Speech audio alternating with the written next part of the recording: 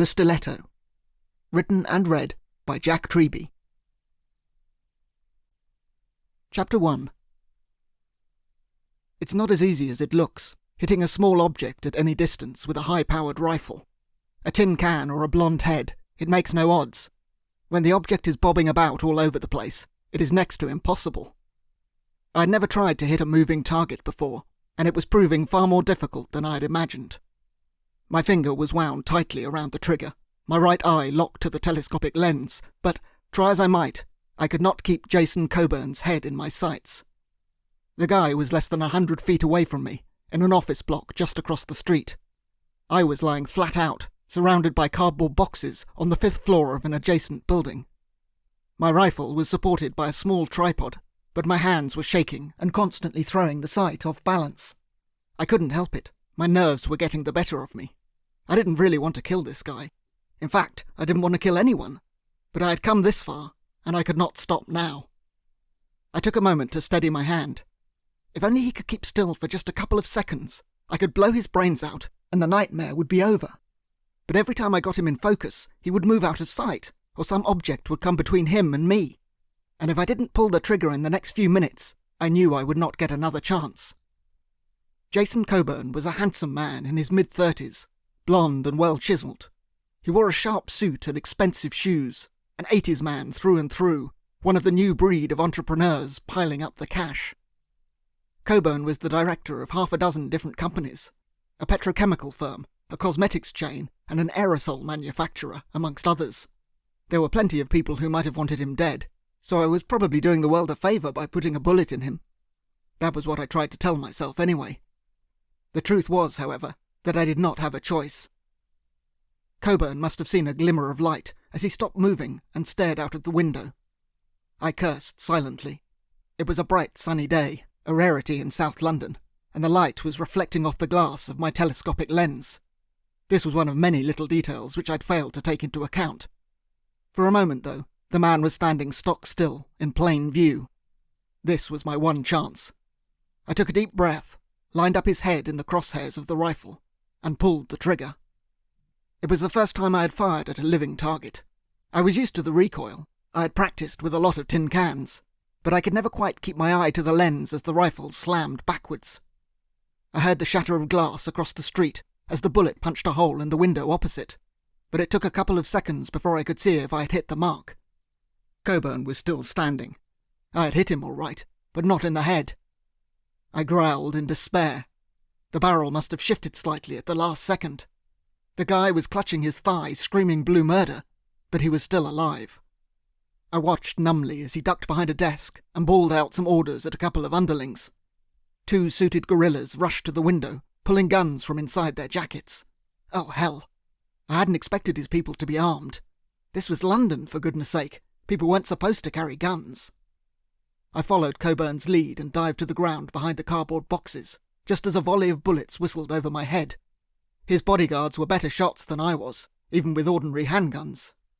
The geography of the room could not have been less helpful. I had no clear escape route.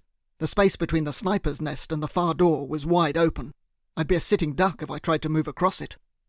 What was the alternative? I could cower here behind the boxes and wait for Coburn to send someone across to deal with me, or I could bolt for the door and present a nice moving target. Either way, I was a dead man. I popped my head up above the cardboard for a second to confirm the lie of the land. Only one of the bodyguards was at the window now. The other guy had disappeared. He must have headed off downstairs. I ducked out of sight. That made things a little easier. One less person shooting at me. The fellow at the window only had a pop gun. At this distance, 100 feet or so, accuracy would be impossible, and every few shots he had to reload. I had a rifle with a telescopic sight. That gave me an advantage. But if I wanted to return fire, I would have to reload it, and that meant putting my head above the parapet for several seconds. No, that was not a good idea. Better to clear out if I could. I grabbed one of the cardboard boxes, a rare moment of inspiration striking me, and threw it up into the air. It got the required response, a fresh volley of bullets. As soon as that ceased, I made my move and leapt for the door. It took me about 5 seconds to reach it. In that time, Coburn's grunt had reloaded. He might easily have hit me, if I had not skidded on a random sheet of paper and fallen flat on my backside. I groaned and scrabbled onto my knees as the bullets cut into the door above my head. This was really not my day. I grabbed the handle from below and lurched through the gap, falling forward as a further round of ammunition carried through and hit the wall on the opposite side. The door swung shut behind me. Awkwardly, I regained my feet and arced left along a short corridor. The offices here had been empty for some time. Renovation work was due to begin on Monday, and I knew my way around fairly well. The building was 7 stories high, and I was on the 5th floor. I slid to a halt in front of the elevator. I had taken the lift up here a couple of hours ago, but it was now back at ground level. It must have shifted automatically. The stairs were a better option in any case. Perhaps I could get to the ground floor before Coburn's bodyguard entered the building. Another set of stairs led upwards. I wondered briefly if there might be an escape route that way, across the rooftops. I should have checked it out beforehand. Just one more mistake to add to the list. It would probably be a dead end in any case, a blank wall or a chain-locked door. Better to take my chances and head downwards. Coburn's men had 2 buildings to navigate, which meant I probably had a couple of minutes head start. I took the plunge and clattered down the stairs. Out in the street, I could hear voices shouting, and, a moment later, footsteps entering the block. Hell, there went my advantage. It wasn't just the one guy either. By the sounds of it, there were at least 2 people between me and the car. Damn it, I should have parked the vehicle out front. I skirted a corner and arrived at the 4th floor. Coburn's goons would be armed, and I was not. I had brought a handgun with me, but I'd left it in the glove compartment of the car. The police would have a field day when they found that. The boys in blue, however, were the least of my worries just now. I had left the rifle upstairs. It was too cumbersome to bring it with me, but there had to be something I could use as a weapon. I reached the 3rd floor and stopped. The footsteps were much closer now. Definitely 2 people. In less than a minute they would be upon me. I had no time to hide. I pushed my back against the wall, out of sight of the stairwell. There was a pot plant on the far corner, but a fire extinguisher was nearer to hand. Perhaps I could clobber one of them with it. I grabbed hold of the hefty metal cylinder, but kept myself well out of view as the first of the bodyguards made his way up towards me. These men were professionals. One of them was hanging back at each junction to provide cover, while the other moved forward. Luckily there was no glass or reflective surface on the wall opposite me. My heart was beating out the last rites as I lifted the fire extinguisher. They couldn't see me waiting for them, but I couldn't see them either. I picked the moment carefully, using sound as my guide, and swung the metal canister hard around the corner. It hit the first man full in the face with a satisfying clang. I stepped into view as he fell backwards. The second guy had taken up position at the midpoint between the 2 sets of stairs. He was quick to react, and a bullet whistled past my ear before I was even aware that a shot had been fired. If the first man hadn't already cartwheeled down the stairs straight into him, disrupting his aim, the bullet would have hit me square in the forehead. As it was, the second fellow was knocked backwards and lost his grip on the gun, which skittered to the floor as he struggled to recover his balance. I had a split second in which to act. I've never been particularly brave, but when my life is on the line, I can occasionally step up to the mark. I roared down the stairs towards them as the second man scrabbled to recover his weapon. The other guy was lying dazed on the floor across the midsection, momentarily out of the game. The second man saw me barreling towards him, but calculated that he had just enough time to retrieve his gun before I reached him. Unfortunately, he had not registered the fact that I was armed. The nozzle of the fire extinguisher was in my right hand, and I gave him the full works. I had never fired a fire extinguisher before. The jet of foam is something to behold, especially when it hits a man full in the face at close quarters. The bodyguard slammed into the far wall, lost his footing, and then slipped sideways, plummeting headfirst down the lower staircase, out into the corridor on the 2nd floor. A pot plant was resting on the corner there, and his head struck it with a pleasing crack.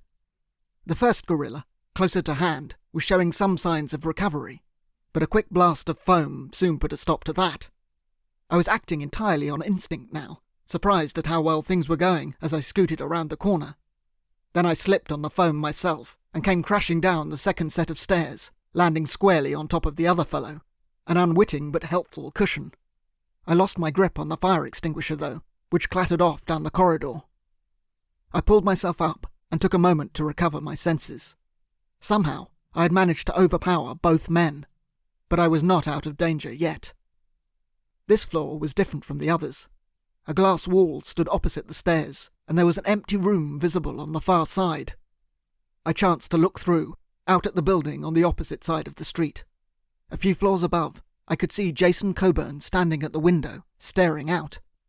I was no longer any threat to him, though one of his grunts was standing beside him, keeping a cautious eye out. The boss was issuing instructions to a few underlings. His trousers were around his ankles, and a secretary was tending to his bruised thigh, but otherwise he appeared unharmed. My heart sank as the reality of the situation bore down upon me.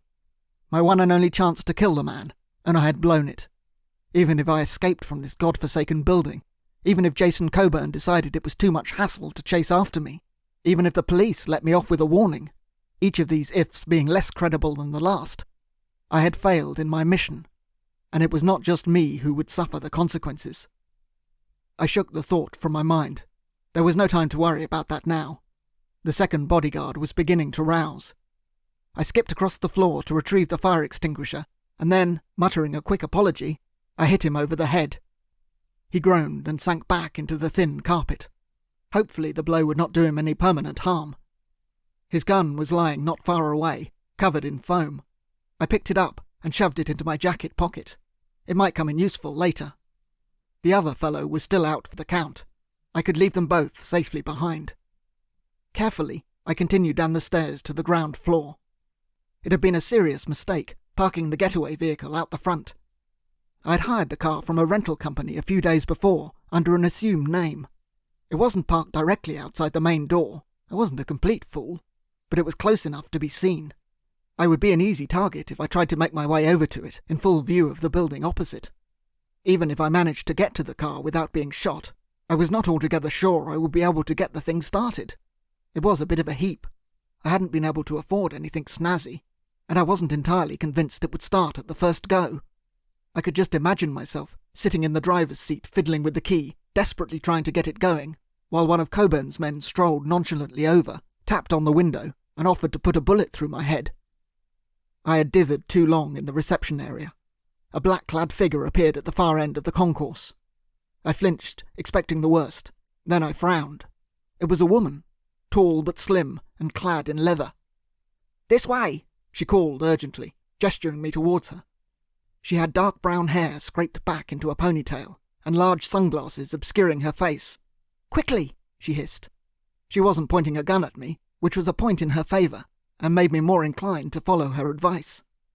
I moved towards her, my hand hovering over the pocket where I had stashed the gun. Please God, let this woman be on my side, I thought. She was in her mid-20s, in a leather jacket and matching skirt. Not a particularly reassuring combination, but less worrying than the shiny suits of Coburn's guerrillas. She led me through to a side entrance, an emergency exit. I had no idea it was there. She had done a better job of reconnaissance than I had. She pushed open the doors, and I followed her out onto a cobbled side street that was still far too close to the front of the building for my liking. Luckily, the car was just in sight, on the corner at the head of the alleyway. With a bit of cover from the office block, I could probably reach it with some degree of safety. The leather-clad woman had other ideas. "This way," she hissed, tugging my arm in the opposite direction. I shook my head and moved towards the car.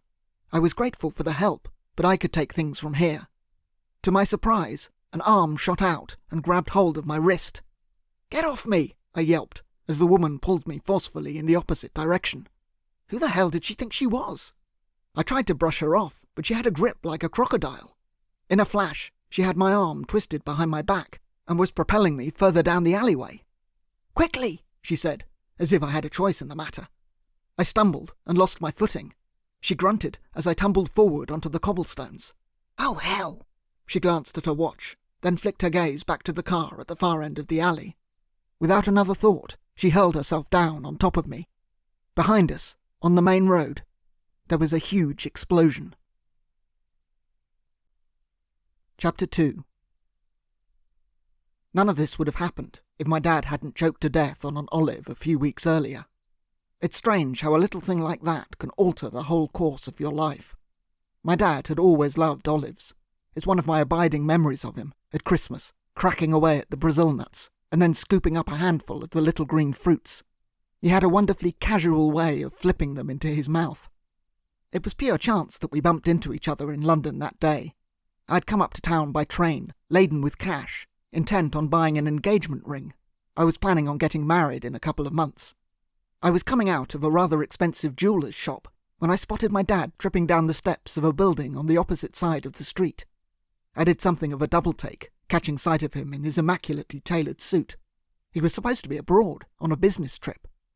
I called out to him as he stepped onto the pavement, waving a hand for emphasis, much to the annoyance of a couple of passing pedestrians. He might easily not have seen me, what with the roar of the traffic and the people swarming by, but my dad had always had a keen eye. As soon as I started gesticulating at him, his head whipped round. A double-decker bus briefly obscured our view, but when it was gone, my father was still there, this time with a broad smile on his face. He raised a hand and pointed to a pedestrian crossing a little way down the road. I nodded and threaded my way over. "Eric, what are you doing here?" he asked, stepping onto the pavement a minute or so later. He extended a hand, and I shook it warmly. Jonathan Primrose, my father, was a good-looking man in his early 50s. He had a full head of jet-black hair, a square jaw, and lively, wide brown eyes. He scanned my face keenly.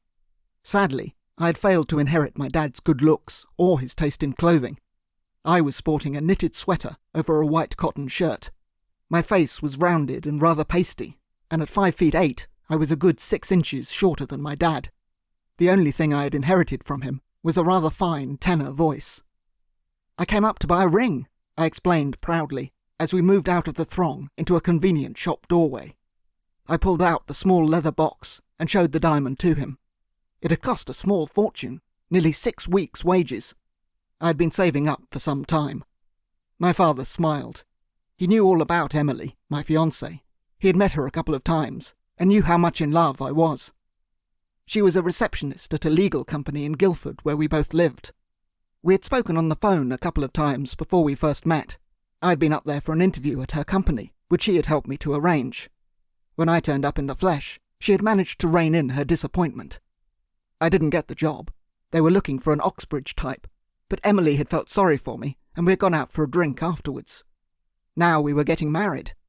In an ideal world, I would have bought the engagement ring before proposing to her, but events had run away with themselves somewhat. "We set a date for the wedding," I said, as my father examined the ring. Emily would choose another for the ceremony itself, when I had saved up a little more. "The 16th of June," I added. "It's the date her parents got married, apparently." "I'll make a note of it in my diary," Dad said, slotting the ring back into the box. "How far gone is she now, Emily?" "About 5.5 months." I smiled weakly, pocketing the ring. That was what had prompted the proposal. It was still sinking in, the fact that I would soon be a father. Her dad wanted us to get hitched before she popped. He's an old-fashioned sort.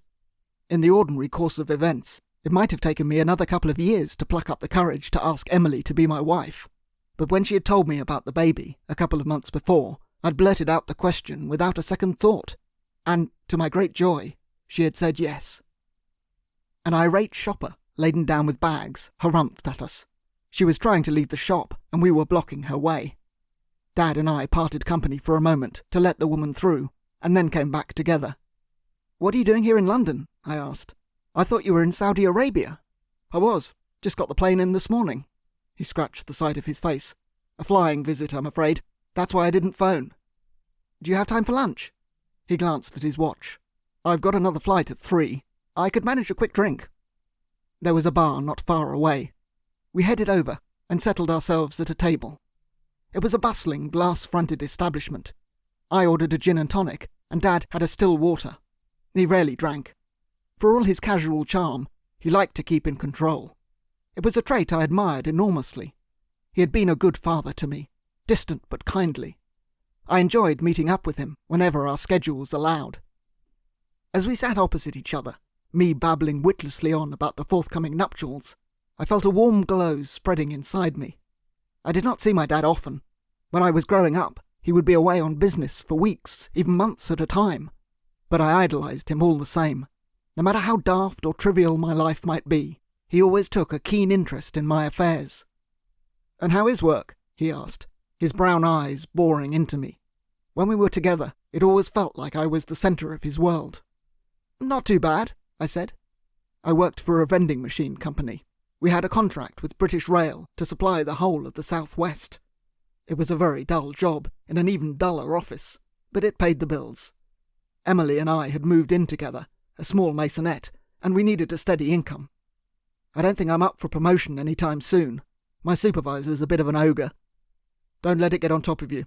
Office politics can be difficult. Just remember, everyone else there is probably as bored as you are. There spoke the voice of experience. My father had worked in an awful lot of offices himself, though he was significantly higher up the food chain than I was. He never talked about his work in any great detail, but he was forever jetting across the world, sealing multi-million-dollar deals with foreign potentates. In my imagination, it was quite a glamorous life, but I suspected he had his fair share of dull meetings too. A waiter came by and deposited a small tray of snacks on the table. It was a Spanish-themed bar, and tapas were complimentary. My dad's eyes lit up at the sight of the olives. "We should come here again," he suggested, extending a hand to grab a few, which he tossed through the air with practised ease. My father's one vice, if he had any, was a tendency to show off, not with strangers or businessmen, but with his family and friends. The olive tossing was a case in point. The quick flick of a wrist, the little green olive flying through the air, and then the mouth snapping shut like a spring-loaded letterbox. It was such a well-oiled routine that when he suddenly juddered and his face went red, I thought at first he was having a joke. It took me a couple of seconds to realise he was in serious trouble. "Dad, what is it?" I asked in alarm as he clutched his hands to his throat. Something was desperately wrong. A few customers were already starting to stare. I pushed back my chair and moved around the table. A concerned waiter rushed towards us as my dad rocked forward on the stool. I got behind him quickly and flung my arms around his waist. I'd seen it done on TV, the Heimlich manoeuvre. I jerked his body hard from behind, trying to force the olive out. Instead, a wallet and a set of keys went flying across the bar. It was only at the third attempt that the olive ejected itself, shooting across the room and hitting the waiter smack in the eye. Dad took an enormous gulp of air and turned towards me, his hand grabbing my shoulder. A fresh spasm of pain flickered across his face just as I was releasing my grip on him. His hand slipped down to his heart, and his whole body began to convulse. It looked like he was having a heart attack. I watched helplessly as he careered forward, smashing into the table in front of us and bringing it and himself crashing to the ground. Glass shattered around his head, and there were cries of dismay from the other patrons. I looked on in horror as he hit the floor. His face had turned purple. I crouched down beside him, desperate to help, but not knowing what to do. The waiter with the bruised eye rushed across to the bar to call an ambulance, but it looked like it was already too late. A hand shot out and grabbed my jumper. My father pulled me in close to him, his eyes bulging in agony. As I knelt beside him, he lifted his head and whispered 2 short words into my ear.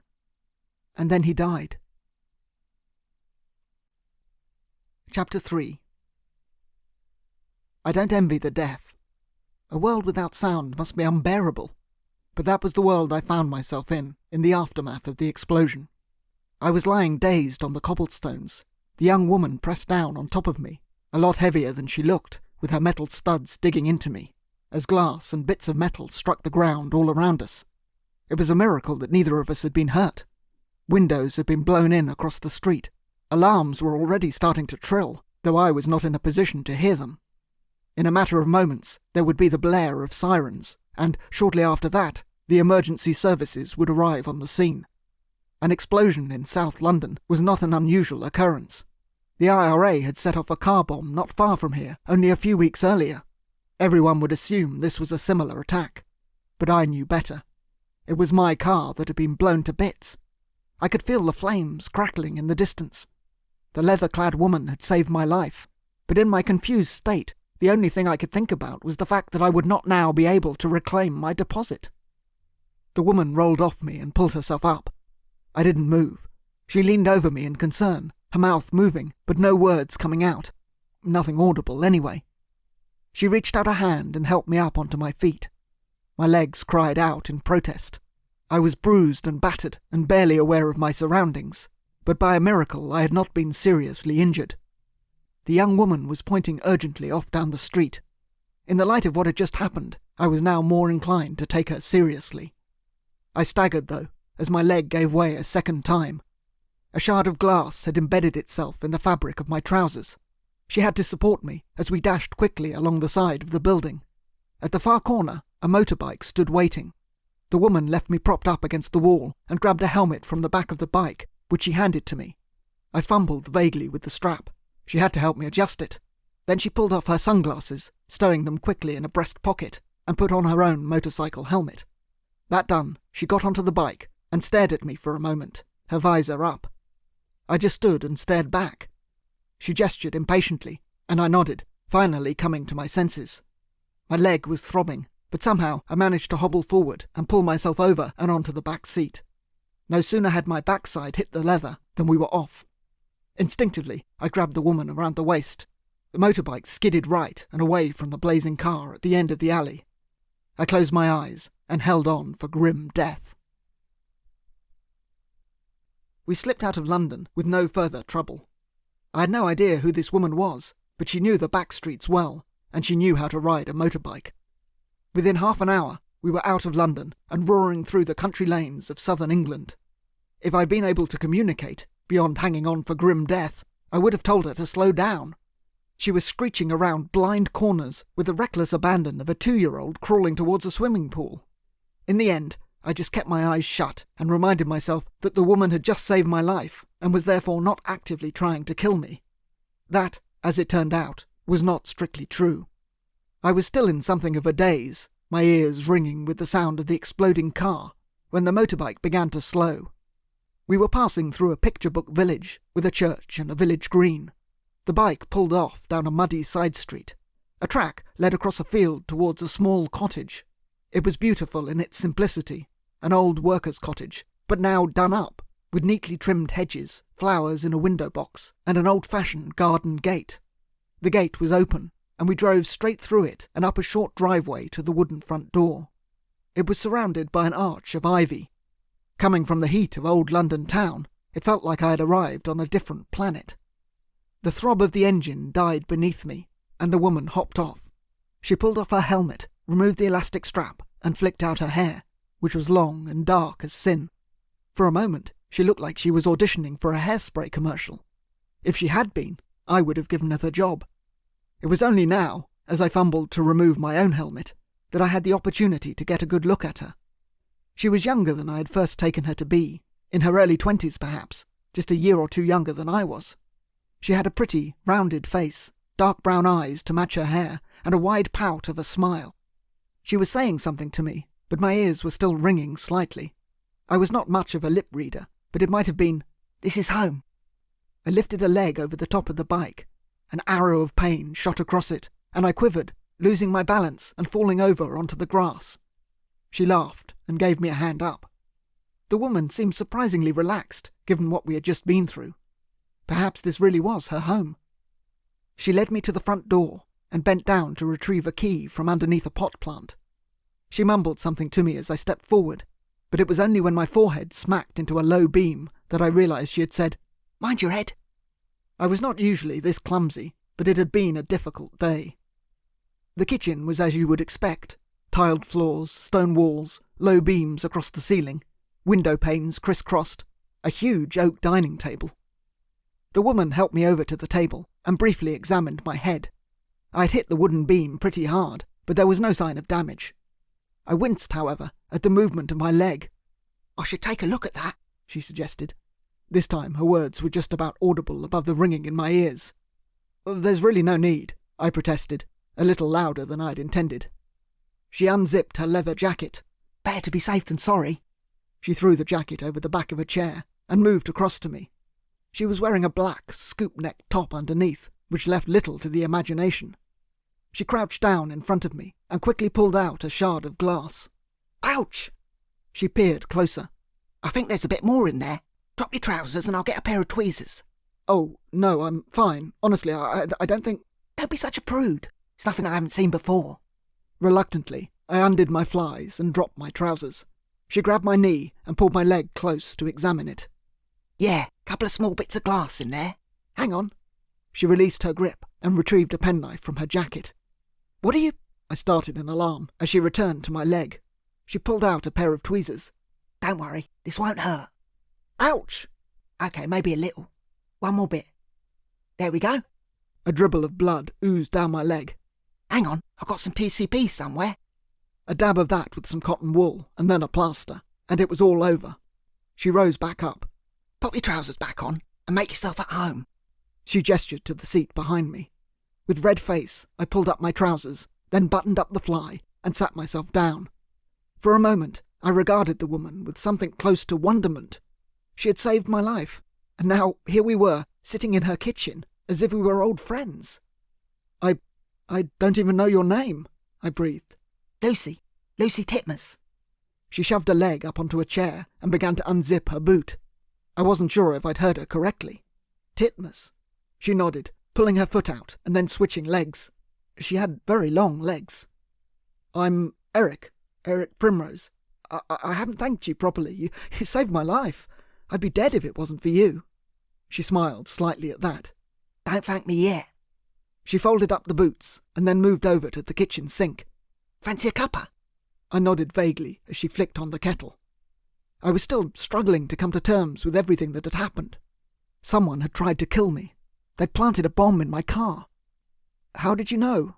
About the car? I asked. The woman had jumped on top of me moments before it had exploded. How did you know it was going to blow up like that? She shrugged, pulling a couple of mugs from a holder on the wall. I had a quick shifty before I came to get you. Saw the explosives underneath, and the timer. To be honest, I was in two minds whether to tell you about it. I didn't quite know what to say to that. I stared across the room. But who planted it? The bomb, I mean. Was it Jason Coburn's men?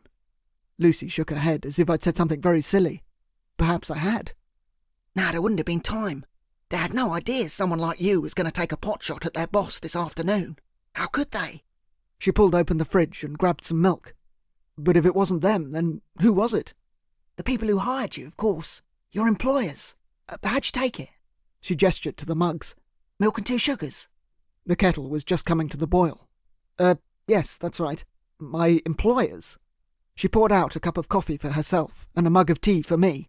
Yeah, the people who hired you to take a pot shot at Jason Coburn. They were tying up loose ends. Not exactly sporting. She disposed of the tea bag in a flip-top bin and then added the milk and sugar. But you can't expect fair play in your line of work. A gun for hire. She moved across and placed the steaming mug down in front of me. That's what you are, isn't it? An assassin? I hesitated, not knowing quite how to answer that. For the first time since we had arrived at the cottage, I began to feel a little uneasy. I really didn't know anything about this woman. I ignored the tea and slid a hand down to my jacket pocket where I'd stashed the gun. I wasn't about to pull it out. I was just looking for a little reassurance. I froze as my hand entered a completely empty pocket. The gun was no longer there. Looking for something? She asked, moving quickly behind me. She grabbed my arm and yanked it backwards. I yelped in surprise. This was the second time she had manhandled me. What are you... I heard a click and felt a twist of metal around my wrist. My left hand was now handcuffed to the back of the chair. Lucy returned to view and strolled across to her leather jacket. She pulled out the gun and smiled, holding it up for me to see. She must have whipped it out of my pocket, unseen, back in London. There were still bits of foam on it. She moved over to the sideboard and popped the gun casually into a drawer. And not just any old hitman, she added, as she locked it up and disposed of the key. An old newspaper was lying folded on top of the unit. She returned to the table, placing the paper down in front of me, next to the tea. But this one... She tapped her fingers on the front page. I looked down. The newspaper was a 3-week-old tabloid. I recognised the headline. It was written in bold type. "The Stiletto strikes again." A cold shiver of fear swept across me then. An ancient photofit accompanied the headline, a vague picture of a man with short hair, dark glasses and a puffy face. It could have been anyone. That's you, isn't it? Lucy declared, with a mocking smile. That's what they call you anyway. The Stiletto. Beads of sweat were now forming on my forehead. If my left wrist had not been clamped to the back of the chair, I would already have been heading for the door. I swallowed hard. The Stiletto. That name had come to haunt me these last few weeks. The world's most notorious assassin. I can see why you might think that, I stammered, glancing up. The Stiletto was a modern-day legend, half man, half myth. Everyone had heard of him. The guy had been running rings around the police on 5 continents for years. Lucy returned to the sideboard and opened another drawer. My eyes widened as she pulled out a small dagger, which she slammed down on the table in front of me, cutting the newspaper in half. You know what this is, don't you? She asked casually. It's a knife, I said. Obviously it was a knife. A short, tapered blade, as lethal as any I had seen, and I had seen quite a few just recently. A stiletto blade, not to be confused with the high heel. She grabbed the handle of the dagger and pulled it out of the table. Then she turned and, in one swift movement, hurled it back across the room. The stiletto embedded itself in a cork board to the left of the window. That was your weapon of choice in the early days, wasn't it? For close contact killing. That's how you got the name. She indicated the newspaper. The stiletto. A daft tabloid invention, but it stuck. My attention was focused rigidly on my lap. Yes, I mumbled. Yes, it did. Who the hell was this woman? How did she know so much? Lucy moved to the far side of the table, picked up her coffee, and sat down in her chair. I never thought I'd be lucky enough to meet you, she gushed. Her voice was mocking me in a way that I couldn't quite understand. The stiletto, in the flesh. She leaned back in her chair. When was your first hit? In the early 60s, wasn't it? Well, over 20 years ago. Her eyes twinkled mischievously. You've certainly aged well. I didn't quite know what to say to that.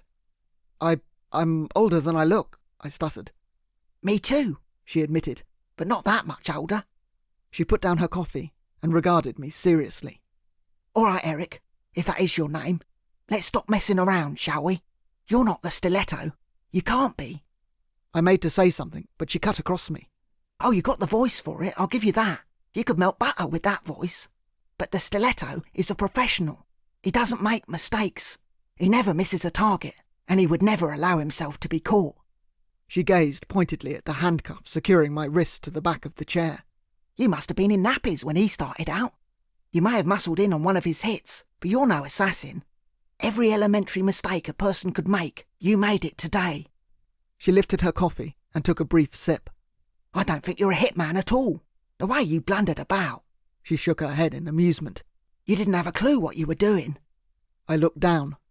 No, I didn't, I admitted, my cheeks burning with shame. Be grateful. She flashed a smile. If you had been the stiletto, you'd probably be dead by now. She sat back in her chair. As it is, you're not in any danger here. Well, not from me anyway. But I do think you may be able to help me. That's why I pulled you out of the fire. To be honest, Eric, I felt a little bit sorry for you. You were so out of your depth, and I've always had a soft spot for lame ducks. I put a hand to my head in sudden despair. It's all gone horribly wrong, I said. This woman had saved my life, and I owed her an explanation. She was right. I wasn't an assassin. At least, I hadn't intended to be. I had no choice, I told her breathlessly. I was forced into it. And it's all gone horribly wrong. They'll kill me when they find out. And not just me. It'll be... Lucy Titmus lifted her hand. I did have a tendency to babble. One thing at a time, Eric. Let's focus on the stiletto, shall we? I'm guessing you know all about him. His MO, I mean. His what? His modus operandi. The way he works. You were trying to pass yourself off as him, so you must know a lot more about him than the tabloids do. I mean, about the real man. She grinned. If he is a man. There had been some speculation over the years that the stiletto might be a woman. I nodded soberly. He is a man. Well, he was. I knew him very well. But I didn't know he was the stiletto. Not really. Not until a few days ago. Lucy leaned forward. So who was he then? I sighed and gazed down at my lap once again. He was my father, I said. Chapter 4. The body was nailed to the inside of the door. The man had been pretty thoroughly skewered. He must have been taken by surprise as soon as he stepped through into the lockup. The floor was made up of small tiles, and I could see from the doorway that one of them near the entrance was slightly misaligned. A pressure pad of some kind? The luckless burglar had stepped on that, a crossbow bolt had fired, and the poor guy had been nailed, literally nailed, to the door. I had never seen anything like it. I staggered back outside, trying not to vomit. The man was a rough-looking sort in an ill-fitting jacket, but nobody deserved to die like that. I took several heavy breaths, resting my hand on the brick wall outside, and then forced myself to take a second look. He had died some time ago, a day or two perhaps. The smell was appalling. I lifted a hand to my mouth, struggling to keep the bile down as I gazed past him into the gloom. I could see the crossbow mounted on a stand opposite the door. It had been rigged, somehow, to fire multiple bolts simultaneously. I regarded the thing in horror. What kind of a person would do that, even as a security measure? My eyes returned to the guy at the door. There was a phone box just around the corner. I ought to call the police and report what I had found. I hesitated for a moment as my eyes gradually adjusted to the dark. The interior of the lock-up looked to have been comprehensively trashed. Furniture had been overturned, and there was paper everywhere. Somebody had given the place a pretty thorough going over. I grimaced, glancing once more at the fellow impaled on the door. Surely he couldn't have done that. Not if he had been killed as soon as he stepped inside the garage. He must have had an accomplice, a man callous enough and stupid enough to enter a booby-trapped building after his mate had just been skewered. Not a very nice man, then. But whoever he was, the guy had ransacked the place and then left, leaving his friend behind and locking the door up behind him. When I had boarded the train that morning, coming up to London, I had not in my wildest dreams imagined finding anything like this. I was supposed to be tying up a few loose ends, keeping myself busy in the aftermath of my dad's funeral, not stumbling across a crime scene. It had seemed like a reasonable thing to do. The people at the hospital had sent on my father's things, and one item had really stood out: the key to a safety deposit box. It had fallen out of his jacket in the restaurant, and one of the ambulance men must have picked it up. I looked up the name of the security company and found they were situated in central London. In fact, in the building my dad had been coming out of when I'd spotted him across the street that afternoon. So, on a chilly Saturday some weeks later, I had headed up to town to recover whatever he had left in the box. I don't know what I was expecting to find. A few knickknacks, perhaps, a little money, or some of Mum's old jewellery. Dad had kept most of that when she'd passed away. The deposit box didn't contain any valuables, however. In fact, it barely contained anything at all, except another key with a plastic fob and an envelope containing a single sheet of paper. I smiled when I unfolded the sheet. It contained a series of numbers and letters written across the top. That was my dad all over. He loved puzzles. He was never happier than when sitting down with a crossword or a book of brain teasers. The numbers, it transpired, were a grid reference. I consulted a map in a nearby bookshop, and it was that which had led me to the lock-up. On the tube over, I had pondered what I might find, but my imagination had not extended further than the odd dusty file, or maybe a few mementos from Dad's childhood. At this point, I still had no idea who he really was. As far as I was concerned, Jonathan Primrose was an ordinary businessman. The reading of the will had certainly not raised any alarm bells. I had inherited a surprisingly modest legacy, a few £100, nothing more. My father had rented his house, so I wasn't due to come into any property. Even glancing at a newspaper the morning after he had died, and seeing a report of the murder of a businessman in central London, I had not made the connection. My dad was a respectable man. What possible connection could he have to violence and murder? I wiped the spittle from my chin and flicked a light switch on the inside wall. A neon tube spluttered into life. The lock-up was smaller than I had first supposed. It was a garage, really, a miniature warehouse. It had an oval-shaped roof in solid red brick, mirroring the railway arch above it. One section of the garage was walled off, another room, a box inside a box, though its walls were made of metal rather than brick. I gazed at it thoughtfully. It looked like an air raid shelter, or a private bathroom. There was a slight smell of ozone about it. The room had its own door, with a metal handle and a combination lock. That intrigued me sufficiently to take a step towards it. I reached out and was about to try the handle, when a sudden thought struck me. What if the crossbow was not the only booby trap? I shook myself. At least one other person had been rooting around in here, and nothing had happened to him, but I was not about to take any chances. I searched around on the floor and found a small stone which must have come in on a shoe. I picked it up and threw it at the metal door. There was a loud crackle of electricity. I let out a yelp as the lights dimmed, and there was a puff of smoke. The door was electrified. I gazed in horror at the handle. If I had touched it, I would have been killed instantly. Again, I felt the urge to flee and call the police, but a second time, curiosity stayed my hand. This place couldn't really have anything to do with my dad, could it? Perhaps I'd got the wrong safety deposit box, or maybe there had been a mix-up at the hospital. I picked up a second stone cautiously and threw it at the door. This time, there was no crackle of electricity. It must have been a one-shot affair. Even so, there was no point taking any risks. I spotted a pair of Wellington boots in the corner, green gardening wellies. They were my dad's. I remembered seeing him wearing them once. In his rare time off, my father had loved to potter around in the garden. A thick pair of gardening gloves were resting on a nearby bench. I put on the boots and the gloves and moved across to the door. Carefully, I reached for the handle and gave it a pull. It didn't move. I glanced at the dial. It was a combination lock, a simple metal wheel with the letters A to I scored around the edge and a Z at the bottom. I stared at it for a moment. I knew my dad well enough to know that the letters were actually numbers. A to I was 1 to 9, and the Z was 0. But what was the combination? It was then that I remembered the words he had spoken to me when he grabbed my sweater that day in the restaurant. "Happy birthday," he had said, as his heart gave out.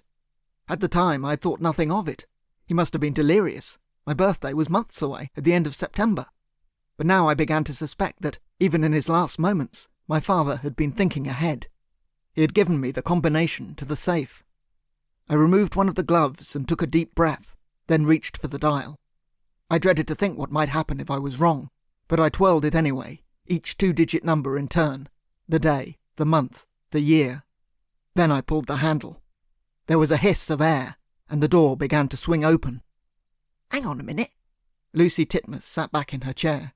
She had been listening to my story with some amusement and not a little scepticism, alive for any inconsistencies. The handcuff clamping my wrist to the chair was not entirely for show. "Why would your dad give you the combination to his safe, but not warn you about the crossbow or the electricity? Did you not get on with him or something?" "We got on very well," I said, a little defensively. "He didn't have time to go into details. He was having a heart attack." Lucy had a point, however. It was rather strange that he had not warned me. It had struck me as odd at the time. She took another slurp of coffee and considered the matter. "He had the key to the safe deposit box with him, so anyone who got hold of it could have found the lock-up. But the other key, the one inside the box..." She gazed at me over the top of her mug. "I don't suppose you got it with you, have you?" Yes, I think so." I used my free hand to fumble inside my jacket. The key was still there. It was pure luck I had managed not to lose it back in London. I placed it down on the table and pushed it across to her. Lucy picked it up and grinned. The key had a plastic fob attached to it. It was round and had a circle etched in the rim. "It's got a button here." "Yes, I know. It doesn't do anything, though." I tried it. It didn't make a noise or light up. "It's infrared," she said, pressing the button. "Infra what?" "Infrared, like the remote control on your television set." "I don't have a remote control on my TV." Lucy mimed surprise. "You're a bit behind the times, aren't you?" She did not know the half of it. I only got a colour TV last year. Unlike my father, I'd never really got to grips with modern technology. 25 going on 70, Lucy chuckled. "Maybe your dad did want to impale you on that door." "That's not funny." "Oh, don't be so wet. I'm only teasing." She placed the key fob back on the table. "This is another sort of key," she explained patiently. "A beam of light, invisible to the naked eye. It acts like a remote switch. All you had to do was press the button as soon as you stepped through the door, and all the booby traps would have been deactivated." "I see. The marvels of modern technology. And the man who broke in didn't have the key fob." "So he was skewered as soon as he set foot on that pressure pad." I shuddered. I still found it difficult to accept that my father, of all people, would arrange for something like that to happen. It was such a horrible thing to do, even to a burglar. "So anyway, you opened the door of the safe. What did you find inside?" The truth. About my father. About who he really was. Though it took me a while to grasp it all. The room, the metal room, was much bigger than an ordinary safe. It was more like an air raid shelter. "Yeah, you said." "And the inside was more like an office. There were maps on the walls, a filing cabinet, logbooks full of numbers, some bits in code, some just oblique references to things I didn't understand." "Any newspaper clippings?" "No, nothing like that. No vanity at all. It was a purely professional environment. There was money, though. Quite a lot of money, in all sorts of different currencies. A set of passports, too. British, Russian, Irish, Australian, you name it. All with different names. That was the first thing that really shook me, seeing my dad's photograph in each one. Each picture slightly different. A moustache, a different haircut. I gestured to the torn newspaper in front of me with the photo fit on the cover. I remember seeing that picture when I was a kid. The Stiletto. He didn't look anything like my dad. The photo had been all over the newspapers, and even his own son hadn't recognised him. A master of disguise, Lucy agreed. But these ones, on the passports, I could see the resemblance. Then I found the weapons drawer. I shuddered again. The crossbow bolts, whatever you call them, the knives, the stiletto blades, a couple of telescopic rifles. Other devices I had no idea what they did. But it was the photographs that really gave the game away. A whole pile of black and white portrait photos, 8x10s, dozens of them, all neatly filed. All those faces, with dates marked on each one. I only recognised a couple of them. A Czechoslovakian ice skater, an actor who died in a car crash a couple of years ago. And one away from the top of the pile, that businessman who was killed the day my father died. The story that had made the front page of the tabloid lying in front of me. Sir Reginald Shotwell. Lucy raised an eyebrow. So your dad kept himself busy until the very end? Yes, the day he died. He must have done it that morning. I slumped down in my chair. I still don't know what to make of that. My dad, it's madness. He was a pipe and slippers man. He couldn't be the Stiletto. Lucy smiled slightly. It's always the quiet ones. You're enjoying this, aren't you? I'm having a ball, she agreed. I regarded the woman suspiciously. What's your interest in this? What has any of this got to do with you? Hey, I'm asking the questions. She took a final sip of coffee. So, okay, you find out your dad was a hired killer. Shock horror, boo-hoo. We'll take that as read. But how did you get from that to South London, with a rifle, taking pot shots at a wealthy businessman? I took a breath. There was one more photo in the pile. It hadn't been ticked off. I didn't recognise the guy at the time, but I knew the name. I bit my lip. It was Jason Coburn. Chapter 5. It was harder than it looked. I had placed the tin can 50 yards away on top of a tree stump. I'd brought a telescopic rifle with me and a box of ammunition from the lockup, but I didn't have the first idea how to use it. I had rented a car and driven several miles out of Guildford to an old wood I used to know in the middle of nowhere. There I set up the range. It was miles from anywhere, surrounded by farms. I could fire a rifle here without worrying too much about drawing attention to myself. I had no illusions that I could teach myself to become a competent marksman in just a few days, but if I could learn the basics, then I might be in with a chance. It took me an hour and a half before I got anywhere near the tree stump. When I hit the first tin can, an hour later, it was a small moment of triumph. On the second day, I could hit a can at a distance of 50 yards, 50% of the time. On the third day, I ran out of cans. I don't know why I didn't go to the police. That's what I should have done as soon as I discovered the lockup. But I was overwhelmed. I didn't know what to make of it all. My father, a hitman. It was utterly surreal. Everything I thought I knew about him had been a lie. It would take me some time to come to terms with it. So I had locked up the garage that first day, made my way home, and tried to forget all about it. In many ways, it was a relief to get back to work the following Monday. I had a very dull job, but it was just what I needed right now, a bit of normality. Emily was very understanding. She could see how distracted I was, but she didn't pry. I had just buried my father. Of course I would be distracted. I wanted to blurt it all out to her, to tell her the truth. We had never had secrets from each other. Emily was the love of my life, but I didn't know where to begin. And so I had kept quiet and gone to work, burying myself in the minutiae of office life. There is something unfathomably reassuring in repetitive work. It frees the brain from the shackles of any kind of thought, and that morning I didn't really want to think about anything at all. When the phone rang after lunch, it was something of a surprise. My friend Abdul, who sat opposite me, raised an inquisitive eyebrow. He hadn't taken a phone call in weeks. We were administrators, not customer service operatives. The phone in our little cubbyhole almost never rang. I grabbed the receiver and read from a battered card in front of me. "Good afternoon, you're through to administration. This is Eric speaking. How may I help you?" Management had recently instituted an official answering the phone policy, and this was my first opportunity to use it. There was a hiss on the other end of the line. Eric! I recognised the voice. Emily? What is it? I sat forward in my chair. Emily never rang me at work. I could picture her on the other end of the line, her bright blue eyes, the short curly hair, the button nose. But there was something worrying in her tone. It's... she said. There was a click, and the line went dead. Emily? I breathed again, but all I could hear now was the dialing tone. Across the desk, Abdul threw me a look of concern. My first thought was, the baby. Emily was several months pregnant, but it was far too early for her to go into labour. I cleared the line and anxiously dialed home. Emily didn't work Mondays, so she must have called from the flat, but there was no response. I tried again. No answer. Something was desperately wrong. I was back at the house within half an hour. The building was empty. We lived on the first floor, a maisonette.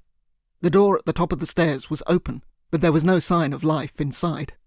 Emily's coat was not on the rack, and her regular outdoor shoes were missing. "Emily!"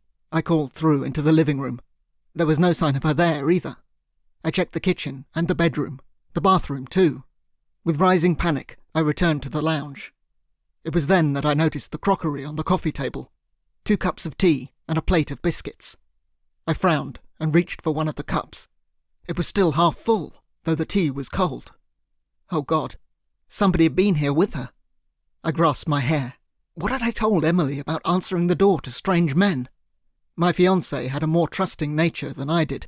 If someone rang the bell, claiming to be the gas man or from the electricity board, even someone selling something, Emily would not automatically shut the door in his face. I moved over to the phone. Get a grip, I thought. Her coat was missing. She must have gone out. Perhaps she'd had a friend over and there was a medical emergency. The baby. Please don't let it be that. What about the phone call? She had called me at work, which made sense if something was wrong. But why had she been cut off like that? And why hadn't she answered when I'd phoned her straight back? I closed my eyes, trying to calm the tidal wave of fear rearing up inside me. I would ring round, see if I could find out what was going on. Maybe one of her friends would know. If that didn't work, I would call the police. The telephone sprang to life just as I was reaching for the receiver. At this point, I was so tightly wound that the sudden loud ring made me leap backwards, knocking a vase off a small table. It shattered into 100 pieces. Oh, hell. That was a present from Emily's mother. By the time I recovered myself, 4 or 5 seconds had elapsed, and the phone was still ringing. Perhaps it was Abdul, checking to see if everything was all right. I had asked him to cover for me at work. I picked up the receiver and heard a click on the other end. "Hello?" I said. Good afternoon. It wasn't Abdul. "Who is this?" I didn't recognise the voice. It sounded like an older man. You know who it is. The voice was smooth and confident, well-educated too. I'm sorry to have to call you at home, but it has been over a week. I was expecting to hear from you some time ago. I had no idea who this guy was, or what he was talking about. "How did you get this number?" I asked. It wasn't difficult. You're getting careless in your old age. If there was a problem, you should have called me. Problem? What problem? The fellow was talking as if he knew me. Don't be obtuse. The contract. Contract? For the delivery of 2 packages. One of them is still outstanding. The man did not sound terribly happy. What on earth was he talking about, though? Packages? What packages? He must have got the wrong number. I said, and then stopped abruptly. A horrible notion had just struck me. Perhaps he thought he was talking to my dad. We were often confused on the telephone. Oh God, I shuddered. Did he think he was talking to the Stiletto? I staggered backwards and almost dropped the receiver. No, that couldn't be true. This wasn't my dad's phone. Why would anyone call him here? I shivered again, unable to dismiss the idea. Packages? What could that mean? My mind flicked back to the pile of photographs I'd seen in my father's lockup, the 8x10s, all those people he had murdered. I let out a silent yelp. Not packages, but people. Are you still there? The voice inquired. I shuddered again, my thoughts returning to the empty flat. Where's Emily? Could he have had something to do with her disappearance? Your young friend? She's taking a little holiday. I'm sorry, but you only have yourself to blame. I let out a silent scream. My legs were starting to give way. I propped myself up as best I could against the wall. What have you done to her? She's safe enough. We won't harm her. I'm sorry it had to come to this. You should have called me. But this doesn't reflect well on either of us. The contract should have been completed a week ago." Again the man sounded rather perturbed. "I told them you were a professional." "Contract? Oh heavens, he really did think I was my dad. He was talking about some kind of hit, an assassination." I closed my eyes and struggled to keep myself upright. It felt like all the blood had drained from my head. 2 packages. A man had been killed the day my dad had died. A businessman. Bloody hell. Could that have been the first one? "My associates are not at all happy," the voice continued. "When I didn't hear from you, they insisted I intervene, that I apply a little pressure to make sure you fulfilled your end of the contract. I'm sorry, I didn't have a choice in the matter. They're not the most sympathetic of clients." "You bastard! If you've hurt her—" "There's no need for that. I've told you, no harm will come to your little friend, so long as you complete the contract. Payment will be made in the usual way, and she'll be returned to you safe and well. Frankly, we've been very lucky. The package is returning to London this weekend, so it shouldn't be too difficult. You have all the details." My mind flicked back to the photograph of Jason Coburn on the top of the pile. He must be the second package. Yes," I mumbled. I knew exactly who he was talking about. There was a pause on the other end of the line. "Is there something wrong with your voice?" I hesitated. My throat was a little constricted now, and my voice was starting to sound a bit squeaky. I took a huge gulp of air. If this guy realised I wasn't the Stiletto, I was done for, and so was Emily. How had he found her? How did he know about her at all? She had nothing to do with my dad. And why had he phoned here, rather than my father's house? I took a moment to pull myself together. "I have a bit of a cold," I stuttered, the best excuse I could think of. "Well, don't let it distract you. There's an office block in central London. That'll be the collection point.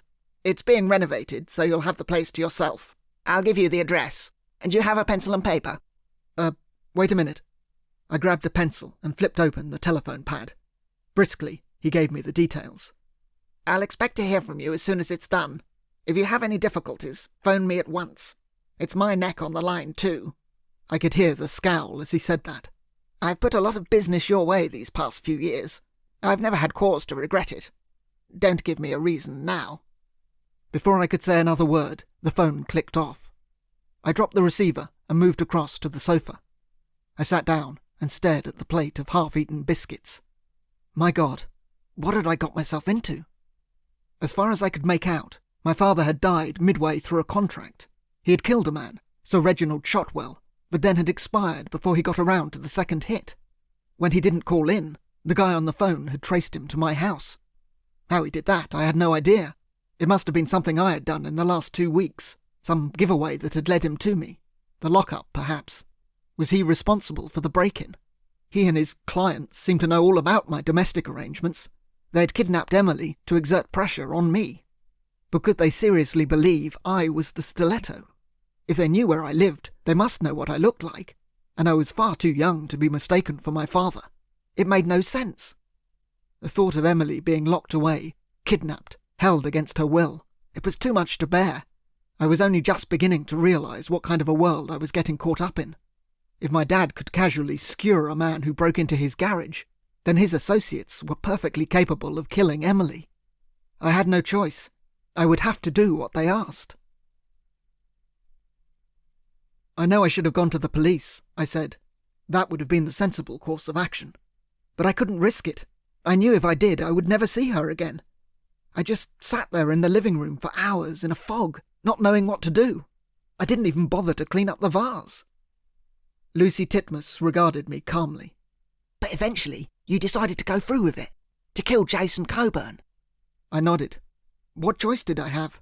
I'm not proud of it, but it was him or Emily. I went back to the lock-up, got some time off work, made a few phone calls. I had to cover for Emily too. I called her firm and said she was feeling a little poorly. They were okay with that, but I had to talk to her mum and her sister too. They were due to meet up that week to discuss arrangements for the wedding. I had to put them off. That had not been an easy conversation. Emily's mother was not the most understanding of women. Then I hired a car and went out to the woods, practised with the rifle, and after that I drove up to London. And the rest you know." "You did the right thing," Lucy told me. In your shoes, I'd probably have done the same. She stretched out her arms above her head. And it's not as if Jason Coburn is any kind of saint. No, he isn't, I agreed. I went to the library and looked him up to see what kind of man he was. I had spent a couple of hours poring over old newspapers. He's quite a colourful character. That's an understatement. Jason Coburn was the CEO and majority shareholder of Zernon Oil. In recent years, the company had been responsible for several major environmental disasters. Oil spills, an industrial accident at a factory in India which had killed almost 200 people. Coburn had managed to wriggle away from any blame, however. Did you read about his wife? Lucy asked. I nodded grimly. She had died in a yachting accident. According to the account I'd read, she had gone over the side in the Bay of Biscay. The police had investigated the matter, but there was no evidence of foul play. The consensus of opinion, however, was that Coburn had pushed his wife over the side, following a heated argument. Reading about that, I said, flicking through all the microfiche files in the library. It made it a little easier, I've got to admit. Quite a lot of people had it in for Jason Coburn, and with good reason. But I'm not going to lie. Even if he had been a paragon of virtue, even if he'd been a saint, it wouldn't have made any difference. If it was a choice between this man and my Emily, then Coburn would not get a look in. I'm not proud of it, but I would have happily blown his head off. I frowned. Well, maybe not happily. Except you cocked it up, Lucy pointed out. You bottled it at the last minute. No, I meant to kill him. I really did. It's just, he kept moving about. I'd never tried to hit a moving target before. I managed to wing him, but that was all. I shuddered, glancing at a clock hanging above the mantelpiece on the opposite side of the room. And they'll know by now.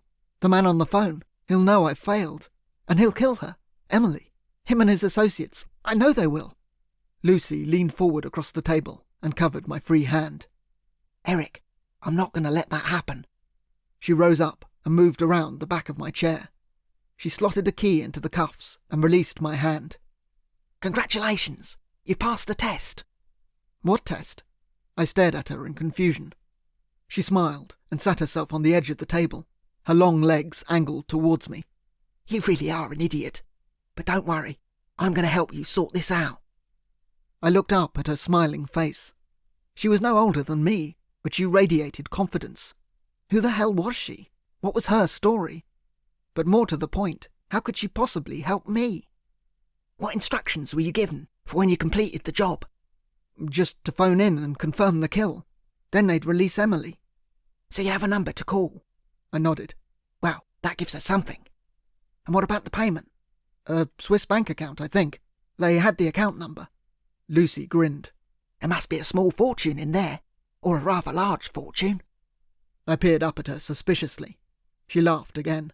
Don't worry, I'm not after your inheritance. Who are you, though? I was still not at all sure about this woman. What's your interest in this? Why on earth would you want to help me? Lucy stretched out her legs, the tips of her toes touching the tiled floor beneath her. That's a long story, she said. Chapter 6. The binoculars were trained on the entrance to the lockup. Lucy was lying flat out across the garage roof next to me, alert for any signs of trouble. She was back in her leathers this morning, her hair scraped against her head. I'd banged my legs on the bin as I clambered up beside her, and she'd shot me such a look. It took all my willpower for me not to cry out. It was the leg with the sticking plaster on it. It was still a little sore. There he is, Lucy whispered, handing me the binoculars and pointing across the way. The brown Volvo. I brought the lenses up to my eye and took a moment to locate the car. There was a man sitting in the driver's seat. He was eating a sandwich and looking thoroughly bored. He looks like he's been there for a while. There'll be two of them, working in shifts, Lucy guessed. He's got a better deal. The night shift must be a pain in the bum. I wouldn't ever come here at night, I said. It was a pretty dodgy area. Bins, garages, a railway line, lots of litter and graffiti.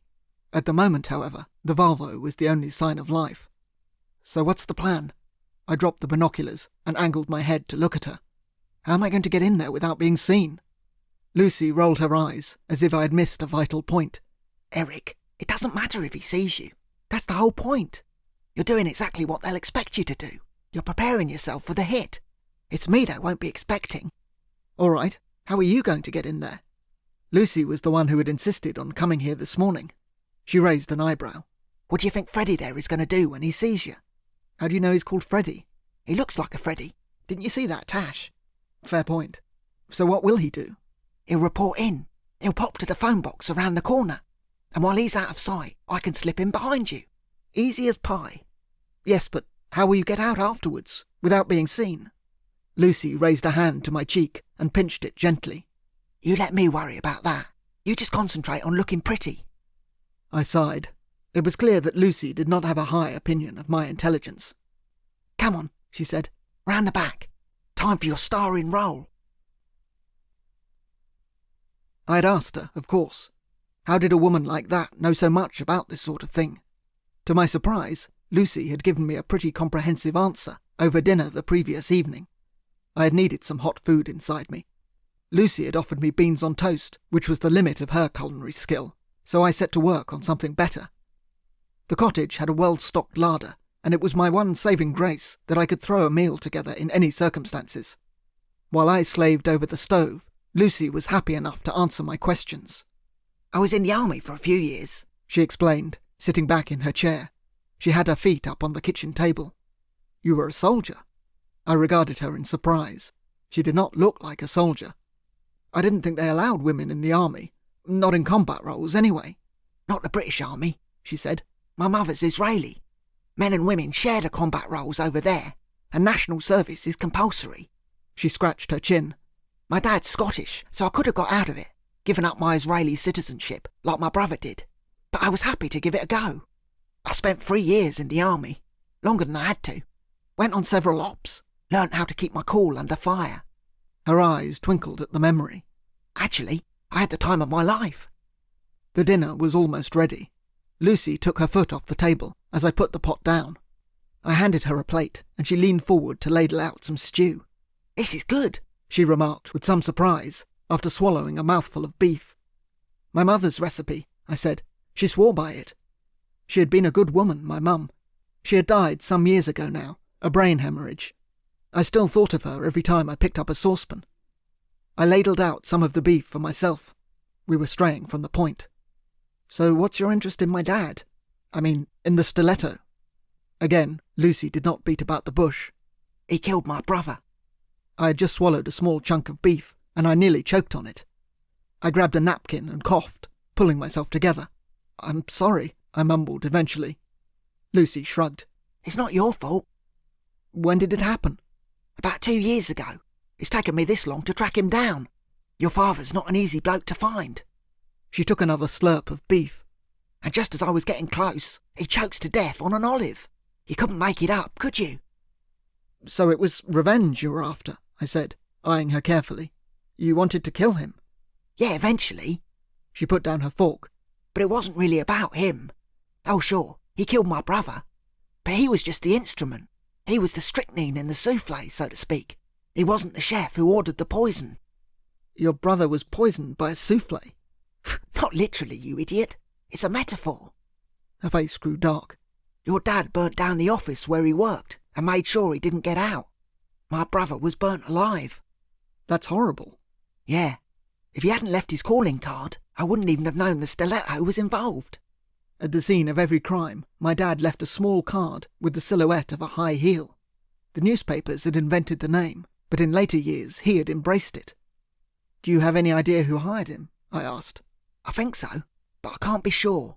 I'll have some more of that. That's smashing. She ladled out another dollop of stew. That's why I wanted to track him down, to find out who paid him to do it. Would he even know? I wondered, remembering my own experiences of my father's associates. It might just have been a voice on the phone, like the guy I spoke to. Oh, he'd have known all right, Lucy insisted. It was his business to know.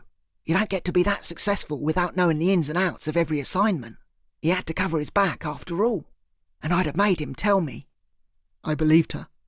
I wondered if she had killed anybody in the army. I took another mouthful of stew. It was probably best not to ask. What did your brother do? He was an inventor and a businessman. He ran a small company, a start-up. He was planning to build an electric car. Sounds interesting. Lucy wiped her lips with a napkin. Do you know why electric cars have never taken off? I've no idea. because the batteries are crap. They run out in no time at all, and they take forever to charge. My brother, him and his mates, they developed a new kind of lithium battery, longer lasting, easier to change. He fitted one of them to an ordinary motor car, stripped out the engine, put in some state-of-the-art electronics, a proof of concept they call it, and it worked, 100 miles on a single charge, and it took less than 4 hours to charge the battery. Is that good? My knowledge of batteries went about as far as the double A's in my transistor radio. It's unprecedented for a battery of that sort. My brother, he had such plans. He was going to mass produce it. He had the investors. Just think, all the crap pumped into the atmosphere by petrol-driven cars, all those exhausts, all those fumes we breathe in, the carbon monoxide in the towns and cities, a thing of the past. The oil companies wouldn't be too happy about that, I suggested. Or the car companies. All the vested interests. Lucy scowled. They knew the technology worked, but they didn't want it to succeed. They got too much money wrapped up in fossil fuels, so they tried to buy him off. They wanted to bury it, but he refused to play ball. She looked away, masking the anger in her eyes. And so they killed him. Well, your father did, but they paid him to do it. And do you know who ordered the hit? It wasn't Jason Coburn, was it? Lucy shook her head. No, not him. I'm pretty sure it was one of the car companies, one of the big ones, but I don't know which one. She smiled suddenly. She had a very appealing smile. And that's why I'm going to help you, Eric. Call it a quid pro quo. A quid what? It's Latin. You do something for me, and I do something for you. I grimaced, not understanding. What can I do for you? Give me access to your father's vault. Let me in to look through his records. That didn't sound unreasonable.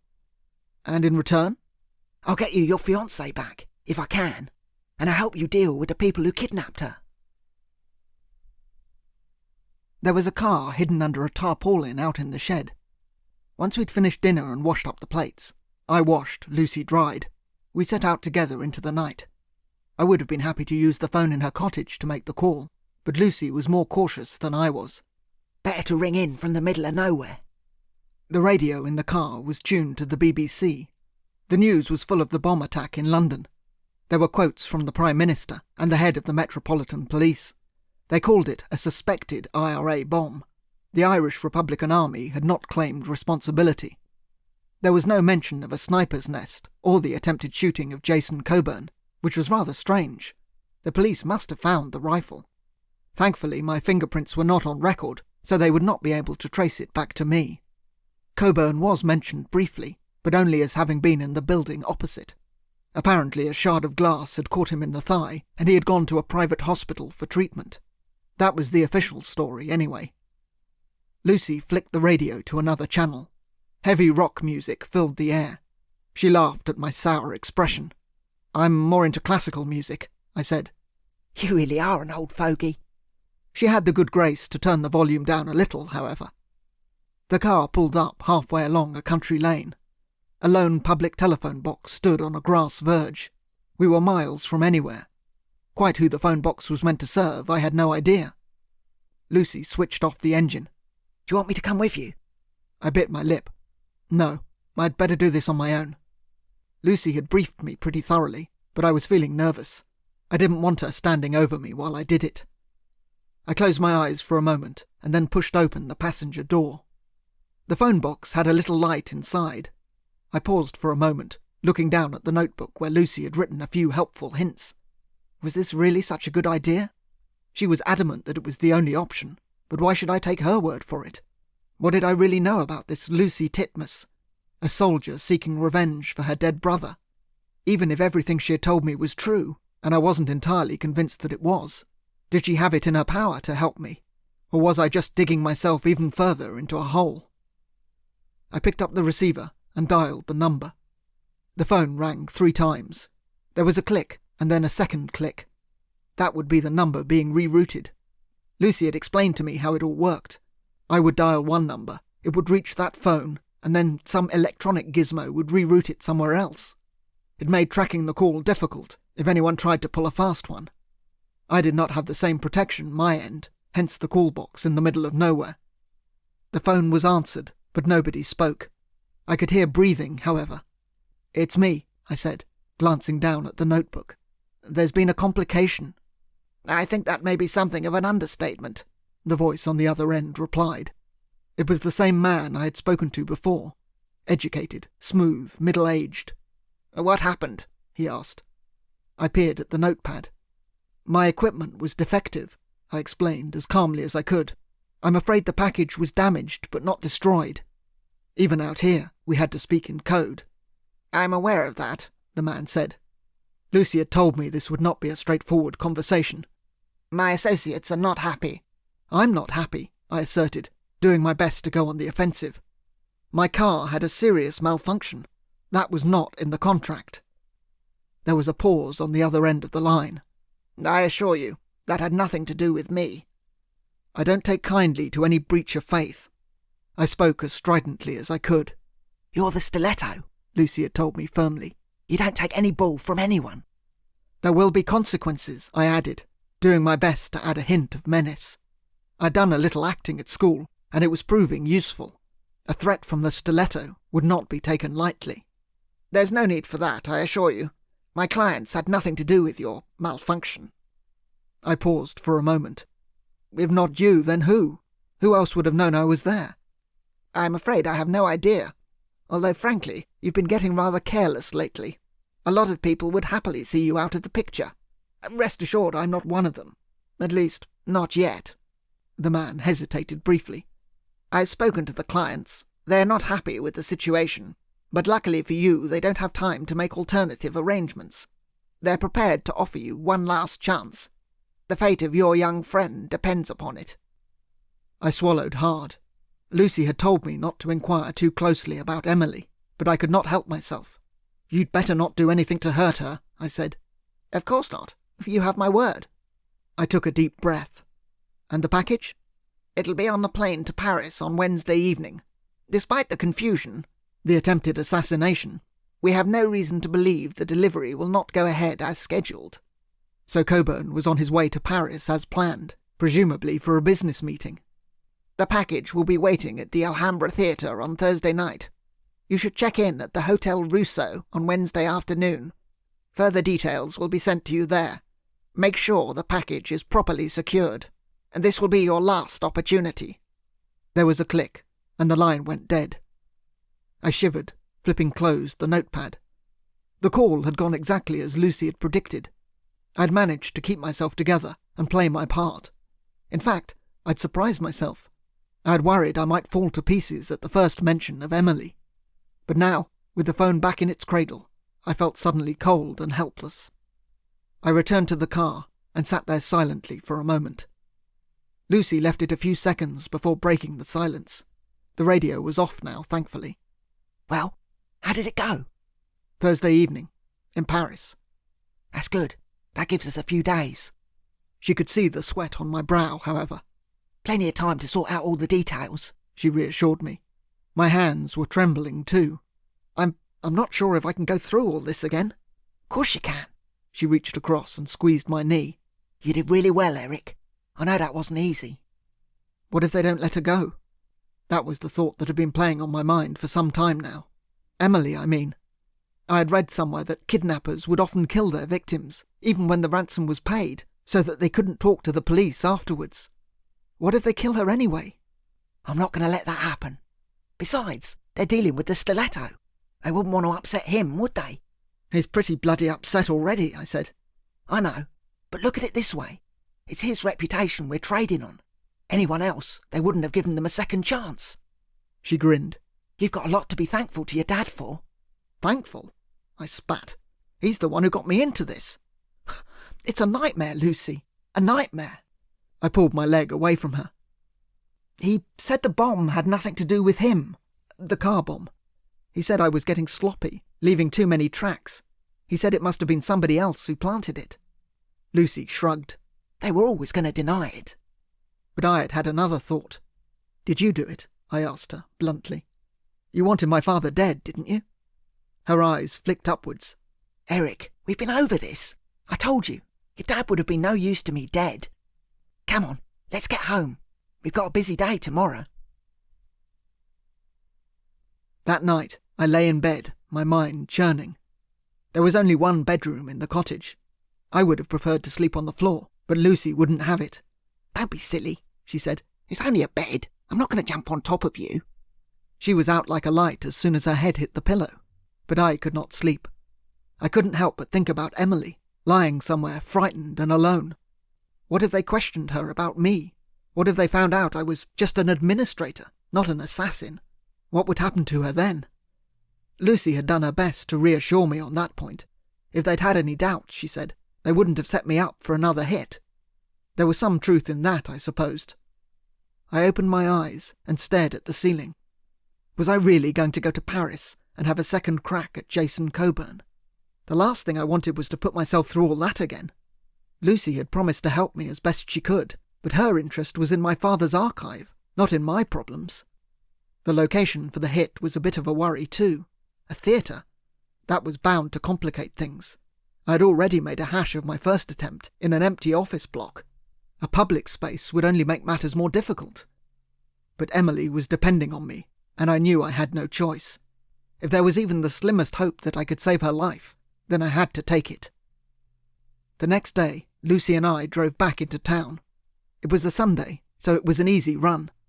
We arrived at the lockup a little after midday. We spotted Freddie from the rooftop, and then made our way around the railway track. Here, underneath an arch, Lucy gave me the thumbs up, and I proceeded alone. I pretended not to notice the guy in the car, in his jacket and moustache, and strolled across to the garage. It was shut up, just as I had left it. I inserted the key and pushed open the door. This time, at least, I did not have to worry about booby traps. The corpse had gone. Somebody had been in here in the last few days and removed him. I wasn't sorry, but it was still a bit of a shock. Whoever it was, they must have been watching the place for some time. I had reset the electrics on the safe room, which I now deactivated with the key fob. Since nobody was lying frazzled on the floor, it was safe to assume whoever had broken in had merely come to recover their man. And, of course, to make it clear to me that I was being watched. The Volvo parked outside was hardly subtle. Lucy had called it right. It was the guy on the phone, or his associates. That was how they had found me. They had seen me here and followed me home that first day. I heard a car door close outside. That had to be the Volvo. Footsteps padded quietly away, the man heading off to the phone box, as Lucy had predicted. I twirled the dial on the safe, pulled the lever, and entered my dad's office. I moved across to a filing cabinet, opened a drawer, and pulled out a sheaf of notes. It was all gibberish, some sort of code. Perhaps, with a little effort, I might be able to break it. I did know something about the way my dad thought. Lucy coughed and threw me a grin as she entered the room behind me. I hadn't heard her come in. I had been rifling through the notes for some minutes. I shot her a questioning look, and she nodded her head. "Like clockwork." "He didn't see you?" "Oh, he saw me all right. Or rather, he felt me." She lifted a wooden cosh. "He's having a little lie down. I put him back in the car." She placed the cosh down on a tabletop. "Gave him a quick injection. He'll be out for hours." "An injection?" I gaped at her. She had not said anything about that. "Just a little sleeping draught. It's harmless. I've used it before. You can get it on prescription." That was a hell of a risk. What happens when they find out I've knocked out their man? "Nothing. They'd expect nothing less from the Stiletto. You don't like being followed." She propped herself up on the table and gazed around the office. "So this is the inner sanctum." Her voice was suitably awed, though as always there was a hint of mockery there too. "This is where it all happened." There was a wire basket to her left, with a dozen or more passports piled up in it. She grabbed a couple and took a look at the photos. She smiled and tossed one over to me. I caught it awkwardly. "I reckon you could pass for that one, if we mussed up your hair." I squinted at the image, a small moustache and a side parting. "You don't think I should use my own passport?" "Better not." She hopped down from the table and moved across to the filing cabinet. She pulled open a large drawer at the bottom and whistled in appreciation. "There's a whole arsenal in here. You can have your pick of the weapons." "I got to get them to France first," I said. I couldn't exactly turn up at customs carrying a bazooka. "Don't worry about that. You look as innocent as a newborn lamb. No one's going to stop you." I was not so sure. "Where are the photographs?" she asked. I stood up and opened a second drawer. I pulled out a folder and handed it to her. "In here," I said. She opened the file and flipped through the images quickly until she came to the one she wanted. Her expression darkened. "That's him," she said, grimacing for the first time. She showed me a photograph of a handsome-looking guy with short black hair, wide eyes and big ears. "That's my brother."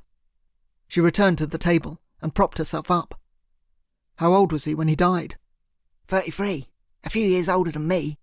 She flipped the photo over. There was writing on the back. She frowned for a second, then nodded. "The numbers are reversed, but that's the date he did it." I came over, and she showed me the figures. My dad liked puzzles, I explained, glancing at the numbers. He could do the Times crossword in 10 minutes. Lucy put down the photograph and hopped back to the filing cabinet. She pulled out a cache of notebooks. "I'm going to have a look through these. You should find yourself a weapon, preferably something small." I don't have a clue what I'm looking for. "All right," she said. "I'll have a ferret around. Here's the deal. I'll sort you out a weapon, set you on your way. In return, you let me take these notebooks away with me tonight. How does that sound?" As a quid pro quo. "That's it." She flipped through one of the books. "It might take me a while to decode all these." "I may be able to help you. You can take whatever you like." "Thanks. Who knows? There might be something here about the guy on the phone. We might be able to trace him if things don't work out in Paris." She saw the horrified look in my eye. "Just a contingency, Eric. You're going to do just fine. All right, let's see if we can find you a weapon. What do you fancy? It's going to have to be something small." "Not a rifle, then?" "Not this time. Not really practical in a theatre. Not unless you manage to get backstage beforehand." "Do you think there's going to be a show on?" "Thursday night, there's bound to be. So you're going to have to get up close." "I'm not using a stiletto," I said. The thought of plunging a dagger into someone's back was too much. I wasn't sure I would be able to do it. "Look, Lucy." I took a heavy breath. I'd been thinking about this all morning. "There's a lot of money in here. Several £1,000s. You know much more about this sort of thing than I do. If I were to pay you—" Lucy lifted her hands. "Oh no, I'm not killing anyone. I'm sorry, Eric. Besides, it has to be the stiletto. You know that. They're going to be watching you every step of the way. In any case," she gestured to the notebooks, "I've got my own work to do here." "You'll come with me to France, though?" "No." She regarded me seriously. "It'll complicate things too much. Eric, you have to do this on your own." "But you said—" "I said I'd help you, and I will. Oh, look." She pulled out a small metal tube from the bottom of the cabinet. It looked like a ballpoint pen. "This'll do you," she grinned. "It might not look like much, but this little thing will kill a man as easily as a gun to the head." She tossed it over to me, and I caught it awkwardly. "You won't have any problem getting that through customs." Chapter 7. The dancing girls were beaming happily, kicking their legs up high and moving in a long procession across the stage. Male dancers in top hats and sequins were descending an elaborate staircase at the rear as music boomed across the auditorium. The men had rippling muscles beneath their starched shirts and lithe, firmly toned legs. But it was the elaborate costumes of the showgirls that really drew my eye. I had never seen anything like it. A chorus line of young women gyrating their way through the can-can. Never had so many feathers been employed to cover so little. I had not seen a traditional cabaret like this before. It was something of a culture shock. There were sketches and songs, lots of dancing, plenty of lewd banter, all in French. I didn't need to speak the language to understand most of it, but I was having difficulty concentrating. I had not come here to see a show. I had come here to kill a man. My hands were shivering as I sat forward in my seat. Jason Coburn was not 10 yards away from me, in a private box. I could see the whites of his eyes as he gazed down languidly at the stage. Would I have the courage to pull the trigger at such close quarters? Would I even be able to get close to him? More to the point, what chance did I have, in a packed theatre like this, of getting away afterwards? The Channel crossing had been the easy part. Lucy had gifted me her car and showed me where to stash the little gun. A wad of French francs from the lockup served to cover my expenses. I checked into the Hotel Rousseau on Wednesday afternoon as directed. A small envelope had been left for me at reception. There was nothing inside except a time and a box number. Jason Coburn had booked his seat at the Alhambra for 7:30 on Thursday evening. Getting hold of a ticket for myself proved a little more tricky. The man at the box office, who barely spoke English, had difficulty understanding why I wanted to buy 2 single tickets for 2 consecutive evenings. The reason was obvious. If I was to stand any chance of pulling this off, I needed to check the theatre out beforehand, but I could hardly tell him that. The ticket seller had to summon an usherette to translate for him, but eventually I got what I wanted. Unfortunately, all that fuss meant that 2 members of staff had now got a good look at my face and would likely remember me when the police came calling. I had done my best to disguise myself, changing my hairstyle to match the photograph in the passport and attempting to grow a moustache, but they would have no trouble picking me out in a lineup. That first evening, the Wednesday, I tripped along to see the show. Lucy had been right about the theatre. There was no easy way of getting backstage, and the boxes were not accessible without the right ticket. I had looked into renting a box myself, but they had all sold out. Coburn's was a 4-man affair. Presumably he would be bringing a guest, a young woman perhaps. He had remarried since the yachting incident, but it seemed unlikely that he would drag his wife along to a show like this. In the circumstances, it was brave of him to come out at all. Jason Coburn was not the only one likely to be suffering from nerves. I was sweating profusely, and a nervous cough was serving to irritate the spectators either side of me. Our seats were in the circle at the back of the auditorium. I was squeezed in between an enormous elderly woman festooned with jewellery and a dubious wiry fellow in a plastic Mac. We had a grandstand view, but I was worryingly distant from Jason Coburn. There were 4 people in his box, 2 of whom were obviously minders. That complicated matters a little, but it wasn't unexpected. My hand strayed to the inside of my jacket, where I had stashed the pen gun. I had spent a few minutes practicing with it in the lock-up. Lucy said it was perfect for close-up work, and I had no reason to doubt her. The downside was, I would only get 1 shot. The layout of the theatre was straightforward. I'd had a good look round the night before. There were 3 places where I might get close to my victim: the lobby, the toilets, and the bar during the interval. I had a bit of a fright early on when I realised there were 2 bars, one for the upstairs crowd and one for those lower down. However, once everyone was inside the theatre and their tickets had been checked, there was nothing to stop a person from flicking between the 2. Thankfully, there was only 1 set of toilets. That was my preferred setting for the hit.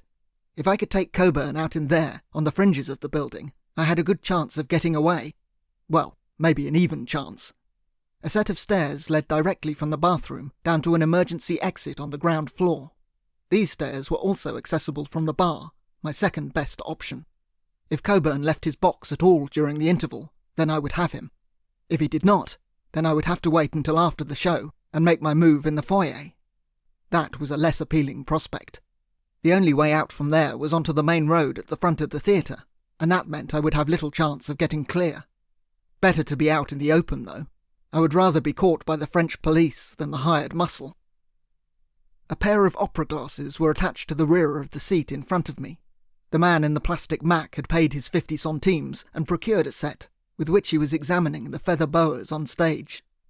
It was time for me to take a closer look at my victim. I reached into my pocket and searched for a coin. The large lady next to me bristled as I inadvertently dug her in the ribs. Not that you could find her ribs beneath all that jewellery.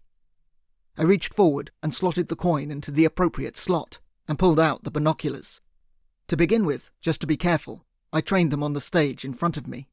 Then, after a couple of minutes had passed and several more feathers had been discarded, I swung the binoculars across and took a brief gander at Jason Coburn's box.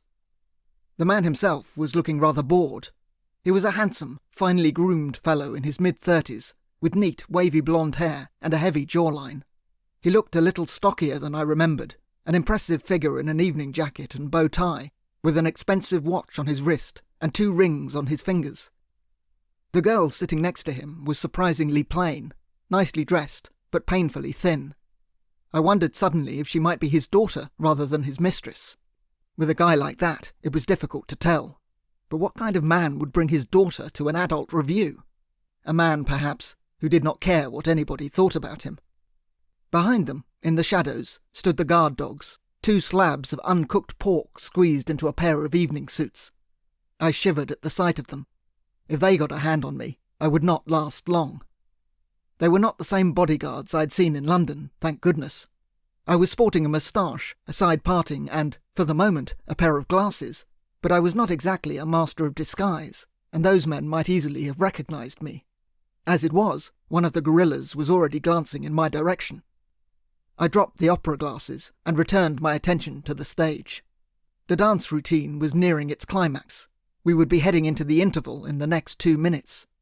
The music reached a joyful crescendo and then stopped, the dancers frozen on stage, the men raising their top hats, the women baring their frilly backsides and holding their hands either side of their faces in mock surprise. There was a brief moment of silence, and then the applause came. The large woman to my right thumped her hands together enthusiastically, digging me in the ribs with each crash of her palms. Coburn was on his feet already, preparing to leave the box. The young woman was leaving too. This was it then. I hesitated for a moment as the minders stepped back and opened the door for them. Then I stood up too, rather abruptly. "Excuse me," I said to the large woman. She was still clapping loudly as the curtains fluttered down. It had to be her sitting on the end of the row. Excusez-moi," I repeated in schoolboy French. She frowned, cricked her neck, and peered up at me. I made the time-honoured can-I-get-past gesture. At last, the great dame began to shift. I swear there was a popping noise as she plopped out into the aisle. I shot through the gap as fast as I could and headed up the stairs, out of the auditorium. There was a small lobby area outside, and another set of stairs sweeping down to a mezzanine level where the bar and loos were located. All around me, people were streaming down the stairs. The boxes, though, had their own separate corridors on either side of the building. A connecting hallway joined them together. I made my way left along the corridor, which was festooned with pictures of past productions, plays as well as reviews. At the far end, I spotted some movement and stopped, reaching into my pocket to pull out a cigarette, just as a tuxedoed Frenchman and his wife appeared. I put the cigarette to my lips. I had never smoked in my life, but it was a useful prop. That was another one of Lucy's ideas, a good excuse for loitering. The couple tripped past me down the staircase without glancing in my direction. I waited a second and then moved out into the corridor. The entrances to the various boxes were to my left, with the stairs leading down to the mezzanine on my right. The French couple had already reached the bottom of the stairs. Coburn's party were ahead of them in the hallway. Would they head straight for the bar or stop off at the loos? Please let it be the bathroom. The young woman mumbled something to her date and then moved off out of sight. Coburn glanced at his watch and exchanged a brief word with one of the minders before joining the throng in the men's loo. I hesitated as he moved out of sight. One of the grunts positioned himself outside the bathroom door, while the other made his way across the floor towards the bar. He had probably been sent to check if the interval drinks had arrived, and to make sure nobody suspicious was hanging around near their table. I could not linger at the top of the stairs any longer. Other people were drifting out from the boxes, and I was getting in the way. I discarded my unlit cigarette and made my way down the steps towards the toilets. I was in a cold sweat now. Was I really going to do this? Was I really going to kill a man, in cold blood, here in such a public place? The last time had been difficult enough, but that had been at a distance, through a telescopic lens. Killing someone close up was an entirely different kettle of fish. The gun was easy enough to use. I'd practiced on a mannequin in my dad's lockup, but dummies tended to stay still, and real people did not. As I arrived at the bottom of the stairs and moved towards Coburn's bodyguard, I almost lost my nerve. A steady stream of people were heading in and out of the toilets. Would I be able to get close to him in there? Perhaps it would be better to wait and follow him across to the bar. But there would be even more people in there. Besides, my nerves could not stand the wait. I pressed forward. Better to do it now, while Coburn was out of the view of his minders. The first guy was keeping a careful eye on the men going in and out of the bathroom. I kept my gaze to the floor as I moved past him. I had at least one point in my favour. I did not look like an assassin. I closed my eyes as I pushed through the door. The man did not challenge me. The urinals were chock full. Men were lined up in a long row. I hesitated. Never a good idea in a public lavatory. None of the men in front of me were Jason Coburn. I glanced at the cubicles. 3 narrow booths. 2 were occupied. The third was empty. I rushed into the empty cubicle and closed the door behind me. I sat down on the toilet seat and let out a silent sob. From the next bay, I could hear all sorts of unpleasant noises. I had no idea if that was Jason Coburn or not. I leaned in closely. The man was muttering to himself in French. Probably not Coburn, then. He must be in the next cubicle along. At that moment, the far toilet flushed. Coburn had finished already. I reached into my jacket, pulled out the stubby pen gun, and cocked it. It was a metal tube, no bigger than a cigar. To the untrained eye, which a few days earlier would have included me, it looked exactly like a ballpoint pen. Bent in half, however, with the trigger exposed, it was a low-caliber firearm. At point-blank range, it would be as deadly as any rifle. I took one last breath, giving Coburn time to stride across to the sink, and then opened the toilet door and moved out into the bathroom. This was it. I would shoot him in the back, he would slump forward into the wash basin, and I would head straight for the door, hopefully before his man had the time to react. Then I could trip down the stairs to the emergency exit and be away. That was the plan, anyway. Unfortunately, Coburn was already heading for the door. It hadn't occurred to me that he wouldn't stop to wash his hands. My estimation of the man dropped several notches, or would have done had I not been in a blind panic. The door swung backwards, and Coburn was gone. I growled in frustration. A guy moved in front of me, away from the urinals. I hesitated, then stepped across to the sink, returning the pen to my jacket pocket and making to wash my hands. For a moment, I stared at myself in the mirror. My hands were trembling under the tap, and my face looked haggard. I had to get a grip. I'd blown my first opportunity, but the game was not over yet. Think of Emily. Focus your mind. The bar. I had to get close to him in the bar. It was quite a small place, comparatively speaking, and there was always a crush of people during the interval. That might actually work in my favour. I'd had the foresight to order a drink, which would give me a bit of cover. I turned off the tap, wiped my hands on the roller towel, and moved back out onto the mezzanine floor. The bar was across the way. The place was positively heaving now. Drinks were piled up on small ledges all over the place, alongside a number of tables, crammed between several brightly coloured marble columns. People were pushing back and forth, and those foolish enough not to have pre-ordered their drinks were yelling at the barmaids behind a long counter on the far side. Ostentatiously rich couples were debating the merits of the show, while the Plastic Mac Brigade, a richer variant than you might find in Soho, were nursing solitary glasses of beer. The blonde hair alerted me to Coburn. He had a table, of course. His henchmen were standing either side of him. There was no sign of the girl. I pulled a piece of card out from my jacket and checked the number of my drink. 43. I'd better grab it. Then I would have to see if I could worm my way closer to the table. At least with all the people milling about, I would be able to get near without being too obvious. My drink was waiting on a small shelf by the wall adjacent to the corridor. Tomato juice, nothing fancy. I didn't want to risk anything alcoholic, but I did need a drink of some kind in my hand. I leaned against a marble column, and my other hand slipped down into my outer pocket. I had left the gun cocked, a calculated risk. I took a sip of juice, my heart pounding furiously, and eyed up my prey. Why did his table have to be so far inside the bar? It would be a struggle to get away, with all these people choking up the place. It was busier in here than it had been last night. Again, doubts gnawed at me. Perhaps it would be better to leave it until the end of the show. The lobby might be a better bet, or the cloakroom even. But then I remembered the lack of a decent exit route. No, if I was going to do this, it would have to be now. I would keep the drink in my hand as a plausible cover. I could drop it easily when the deed was done. With all the blood on the carpet, a bit of tomato juice and a few shards of glass were neither here nor there. I hesitated one last time, then took a grip of myself and stepped forward. My timing could not have been worse. I didn't see the young woman, rounding the marble column, as I moved sideways out into the throng. There was no way to avoid her. We smashed into each other, and I lost control of the tomato juice. The contents tipped straight down her front.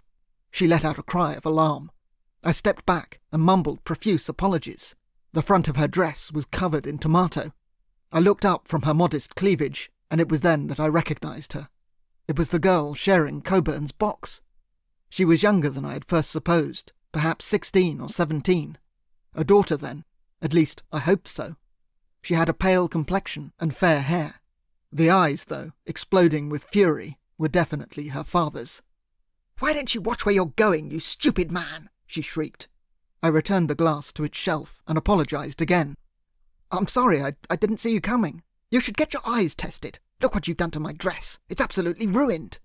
Before I could manage to say anything further, the hand grabbed hold of my shoulder. "Just what do you think you're doing?" I looked round. straight into the face of Jason Coburn. "Daddy, this idiot just threw a glass of tomato juice over me." "It was an accident," I protested. Coburn pushed me roughly away. "I'm sorry, darling. You did insist on coming here." "I know, Daddy, but I didn't expect this," the daughter whittered on angrily, Coburn doing his best to placate her. I was left standing behind them as Coburn handed the girl some tissues, and she started to damp down her dress. Momentarily, they had forgotten I was there. The man's back was to me now, the entire expanse of his dinner jacket open to me. I didn't even think. My hand slipped once again into the outer pocket of my jacket. At the corner of my vision, I could see the hired muscle moving towards us, threading their way through the crowd. I lifted the pen gun, still inside the pocket, aimed it at Coburn at point-blank range, and pulled the trigger. Chapter 8. The effect was immediate. It was more of a pop than a bang, but the force of the bullet tore into Coburn's back, propelling him forward into the astonished arms of his daughter. I half thought the shot might have hit her too, as she let out a horrified scream. I zipped around the pair of them, as the terrified girl struggled to support the wilting body of her father.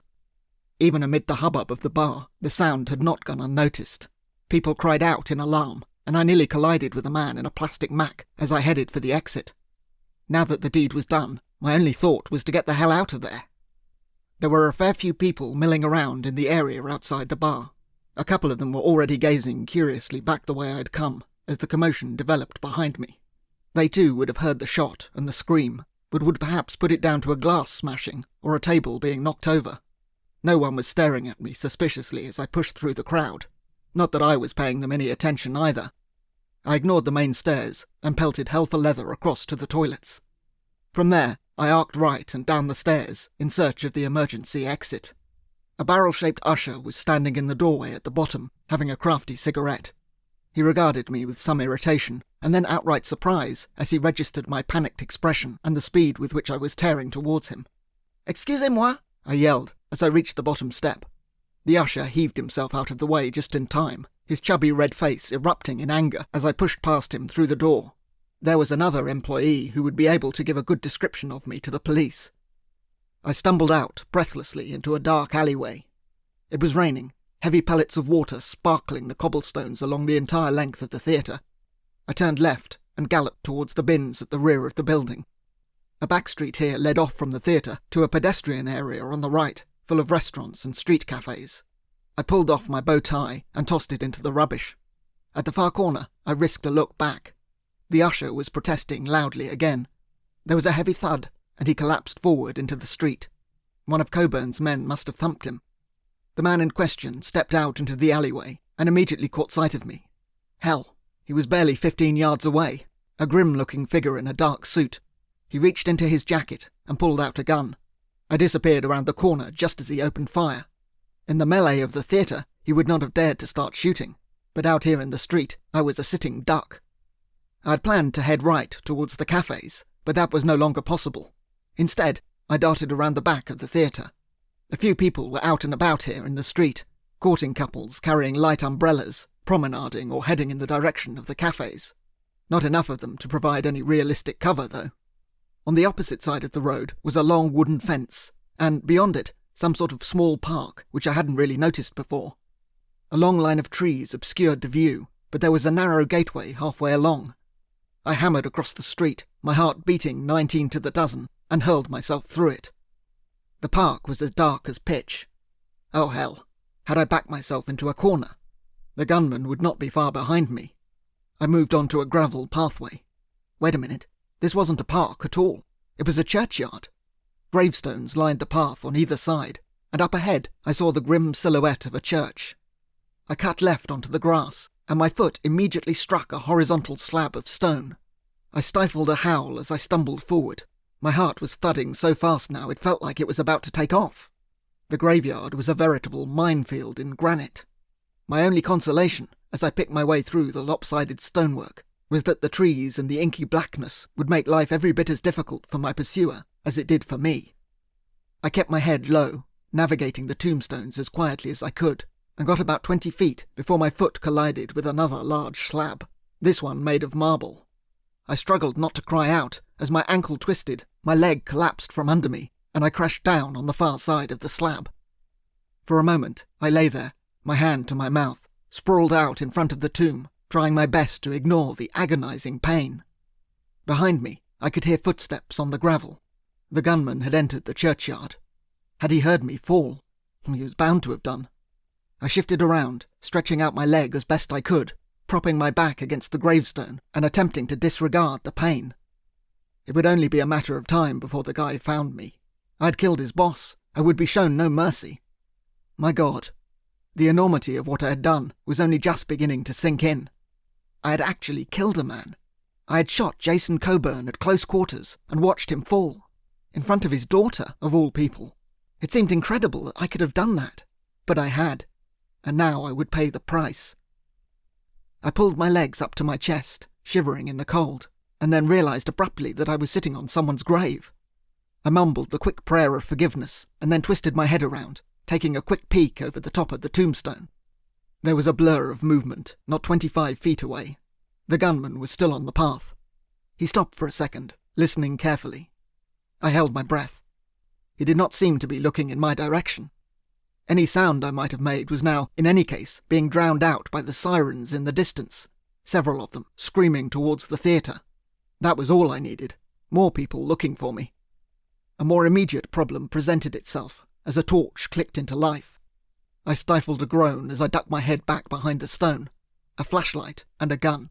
This was one well-prepared guerrilla. What the hell was I going to do? My ankle was throbbing like mad, my clothes were now saturated, and a bright light was bobbing about all over the place. I clutched my hands together in despair. There was no way out of this. I was a dead man. I hoped at least I had done enough to save Emily. The pain in my ankle had subsided a little. Perhaps it was not as badly twisted as I first thought.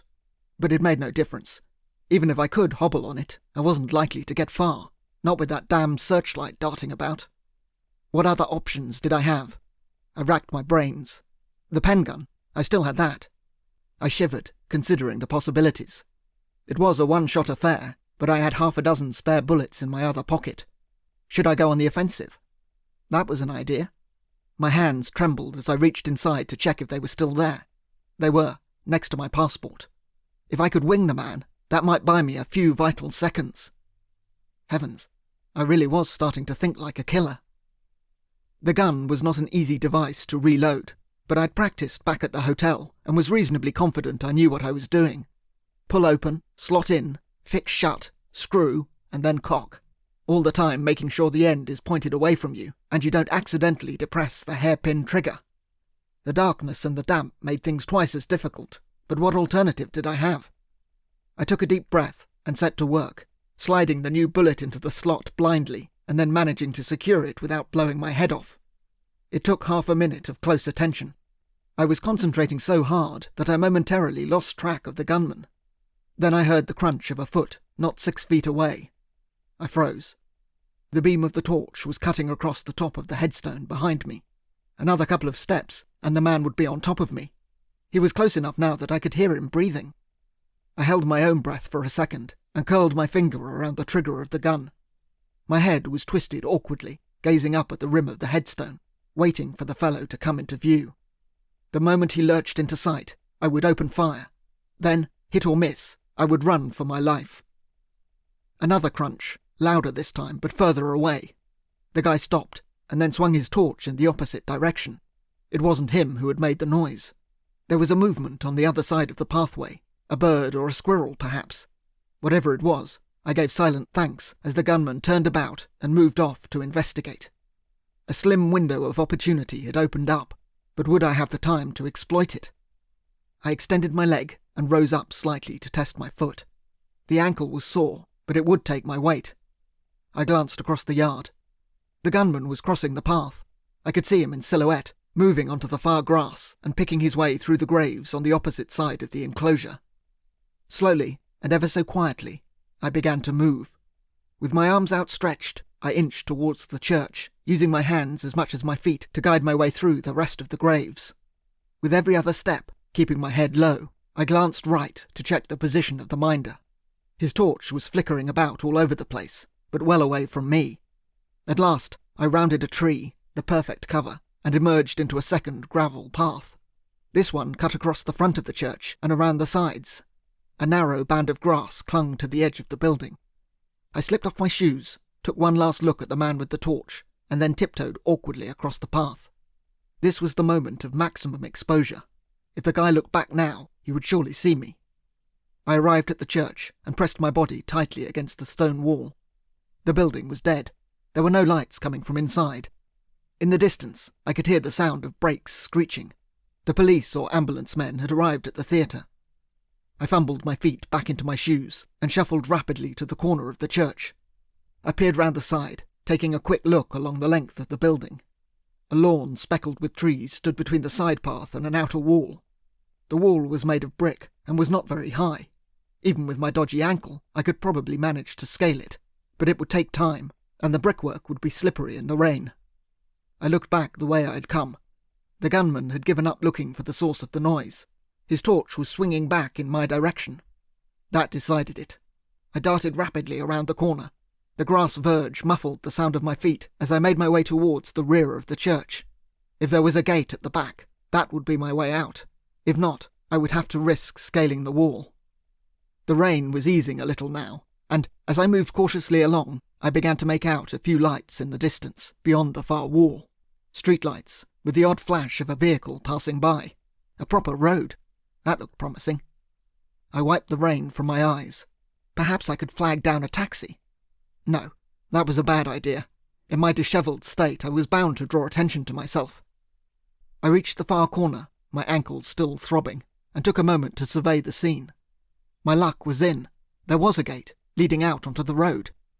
Where was the gunman? I hadn't seen him since I'd left the front of the church. I flattened myself against the wall, and was about to poke my head around the corner when I saw the torchlight flickering behind me. Hell, the man had lost interest in the front of the church. He was coming round the side of the building. Once again, the beam of light was swinging in my direction. I did the only thing I could. I skipped around the corner. At least, I tried to. I didn't see the fist as it barreled towards me. I only felt the loud crunch as it struck my face with the force of a miniature tornado. I fell backwards and hit the gravel with a terrible thud. Chapter 9. I was strapped to a metal chair in a gloomy back room. A man was peering down at me, his face a handsome balloon, trapped in a moment of disdain. Even in the dim light, I recognized the blue eyes and the wavy blonde hair. I choked in surprise. It was Jason Coburn. He was alive. I shook my head in bewilderment. I'd shot the man at point-blank range. I'd seen him fall. And yet here he was. Was I dreaming? Coburn pulled back from his examination of me and let out a snort. "Awake, are you? About time."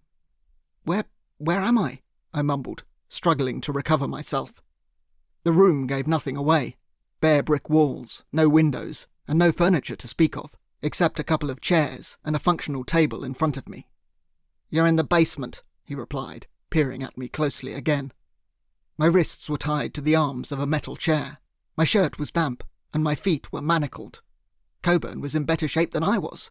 How was that possible?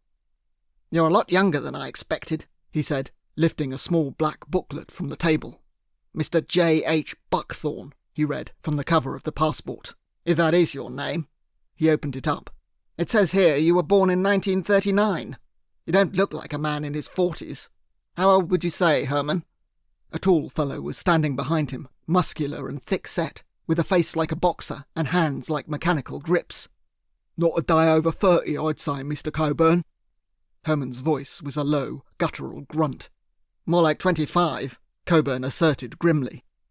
I didn't recognise the minder. He wasn't one of the two I had seen in the box, but my nose was throbbing like hell, and I had the sudden conviction that this was the man who had flattened me in the churchyard.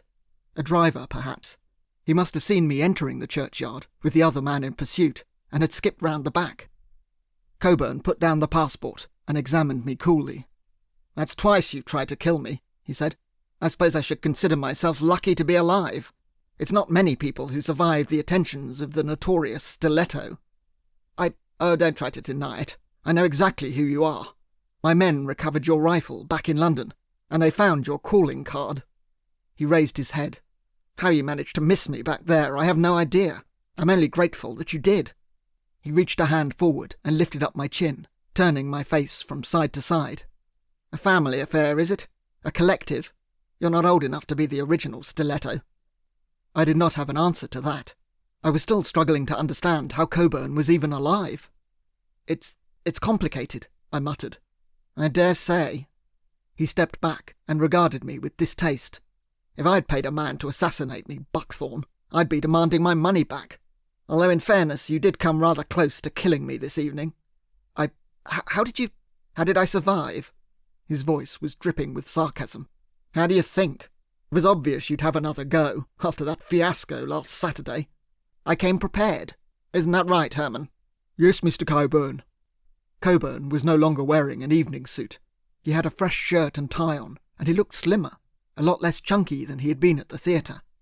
He smiled grimly. "You were wearing a vest," I realised abruptly. "A protective—" "Of course I was." He waved a hand dismissively. "A bulletproof vest. I'd seen them demonstrated on TV. In a public place like the Alhambra, it was the best option. It would have to be a close kill. Isn't that what you said, Herman?" "Yes, Mr. Coburn." "A body shot, probably from behind. And you were right. Your little pop gun knocked me over, but it didn't penetrate the vest. It did, however, cause my daughter a great deal of distress." His brow crinkled in irritation. "It was clever of you, that trick with the tomato juice, drawing me away from my bodyguards. I should have seen that coming." "Your daughter?" Coburn gave me a sour look. "She's well enough. She was the one who insisted we go out to the theatre. A lesson learned there, I think. Thankfully she was not injured, and neither was I." He cleared his throat. "The same can't be said for my colleague, Sir Reginald Shotwell." I blanched. That was the man my father had murdered a few weeks ago. "It was you that killed him, I presume?" Coburn lifted a hand before I could reply. "Don't bother to deny it. I do so hate liars. Doesn't matter to me either way. I barely knew the fellow. But my own safety, Buckthorne, that I take far more seriously." I gulped. I had thought being chased through a graveyard by a homicidal bodyguard was the worst thing that could happen to me, but seeing the malevolent look in Coburn's eye, I was not so sure. I tried to recall the advice Lucy had given me when we talked about the guy on the telephone. "Stay calm," she'd said. "Whatever the situation, you're the Stiletto. You're in control." It didn't feel like that just now, but I could at least attempt to play the part. "It was nothing personal," I said, trying to keep my voice level. "It was just business, yes. I understand that," Coburn agreed, pulling up a chair and seating himself on it. "It was a contract. You were acting in a professional capacity." He pursed his lips together. "You'll not be offended if I do the same." I blanched again, my self-control disappearing. What are you going to do to me? Are you going to kill me?" Coburn raised an eyebrow, a hint of amusement appearing there. "I'm not going to do anything, Buckthorne. Herman here is going to kill you. Isn't that right, Herman?" "Yes, Mr. Coburn." "In a few hours from now, your body will be dumped in the Seine, and some boatman will doubtless discover you in due course. I tell you this for your information only. It's not a threat. However, what happens between now and then is entirely up to you. Herman, as well as being an accomplished driver, is also an expert at inflicting pain. Isn't that right, Herman?" "Yes, Mr. Coburn." The man smiled maliciously. "He used to be a PE teacher. When he came out of prison, I offered him a job." "I'm very grateful, Mr. Coburn." "In return for his loyalty, I like to give him the occasional sport." Coburn nodded his head, and Herman moved behind me. I heard a bumping sound as Herman wheeled a small trolley into view. On it were an array of metal tools, pincers, knives, thumbscrews. I shuddered. It was a miniature torture chamber. "He will inflict a great deal of pain on you before you die, unless, of course, you choose to cooperate." "Cooperate?" Coburn nodded. "I have one question for you, and one question only. You're going to die anyway, but if you answer my question, then I promise you, Herman will make it quick." I was sweating now, my hands trembling in their cuffs. What's the question?" "A very simple one, Buckthorne." Coburn sat forward in his chair, his blue eyes boring into me. "Who hired you to kill me?" I groaned. It had to be that question. The one question I couldn't answer. The one question I didn't know the answer to. What on earth could I say? I stared back at him in despair. All I had was a voice on a phone, and he was just the middleman. I can't, I mumbled desperately. Coburn pursed his lips again. Very well. Herman, cut off his little finger. With pleasure, Mr. Coburn. Herman grabbed a pair of pruning shears from the trolley with all the enthusiasm of a schoolboy opening a junior vivisectionist's kit. He moved towards me and grabbed my hand, which was already attached to the arm of the chair. He pressed it flat and moved in with the scissors. Wait, I cried. Please, wait. Coburn lifted a hand, and Herman reluctantly stopped what he was doing. Well? I took a gulp of air. Honestly, I don't know who booked the hit. I act through an intermediary. I always have done. A voice on the phone. But I know who he is, and I know how to get in touch with him. I can get the details from him. I'm sure I can. I can help you find out who arranged all this. It was a desperate lie. There was no way the guy on the phone would tell me anything, but in the circumstances, it was all I could think of. Coburn rubbed his chin. No, that's not good enough. Herman?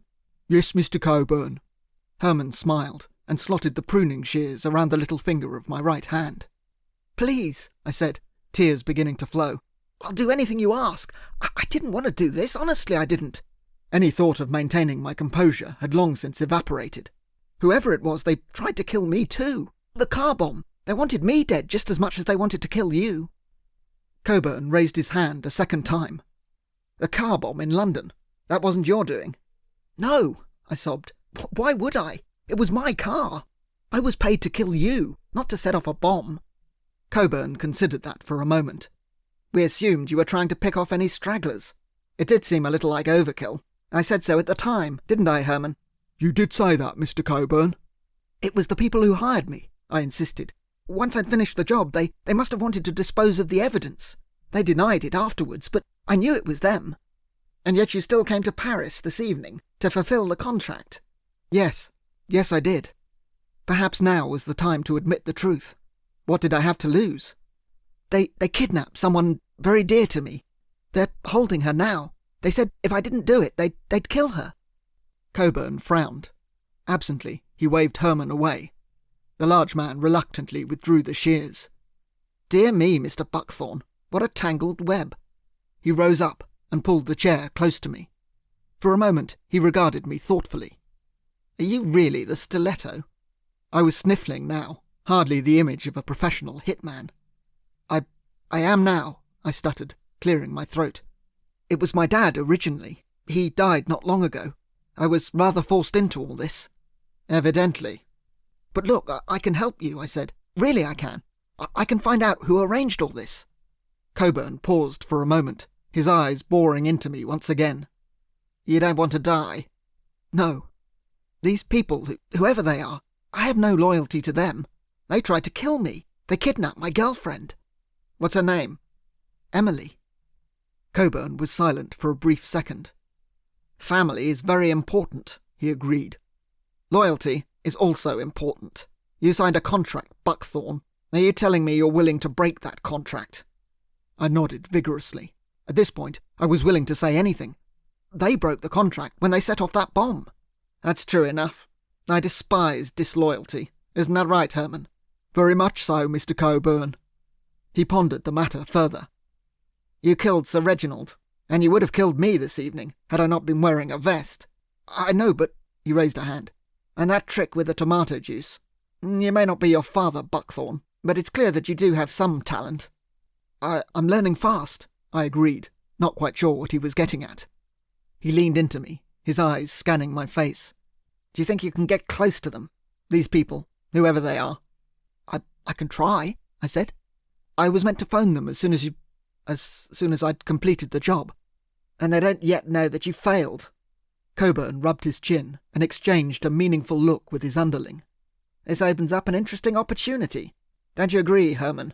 Yes, Mr. Coburn. He sat back in his chair. Well, Buckthorn, he said, it may be your lucky day. Herman, untie him. Clean him up. Give him some food. Then we'll talk. I didn't expect much in the way of hospitality from Herman, and I didn't get it. My hands were untied from the chair, however, and I did get a little food. For the next couple of hours, I was left to my own devices. I was in such a state of shock I could barely swallow the bread and jam. I didn't know what to make of my encounter with Jason Coburn. I thought I was done for. Now I didn't know what to think. The world was shifting under my feet. A man I had killed was walking around as if nothing had happened, and, on a whim, he had decided not to kill me. What on earth was going on? What was this interesting opportunity that had served to postpone my death? Was it possible I might get out of here alive? And if I did, what price would he expect me to pay? The metal door scraped open. "Well, Buckthorn," Coburn said, moving into the room without preamble, "you'll be glad to hear the press release has just been sent out."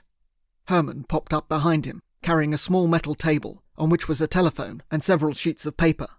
The phone had a long lead which stretched out the door. Right," I said. I had no idea what he was talking about. Press release? What press release? "You've notched up another kill," Coburn explained with a wry smile. "Your mission was a complete success. I survived the assassination attempt. They carried me away in a private ambulance, but sadly I died on arrival at the hospital." I gaped at the man, not knowing what to say. "In a few minutes' time the news will begin to spread. It'll be all over the papers come morning. I'll be interested to read my obituary in the Times. I suspect they'll be kinder than I deserve." Herman had put down the small table. He gazed across at his boss. "That'll be all, Herman. Buckthorn here is no threat to me, are you?" No, none at all," I said. "Very good, Mr. Coburn." Herman headed for the door. He left it open a crack, though, and I could see his shadow hovering outside. My father would have admired his professionalism, but I was less inclined to think well of him. Those pruning shears were still around here somewhere. "You've faked your own death?" "Yes." Coburn grimaced, "with a little help from some friends of mine in the French police. 'Tis rather inconvenient, but in business you have to take risks." His face grew dark. "I want him, Buckthorn. I want the man who hired you. I want him dead. And I believe you may be the man to do it for me." He reached forward and grabbed a piece of paper from the table. He looked down at it briefly. "Have you ever heard of a man named Albert Dickman?" I shook my head. "Also known as Kenneth Backshot." "No, I've never heard of him." Coburn looked up. "He's a militant environmentalist. Not one of your cardigan-wearing beardy types. He's an altogether nastier piece of work. Dickman cut his teeth in the animal rights movement in the 70s. Then he moved on to the environment, targeted the oil companies, gas and petroleum. Companies like Zernon Oil, Coburn's own multi-million-dollar enterprise. Companies exactly like Zernon Oil. You think he's behind all this? That he commissioned me to? That's exactly what I think. But I need to be sure." "An environmentalist?" I boggled. "Hiring an assassin? Why would he?" "He thinks he's at war against the forces of capitalism," Coburn scoffed. "He thinks we're destroying the world." "And are you?" I remembered what I'd read about his companies, the oil spills, the disaster at that factory in India. "Don't be a fool. Who do you think it is that keeps the lights burning? Who keeps the wheels of industry turning? The world needs fuel, Buckthorn. It can't function without it. And if you want fuel, you have to dig it out of the ground, or pump it out of the sea. There's no other way to do it.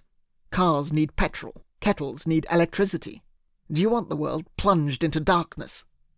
"Couldn't we use electric cars?" I wondered, recalling Lucy's brother. Coburn scoffed again.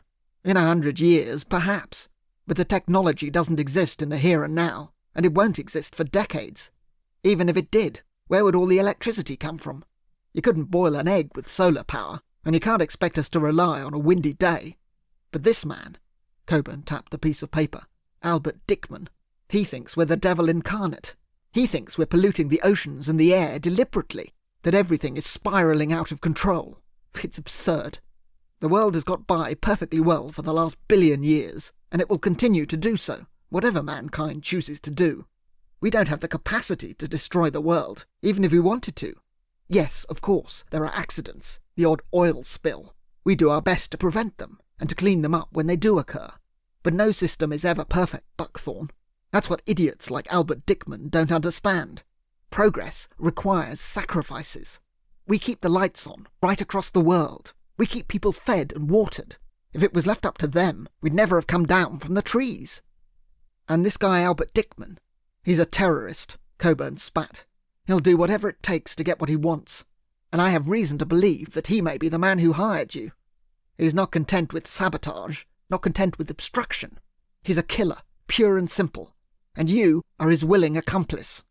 But, well, perhaps not willing, he conceded, flipping over a page. Take a look at this. He handed me a photostat of a letter.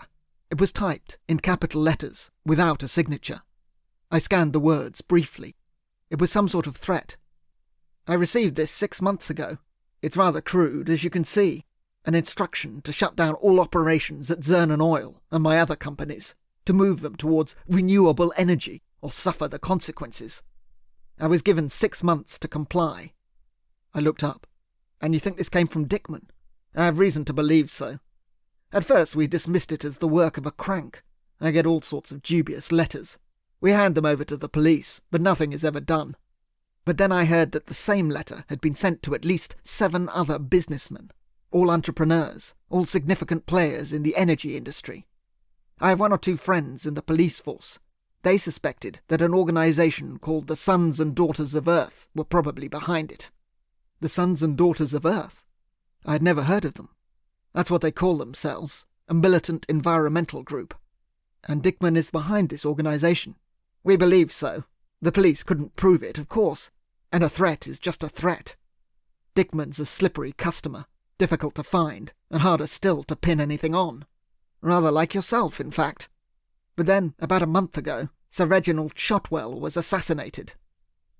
Ah, now you begin to see. Sir Reginald also received one of these letters, 6 months to the day before he died.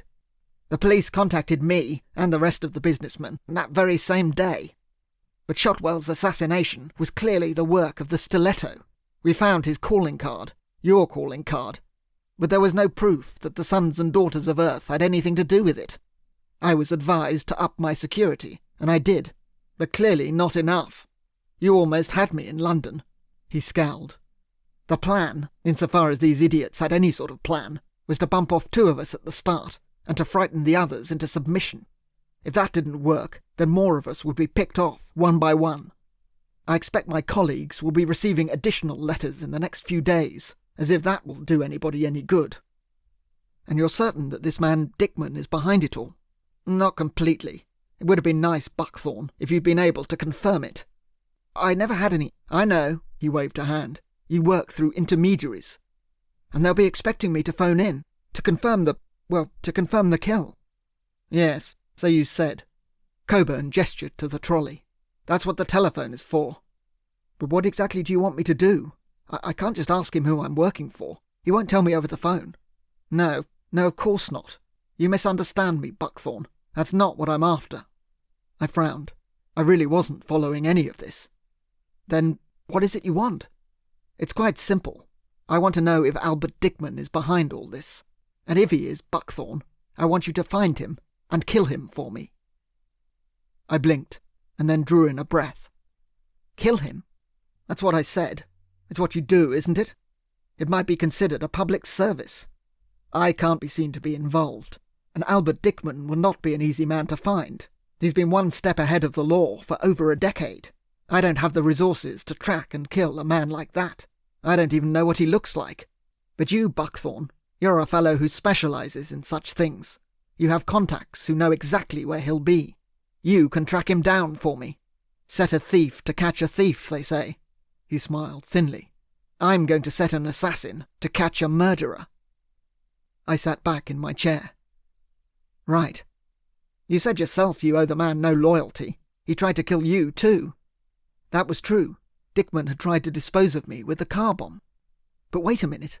According to Coburn, the Sons and Daughters of Earth had threatened to pick off 6 other businessmen at a later date if they failed to do as they were told. So why would they need to kill the Stiletto now? Surely they would need him later on, when the oil barons inevitably refused to cooperate. Unless they had another assassin waiting in the wings. But perhaps now was not the time to question things too deeply. Not if there was a chance I could get away from here with my head still attached to my shoulders. I gazed up at Coburn. And you'll let me go? You'll let me walk out of here and trust me to do as you ask? He nodded. I'll even pay you your usual fee. $50,000, I believe, according to the newspapers.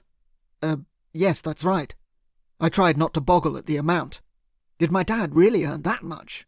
Given all the people he had killed, there had to be a fortune stashed away in Switzerland. Even I had not thought it could be that much money. A contract is a contract, and as for insurance, well, he spread his hands. I trust to your own sense of self-preservation. The world is about to learn that I'm dead. Albert Dickman will be well pleased, but I have no intention of staying dead forever.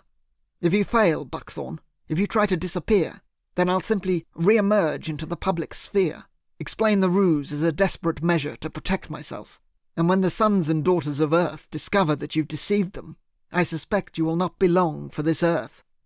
So you see, it's in your interests as well as mine, Buckthorn, to ensure that Albert Dickman meets a particularly nasty and violent end. If he is responsible, of course. And to that end, Coburn smiled thinly and gestured to the table. I believe you have a phone call to make.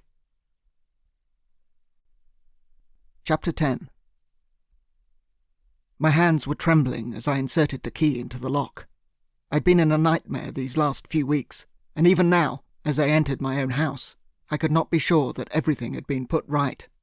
I moved silently into the hall. "Emily?" I called up the stairs. There was no answer. Her coat was on the rack, and her shoes were on the floor. That had to be a good sign. I didn't bother to take off my own shoes. I clomped straight up the stairs and onto the landing. The front door of the flat was locked. Again, I inserted a key and pushed open the door. I hesitated, though, on the threshold. Please God, let her be here. Please let all this have been for something. I stepped forward into the living room. It was empty as before, but I could hear voices coming from the bedroom. There was somebody here. In fact, more than one person. I swallowed hard. Who else could it be? I caught a glimpse of myself in the mirror above the telephone. I looked a sight, my suit crumpled from wear, my shirt open at the neck. I'd been on the move for the better part of a day. I'd stopped off at Dover for a wash and a brush-up, but that was all. The man on the phone had promised Emily would be returned to me unharmed, but I was not sure I believed him. My hands had been shaking in the early hours of the morning when I had placed the call. It was not easy getting through from Paris. I had memorized the number, but I had to speak to an operator first, a Frenchwoman.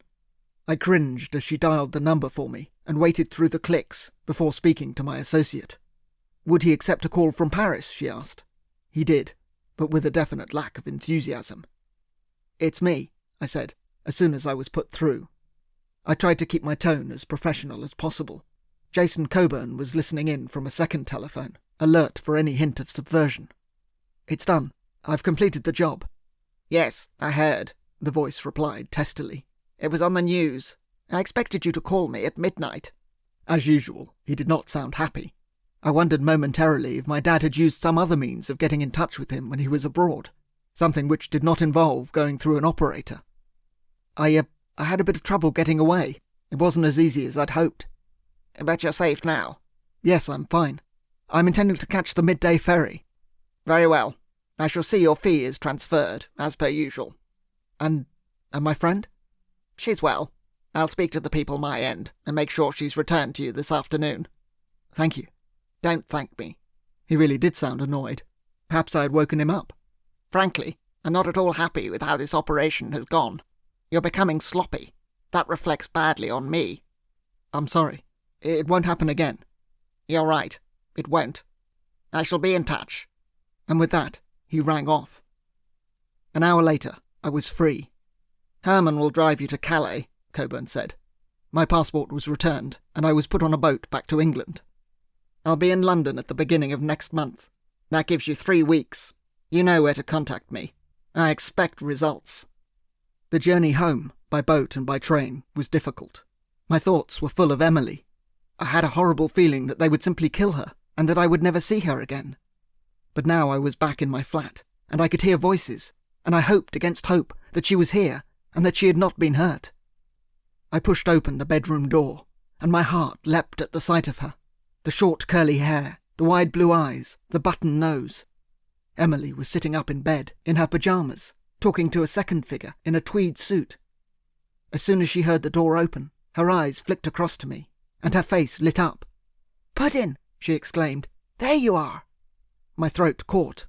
Just to hear her voice brought tears to my eyes. "Emily!" I stuttered. Then I rushed across the room, ignoring the stranger by the bed, and flung my arms around her. "Oh, Emily, you're safe! Thank God, you're safe!" I held her tightly to me, the tears flowing down my face. "I was so worried about you. I thought—" "Oh, Puddin'," she said, squeezing me tightly in return. Her mouth found mine, and as she kissed me, my heart erupted with joy. We held each other for some time. Then she pulled back and smiled at me in bewilderment. "I'm so sorry. It must have been awful for you. But everything's going to be okay.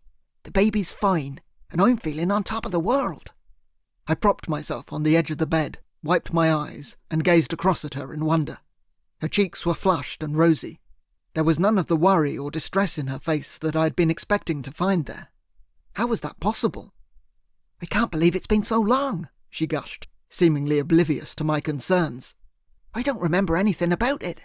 I don't even remember the ambulance bringing me back from the hospital." "Hospital? What hospital?" "That's the after effects of the medication," a voice cut in from the opposite side of the bed. "Short-term memory loss. It should be wearing off now." The voice was a familiar one. I tore my gaze away from Emily and took in the suited figure of Lucy Titmuss.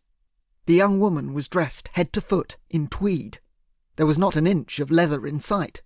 She looked the picture of respectability, with half-moon glasses and her hair scraped back into a bun. "Dr. Goodlove has been explaining it all to me," Emily said. I struggled not to laugh. Dr. Goodlove? Good grief. The woman even had a stethoscope hanging from her neck. She beamed at me across the bed. "You must have been so worried," Emily said. "You look exhausted." "I am," I admitted, truthfully. I took hold of her hand. "You have no idea." Emily shook her head in wonderment. "I can't believe I've been asleep for almost 2 weeks." "Asleep?" "Well, in a coma," she corrected herself. "A medically induced coma," Lucy put in smoothly. "For her own safety. The infection," she added, as if I knew exactly what she was talking about. "It's surprisingly common in the later stages of pregnancy." Her face was alive with humour as she spun out the web of lies. "I was just explaining to your fiancé. Sometimes, when a body finds itself under attack, it has to shut down for a time in order to fight off the infection. A marshalling of resources, if you like. That's what happened to Emily. She must have ignored the warning signs until it overwhelmed her, and then she just collapsed. It was lucky there was somebody here to help her." Emily frowned, her head nestling in the pillow, which had been propped up against the headboard. "I don't remember anything about it," she admitted. "The vacuum cleaner salesman," Lucy prompted, shooting me a meaningful look. I had no idea what she was talking about either, but I nodded slowly. "Yes, of course." "If he hadn't been here to raise the alarm, things might have turned out rather differently. You were very lucky."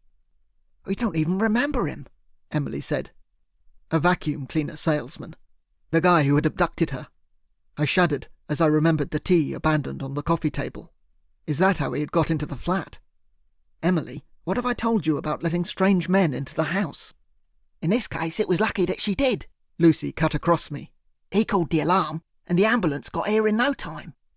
"I should really write and thank him," Emily said. I bit my tongue at that. The last thing I wanted to do was thank the man who had abducted my fiancée. "I'll take care of that," I said. "And Dr. Goodlove has been looking after me so well. It's a pity Dr. McTavish was away, though." McTavish was our regular GP. Lucy glanced across at me. "I've been filling in for him." "Yes," I said, as if I knew all about it. "We're both very grateful." Emily gazed at me sadly for a moment. "Oh, Puddin', you must have been so worried." I closed my eyes and shuddered. You have no idea. The things I'd gone through, the things I'd done. But it was worth every second of it to have Emily back with me now. "Well," Lucy reached down and picked up a medical bag from the bedside table. "I'll leave you two lovebirds alone." She smiled and moved to the door. I had to admit, she was playing the part really well. Had I not known she was a fraud, I would have been completely taken in. It was worrying just how good at this she was. "I'll be out in the lounge." She smiled again and closed the door behind her. Emily squeezed my hand. "Everything's okay, Puddin'. With the baby, I mean." She pulled my hand down onto the mound of her stomach. "The midwife examined me before I left the hospital. I don't really remember it. I don't remember coming home at all." "It's the medication," I lied. I didn't like deceiving her like this, but Lucy had left me little choice. Perhaps, though, it was for the best. Emily seemed to have only the vaguest idea of what had actually happened to her, and that was probably a blessing. When I first woke up, I didn't know where I was. It seemed like I'd been dreaming. You really don't remember a thing? Nothing at all. Was I delirious? A little. You had a temperature. Your mum was on the phone, and your sister. That at least was true. It had been a struggle to keep them away. I thought it best to keep them at arm's length. I didn't want them to see you like that. I was so worried about you. I do love you so much. Her button nose wrinkled with pleasure. I love you too, Puddin'. She reached forward and kissed me on the lips. We sat for a moment in contented silence. I'll phone your mum and tell her the good news, I said, when Dr. Goodlove's gone. Is there anything I can get you? I do feel a little hungry, she confessed. Bacon and eggs, maybe. Some sausages and toast. I think I could manage that. I laughed. Emily had always had a good appetite. I'll see what I can rustle up. The doctor says I need to build my strength up. I do wish Dr. McTavish was here, though. Dr. Goodlove seems a little... She hesitated, searching for the right word. A little young. She's been a godsend. She was at the hospital every day, keeping an eye on you. I think she's probably older than she looks. Emily eyed me suspiciously. She's very pretty, she said. Is she? I hadn't noticed. I've only ever had eyes for you, Emily. I smiled. I'm so glad you're safe. I mean, well. Emily nodded and kissed me again. A little food, she prompted. Of course. I was reluctant to pull myself away from her, now that I had found her again. But pull myself away I did. I won't be too ticks. There was a lot to discuss, but Lucy was only interested in one thing. Pudding, she smirked as I moved through into the kitchen. She removed her half-moon glasses and slotted them into her breast pocket. I coughed in embarrassment. It's a pet name, I said, moving across to the fridge. Yeah, I gathered that. She eyed me up and down. You're not exactly pudding-shaped, though. I was going for a job interview the day we met, I explained reluctantly. The barber's shop was closed, but I needed a haircut, so I got my cousin to do it. It was awful, a real pudding bowl cut. That was the first time Emily saw me. I opened the fridge and pulled out a half-empty pack of bacon. It was still in date, just. From then on, it was pudding all the way. I pulled myself up and looked back at Lucy seriously. Do you think she's all right? She doesn't seem to remember anything. Calling me at work, being abducted, any of that. She wouldn't do. Short-term memory loss. I think they had her under sedation from the moment they took her away.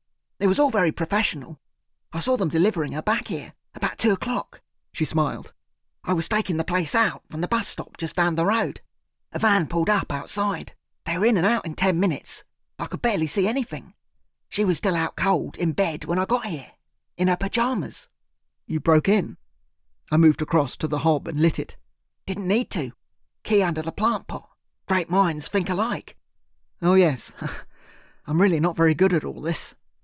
She'll be fine, Eric. She just needs feeding up. I put some oil in the frying pan and set it on the hob. There was 1 egg left. I'd not had the opportunity to go shopping. You're not a doctor, though, I said. Dr. Goodlove, even if you are dressed in tweed. Lucy gazed down at herself in mock horror. I thought I'd better look the part. Not ideal, Clobber, for a hot day like this, but still, I needed some kind of excuse to be here. I didn't want to frighten her when she woke up. The doctor's bag, too. Well, you've got to think ahead. I've got a friend who's a midwife. She might be able to give her the once-over, if you're really worried. I'd like that, I agreed. I could not trust to Lucy's expertise. She was very accomplished in many ways, but she wasn't a doctor. The sooner a professional gave Emily a proper examination, the happier I would be. You did a good job in Paris, she said, propping herself against the kitchen table. It was all over the TV this morning. I have to be honest, I wasn't sure you had it in you. Her face softened, and she kept her voice low as she added, It's not an easy thing, Eric. Killing someone at close quarters like that. It must have... I didn't, I said quietly, placing the bacon in the pan and cracking the egg. I couldn't quite meet her eye as I said it. Lucy frowned. What do you mean, you didn't? I didn't kill him. I gazed back at her then, as I disposed of the shell. She threw me a look. I saw it on the news. They interviewed a couple of eyewitnesses. They said there was blood everywhere. That's why I came over here this afternoon. They said it was tomato juice. It was a con, a setup. He was expecting me, Jason Coburn. I did shoot him, but he was wearing a bulletproof vest. Blimey. That floored her. I tried to run, but his henchmen, they found me. They were going to kill me. I think they would have done too, until I mentioned the car bomb. The fact that someone had tried to kill me as well. Lucy pulled herself up onto the kitchen table. That doesn't make any sense. Coburn let me go. He got me to phone the guy and tell him he was dead. He's taken out a contract. Coburn, I mean. He wants me to assassinate the person who took out the original contract on him. Bloody hell. Lucy shook her head and grinned. Eric, this is getting seriously loopy. And you agreed to it. What could I do? It was the only way I could get out of there alive. I turned back to the frying pan and jabbed at the bacon with a spatula. I don't know what to do, Lucy. I don't know who hired me. Coburn gave me a name and I tried to make out it would be easy enough to find out. But the truth is, I haven't the faintest idea how to go about it. I might be able to help you there. I haven't been entirely idle while you've been away. I've been doing a bit of research. You managed to find something in my dad's notebooks? Puddin'? A voice called through from the other room. Yes, darling, what is it? I think I need to go to the lavatory. I grimaced. OK, can you just give me a minute? I've got the frying pan on. All right. Lucy looked across at the pan. Smelling good. I could do with some of that myself. Ah, I don't think there's enough for two. That's all right. Look, you see to Emily. Keep her happy. It's probably not a good idea to talk here anyway. I'll phone my friend, see if she's free to come down and give it a once-over. Can you meet me tomorrow, in town? Maybe for lunch? Yes, if you like. It was a Saturday. There's a wimpy bar in the town centre. We could meet there if you like. She chuckled. Eric, you certainly know how to spoil a girl. All right, say 1:30? She peered across at the hob. That egg looks done. I pulled the frying pan off the heat. I was about to grab a plate when the telephone rang. I almost dropped my spatula. Better answer it, Lucy said. I moved out into the living room to pick it up. The voice on the other end was familiar, but unwelcome. Ah, Delphine, how are you? I put my hand over the speaker. It's Emily's mother. I removed the hand. Oh, have you? She had been trying to get in touch for the last 2 days. I think there must be a fault with the line. I didn't hear it ring. I was getting rather good at lying now. Look, could you bear with me for a minute? I just need to finish something. I put my hand over the receiver again and grimaced. You'd better go. This might take some time. Puddin', Emily called again from the bedroom. Just a minute, sweetheart. It's your mum on the phone. Lucy was shaking with laughter. I'll leave you to it, she said. Oh, have you got my car keys with you? I regarded her blankly. Car keys? Yeah. Where did you park it? Lucy had lent me her car on the journey over to France. I'd forgotten all about it. I caught the train down here today, but I thought I'd drive back. Ah, I hesitated. I'm sorry, I left it in Paris, outside the hotel. I didn't think it was safe to go back for it. Lucy rolled her eyes. Great. That's £1,000 down the drain. Sorry, I didn't realise. That's all right. She winked at me. Wasn't mine anyway. Chapter 11. The wimpy bar was packed to capacity. It would be, of course, on a Saturday afternoon. I had to wait for a table. Lucy was running late, so it didn't really matter. I had left Emily in the capable, if rather severe hands of her mother. Delphine had insisted on coming over from Chiswick first thing this morning. I'd babbled out a few excuses as to why her daughter had been incommunicado for the last 2 weeks, but I wasn't sure if she believed me. It had been a busy few hours regardless. I'd had to pop out to the corner shop to stock up, and then to the supermarket. Having been unconscious for the better part of a fortnight, Emily was ravenously hungry. At midday, the midwife arrived, and I left Emily in her capable hands. I'd been reluctant to leave her again, even with her mother there to keep an eye on her. Cuddling up in bed on Friday night, feeling her warmth against me, knowing that she was safe, I had felt such joy. But even then, I knew it was only a temporary reprieve. The truth was, I was in just as much of a mess now as I had been before, and I was meant to be getting married in 3 weeks' time. Penny for 'em? Lucy plopped down in the seat opposite me. She was back in the leather gear, skirt, boots, jacket. She even had a leather satchel, which she placed on the floor by the chair alongside her motorcycle helmet. She must have parked the bike somewhere down the street. "Just thinking about Emily, the wedding. It's all such a mess. I don't know what to do." "We'll think of something, Eric. Did you order some food?" Yes, I did. I didn't know when you'd get here." I told her what I had ordered. A waitress came over. "Same as him," Lucy said. "but coffee, not tea." The girl nodded and moved away. "How is Emily?" Asking lots of questions. I'm not a very good liar. I don't like lying to her. "Don't beat yourself up. You don't have a lot of choice." The midwife helped, although she was a bit brusque. "How do you know her?" "Nita?" Lucy smiled. "We were at school together. Not local, but she owes me a favour. She can keep an eye on Emily, avoid any awkward questions." "Thank you." It didn't solve the bigger question, though. I had made a promise to Jason Coburn, albeit under duress, and he was expecting results. "Lucy, what am I going to do? If I don't find this guy Albert Dickman in the next 3 weeks, then Coburn will spring back to life, and that'll be the end of me." "Don't panic," Lucy said. "We'll find him." "Albert Dickman?" "Yes, that's the name he gave me. The guy he suspects ordered the hit in London. He's an environmentalist. He has a whole list of oil barons he wants to put out of the way. At least, that's what I was told. Even Coburn doesn't know for sure if he's really behind it all." "Oh, he's behind it all right," Lucy confirmed. She leaned over to pick up her satchel. She lifted it onto the table and unbuckled the flap. "I've been working through your father's notebooks. The name Albert Dickman crops up more than once." My eyes widened. "He's the one who hired my dad." "According to this." She pulled out one of the notebooks and flicked through the pages. "I've been trying to decipher them while you were away. Took me a while to crack the code." She gazed around the restaurant. The place was packed, a lively hum of conversation, but we were in our own little nook and unlikely to be overheard if we kept our voices low. "Your dad kept pretty comprehensive records of everything he did. It's all in here, Eric. A treasure trove. Dozens of unsolved crimes. Scotland Yard would give their eye teeth to get their hands on these." "Perhaps we should give it to them." "Maybe, but I've still got a lot to work through. It's a mountain. Most of it's in plain text. Names and dates, that sort of thing, with the numbers reversed like on the photos. But there's quite a bit in code, too. Luckily, I managed to find the key. He was a clever sod, your dad. It's a book code." "A book code?" I wasn't familiar with the term. "I learn about them in the army. You pick a book, any book, and use it as a baseline for the encryption. Ah, right. Each successive letter is the start of a new alphabet. It's dead clever. It can be anything. A novel, a poem. It's virtually unbreakable, unless you have a copy of the book." "And you managed to find one?" "Yeah." She grinned. "You'll never guess what it was."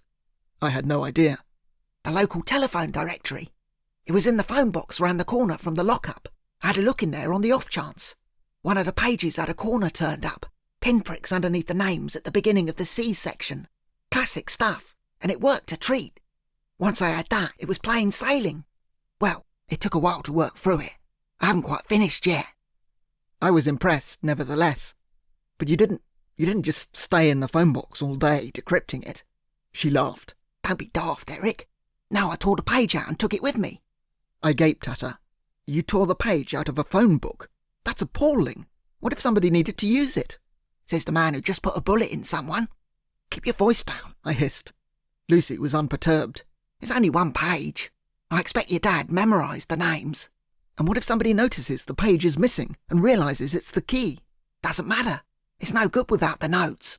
She gestured to the book she had spread out on the table. She secured the flap of the satchel and put it back on the floor. "God, it's boring work, though. I wouldn't want to do that for a living.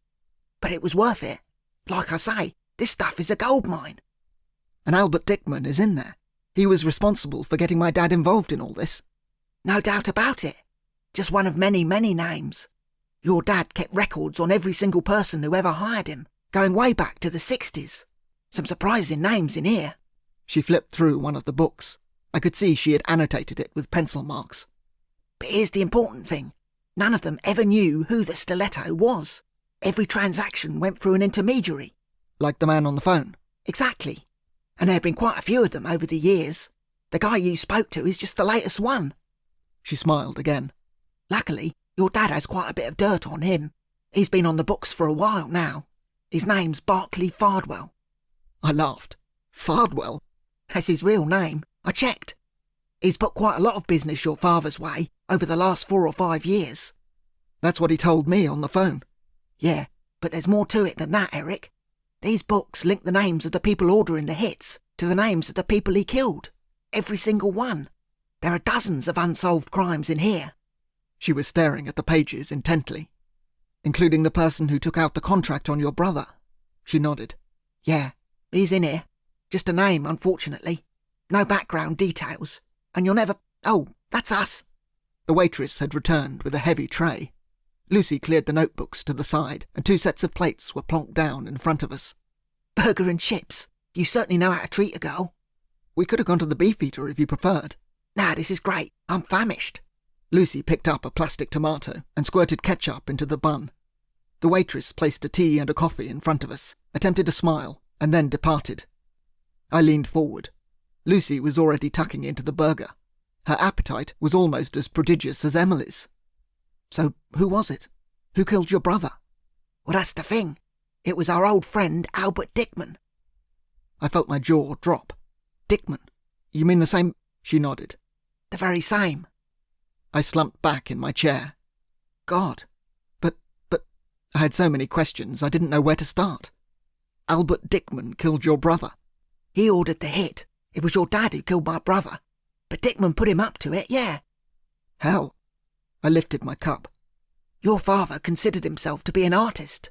He offered a variety of different services, depending upon the circumstances. He could have just shot my brother, but that was too simple. Albert Dickman wanted it to be spectacular. He wanted people to notice when my brother died. Your dad was happy to oblige. I'm sorry. You said he died in a fire, didn't you? In his office, yeah. Your dad broke in there one day, placed a gas canister under the desk, and then put a coin in the light socket, between the bulb and the joint. Very elaborate.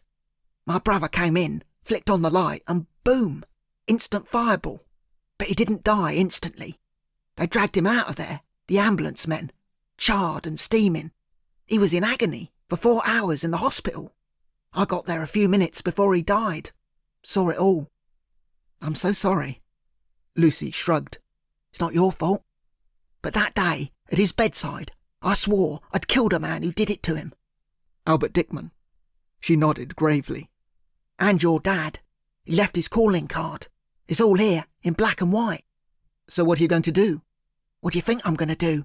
She swallowed a mouthful of chips. I'm going to find Albert Dickman and blow his tiny head off. But I might need a bit of help. I put down my cup. I needed Dickman out of the way too, but I wasn't sure I wanted to get involved in another murder. Couldn't we go to the police? I think it's a bit late for that, Eric. But what can we do? The 2 of us? How on earth are we even going to find this Dickman guy? Lucy wiped her mouth and took a swig of coffee. I think I have a way. You've got a plan? Yeah. Well, sort of. What I need from you, first of all, is information. Anything you can tell me. Any little tidbits Coburn passed on. Your dad has nothing on this bloke Dickman, apart from the name. No photo, no address. I frowned, trying to remember what I had been told. He was some sort of environmentalist, apparently. He runs an organisation called, what was it? The Sons and Daughters of Earth. I've never heard of them. An environmentalist, eh? I told her about the threatening letters. Pretty organised too, she said. I suppose that's not surprising, but it means he'll be more difficult to track down. But why would an environmentalist want to murder anyone? And where would he get the money from? My dad didn't come cheap. £50,000 a hit, I was told. Something like that, she agreed. I've seen the figures. She took another bite of her burger. So Dickman's no mean fundraiser too. He must have some serious connections. In the underworld, probably. That could be useful. You can't play with the big boys and not leave some kind of trail. But what about your brother? If Albert Dickman is an environmentalist, why would he want to kill him? He was one of the good guys, wasn't he? He was trying to save the planet, you said, with his electric cars. Yeah, he was. Lucy speared a forkful of chips. I don't know, Eric. You're right. It doesn't really make sense. She swallowed a mouthful. But I'm sure as hell going to find out. I regarded her thoughtfully. You're really going to kill him? She nodded, wiping her mouth with her wrist. I have to. Eric, this bloke has to be stopped. He can't be allowed to get away with murder. And it's not going to end with Coburn, is it? I could really use your help. What can I do? She sat back. As I see it, Barclay Fardwell is the key to all this. The man on the telephone. He's our way to Dickman. We should focus on him. You've got an address? Yeah. She gestured to the notebooks. Your dad has all the details. Where he lives, who he associates with.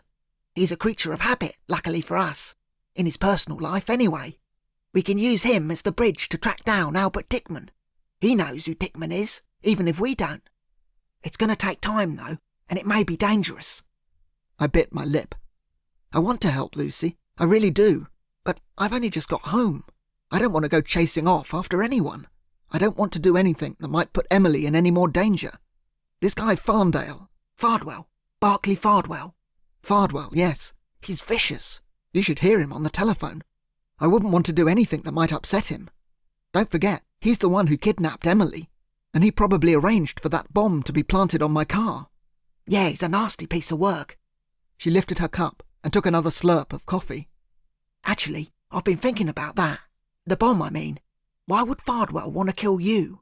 I mean, why then, at that moment, right after you'd shot Jason Coburn? It's crackers. Especially if, as you say, there were more hits in the pipeline. I don't understand it either. I think I do, she said. I've been racking my brains, and I think I've sussed it out. She put down her cup. I don't think the bomb had anything to do with Albert Dickman. I think Fardwell did that on his own. I don't follow. He was trying to cover his tracks. She leaned forward. I think he knows you're not the Stiletto. I think he's always known. But think about it. All this business of him mistaking you for your father on the telephone. You said it yourself. It never really added up. This bloke, he's been doing business with your dad for years now. Oh, sure, they probably never met in the flesh. But you can be damn sure he did his own work, just like your father did. A man like that doesn't get to be where he is without being careful. He would know all about your dad, what he looks like, where he comes from. He must have done. Do you honestly think he wouldn't recognise his voice on the phone? I know you sound a lot like him, but someone who knew him that well. Oh, it might have fooled him for a minute or two, but across 3 separate phone calls, he'd have cottoned on in no time. Are you not going to eat that? She gestured to my burger. I shook my head. I'm not feeling very hungry. Do you mind if I? Help yourself. She grabbed the burger and moved it across to her plate. And think about it, Eric. He phoned you at home. He knew your address. He knew about Emily. So he must have known all about you too. She picked up the tomato and squirted the burger. And you're not old enough to be the Stiletto. He must have realised that right from the off. Anyone with half a brain could see it. Jason Coburn assumed it was a family affair, that we were some sort of collective. Perhaps Fardcastle thought the same. Fardwell? Yeah, maybe. But the way he spoke to you on the phone, as if you were your father, that doesn't add up. He came on as if he was talking to the original model, but he must have known that wasn't true. Which means he was deliberately leading you on. I don't understand. He knew you weren't the Stiletto, even before he called you that first time, before he kidnapped Emily. Think about it. Fardwell's brokered a deal with this Dickman bloke for 2 hits. Your dad carries out the first one, no problem. But then, nothing. Coburn's still alive, no word from your dad. Fardwell's got a problem. Blokes like that, they live by reputation, and your dad dying puts him right in the muck. You think he found out about that? That my dad had passed away? He must have done, halfway through the contract. It's the only thing that makes any sense. It didn't make any sense to me. But if that was true, why couldn't he just tell Dickman that my dad was dead? What, after he pocketed the money? They might not believe him. And it may be that he didn't know to start with. All he had was radio silence. I reckon he tried to get in touch with your dad, but had no joy. He must have known about the lockup. He went over there with one of his minions. He'd have a few people he could call on, in case there was ever any aggro. So it was definitely Fardwell who broke into the lockup? It has to be. And the muscle was harpooned to the door. But he wouldn't have been able to get into the safe room, not without the remote. I reckon Fardwell must have sussed your dad was dead and thought he'd help himself to the bank books. All that lovely lolly locked away in some Swiss bank account. Why not take it back if your dad was out of the picture? Then you came along. You think he saw me when I visited the lockup that first time? He must have done. Or more likely some hired hand, like the bloke we saw in the car. He had a camera in there, did I tell you? I had a quick look after I decked him. He must have reported back, and Fardwell realised who you were. Or at least that you weren't your father. Maybe he followed me home. Or somebody did. Exactly. Or he may have known about you already, and you turn up at the lockup, so he knows you know about your dad. Perhaps you've always known, and he thinks, this last hit, straightforward job, why not rope in the sun? A rifle, less than 100 feet, child's play. He probably thought you'd know your way around a gun. It didn't matter to him if you got caught, but he had no hold on you, no leverage. And so he kidnapped Emily? I scoffed. Lucy, that's ridiculous. Not if he was desperate, if Albert Dickman was making threats. But surely he'd have been better off doing it himself. A man like that, Eric, he doesn't do anything himself. It's all hired help. He never gets his hands dirty. He gets someone to kidnap your girlfriend. He phones you up, says he's disappointed. You've got to finish the job, as if he's talking to your dad. And you're in a panic. Emily's disappeared, so you're prepared to do anything he says. And even when you botch the hit, he gives you a second chance, because he doesn't have a choice. If Jason Coburn doesn't die pronto, it's his nuts on the fire. I grimaced at the image. I can't believe anyone would go to all that trouble, taking a chance on a complete novice. Lucy shrugged. It's only a theory, but it does explain the car bomb. If you'd succeeded that first time out, then he could happily bump you off, find a way to grab your dad's loot, and then hire someone else for the next batch of hits. She took another chunk of the burger and swallowed it quickly. Except, of course, you're still alive, and that means you're an inconvenience. I am? Definitely, because of all that loot. Sooner or later, he's going to come for you, Eric. And unlike Albert Dickman, he knows exactly who you are. He thinks he's untouchable now, because Coburn's dead. But the only reason Barclay Fardwell still has his balls is because Dickman thinks the hit was a success. When Coburn springs back to life in 3 weeks' time, Albert Dickman will hit the roof, and it's Fardwell who'll pay the price. Well, that sounds perfectly fine to me, I said, after all he had put me through. But look at it from his point of view, Eric. When that happens, what's the one ace he's got up his sleeve if Dickman comes gunning for him? I don't know. He knows who you are. He'll spill the beans without a second thought to save his own scrawny neck. And so Dickman will come after you for not completing the contract. Your life won't be worth tuppence. She took another bite of my burger. So if we don't do something about him too... Then it's good night Vienna. But the good news is, I've got a plan, and we've got a 3-week head start on everyone. So what do you suggest we do? It's simple. We find Fardwell and use him to get to Albert Dickman. We carry out the hit, exactly as Jason Coburn wants us to. But I don't want to kill anyone. Look, Lucy, I'd happily give both of them a bloody nose, but... You don't have a choice, Eric. It's them or us. Fardwell too. It has to be.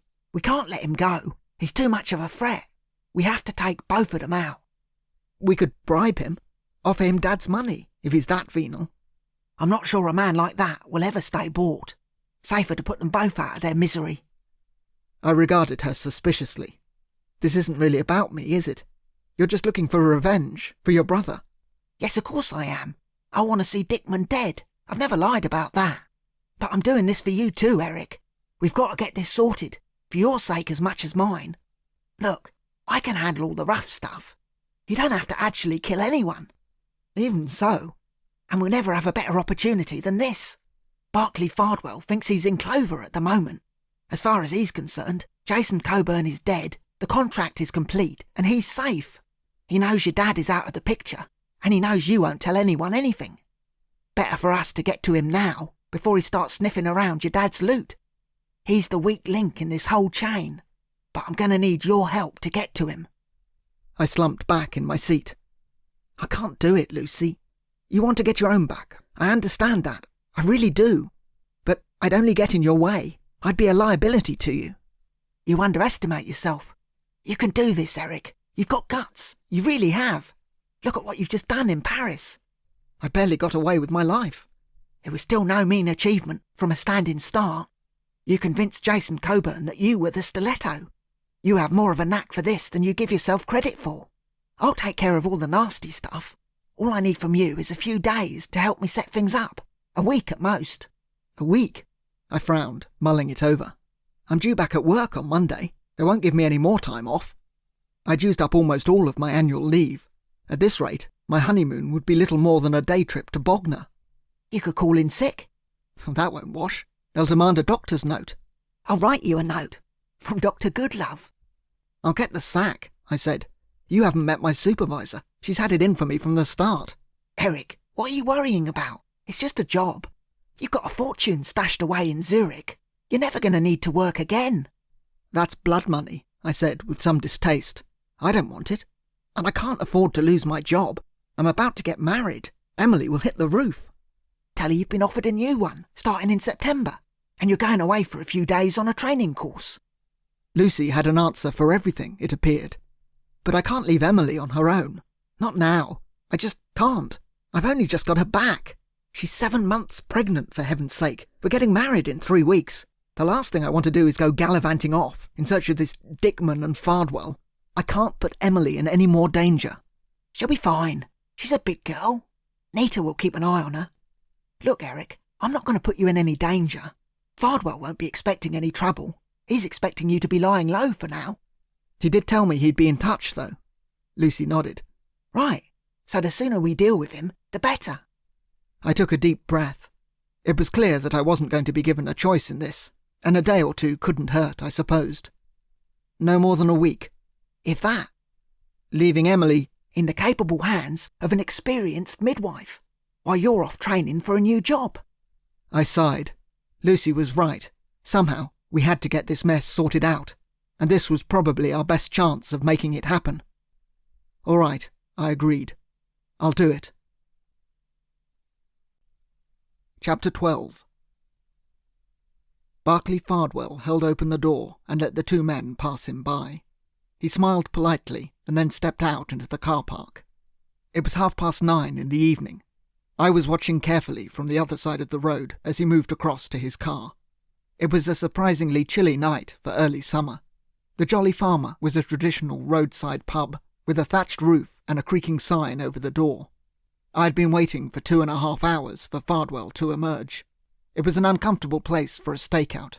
I was lying on a blanket amid some rather prickly foliage on the opposite side of the road. My legs were long past the point of falling asleep and were now at the church preparing to be buried. The sun had set a short while ago, and, with the trees and bushes on this side of the lane, there was little chance of Fardwell spotting me. I had a revolver in my jacket pocket, though, just in case. Lucy had insisted I bring it along. It was one of my dad's old firearms. She had given me a quick lesson in how to use it, but I hoped it would not prove necessary. 6 cars were parked out the front of the pub. My own car, a Fiat, was just off to the right, down a dark lane cutting off from the main drag. I had rented the car a couple of days before, using one of my dad's fake IDs. If it had been up to me, I would have parked it directly outside the pub and mounted my surveillance from there. It would have been far more comfortable, but Lucy was not having it. "This isn't the movies," she said. "You can't sit in your car in plain sight and expect him not to see you." "I could duck down when he comes out," I suggested. "He's a professional, Eric. He'll have a sixth sense. It's going to be dodgy enough placing you out there in the bushes." Lucy had advised me to keep very still when Fardwell came into view. I did as I was told, and kept my head low behind the foliage as he sauntered over to his bright red Porsche and pulled open the door. Barclay Fardwell was not at all how I had imagined him. On the telephone, he sounded silky and aristocratic. I had pictured him as 6'2", slim, with silver hair and classically handsome features. The reality was somewhat different. He was short, fat, and bald. He was dressed nicely, in a smartly tailored 3-piece suit, but there is only so much stomach a waistcoat can conceal. The flashy car was something of a surprise too. This was not a man to hide his light under a bushel. "He's a cocky sod," Lucy reckoned. "He thinks he's untouchable." He was also a creature of habit. Twice a week, every week, he would drive to the Jolly Farmer, sink 2 pints, and then drive home. He was a friend of the landlord's, apparently. It was all in my dad's notebook. Fardwell was careful to keep his criminal activities at arm's length, but his domestic routine was much more predictable. Tuesdays and Thursdays were pub nights. This was the Thursday. The light flicked on inside the car, and Fardwell pulled himself into the driver's seat. I caught a glimpse of his face, puffy and bland, sporting the kind of amiable expression you would expect to see on a man who had just sunk a couple of pints with an old friend. He pulled the door closed, and the light flipped off. A moment later, the headlights burst into life. I ducked out of sight. I was not directly in his line of fire, but the beams were bound to cut across me as the car moved off. I knuckled down in the folds of the blanket and waited until the Porsche had pulled out into the road. When it was gone, I lifted myself up and quickly rolled up the blanket. Time was of the essence, but my body protested at the sudden movement. My legs were still half asleep. I staggered forward towards the road just as another vehicle swept around the corner, coming from the opposite direction. I pulled myself up just in time as the car sped past, and then hobbled across the road towards the pub. The Fiat was parked a little way along the lane leading off from the main thoroughfare. I could have jumped inside and given chase, but that was not the plan. As Lucy had said, this was not the movies. Fardwell would spot anyone who tried to follow him. "We've got to be cleverer than that," Lucy said. I opened the boot of the car, tossed the blanket inside, and then moved past it. Clever, in this case, meant the phone box a little further along. It was one of those rural boxes the telecom people are obliged to maintain, even though no one ever uses them. I hurried towards it. Sure enough, the box was empty. I pulled back the heavy red door and stepped inside. There was a dim light. I fumbled in my jacket for the piece of paper with the number on it. Then I picked up the receiver and began dialing. There was a pause, followed by a ringing tone on the other end. 4 or 5 miles away, a second phone box was receiving the call. Lucy would be waiting outside. I could picture her, astride her motorbike, nodding with satisfaction as the telephone vibrated into life. 4 rings, and then silence. The last time I had heard Barclay Fardwell's voice was on Sunday afternoon. I was in the middle of spooning out some carrots. Emily's mum, Delphine, had decided to stay for the weekend, and I'd felt obliged to put on a bit of a show for Sunday lunch. Emily was closer to the phone than me, and she waddled across to it before I had the chance to react. "It's for you, Puddin'," she said. I grimaced, as I always did when she used my pet name in public, and put down the carrots. Quickly, I moved across and grabbed the receiver. "Hello?" "It's me," Fardwell declared. My heart skipped a beat. "I'm sorry to disturb you at lunchtime." His voice was as polite and smooth as ever. At this point, my mental image of him was still the suave English gentleman. "This is by way of a final call." "Oh, right," I said. "You'll be pleased to hear that there have been no complaints from our associates, despite the recent hiccups." I'm glad to hear it." "Our business is therefore concluded. However, in light of these unfortunate events, I'm afraid I've had to review our relationship. We've worked together successfully for many years, and I've always considered you to be a safe pair of hands. Recently, however, things have changed. You've become sloppy. As a result, I don't think it would be prudent to continue our association. I hope you won't be offended, but I will no longer be putting any business your way." "Yes, I see." There wasn't much more I could say, with Emily and her mother both listening in to my side of the conversation. "If you'll take my advice, you might consider early retirement. You've made a considerable amount of money over the years. Why not take the time to enjoy it? I wish you all the best, but you'll not hear from me again." And with that, abruptly, he hung up the phone. My jaw had been slowly dropping all the while he was talking. The nerve of the guy, carrying on his little charade to the last. Lucy was right. He knew I wasn't the Stiletto. He had to know. He was trying to put me off guard, convincing me that my life was now back on track, making it all the easier to stab me in the back some weeks down the line when he finally came in search of the loot. Emily was smiling at me from the dinner table. My mind flicked across to another pressing matter. I hadn't told Emily about the new job yet, or the training course I was supposedly going on. This would be the perfect opportunity. I still had the telephone in my hand. "That's marvellous news," I said, to the dead line. "Yes, thank you. On Tuesday? Yes, that'll be fine." Lucy had coached me on this bit. She had guessed that Fardwell might call. Finally, I put down the receiver and told Emily and her mother the good news about the job. "Puddin', that's marvellous," Emily beamed. "I'm so proud of you." It was an uncomfortable moment, pretending to bask in her praise. I hated lying to her again, the love of my life, but I didn't have much choice. I could have done without Delphine being there to pour cold water on the whole idea, but she perked up when she heard my salary would be doubled. "It does mean I'll be away for a few days," I said, "for training." Emily accepted that with good grace. She was planning on going back to work next week in any case, just for a week or two. I was not altogether happy about that, but at least she would be with other people during the day. Her sister was also planning on coming over to help with the wedding arrangements, so she would not be alone here either, and the midwife would be on hand to cover any emergencies. On the Monday, I handed in my resignation at the office. Christina's face was a picture. She was my supervisor. She tried to insist that I work out my notice, but I pleaded sickness and was out of the building by 1 o'clock. I went for a farewell drink with Abdul, and then, the following morning, I set about hiring a car. "You must phone me every night," Emily insisted. "You must let me know how you're getting on." I promised her faithfully that I would, and so far I had kept my promise. I had got the call in early on Thursday from the phone box outside the pub.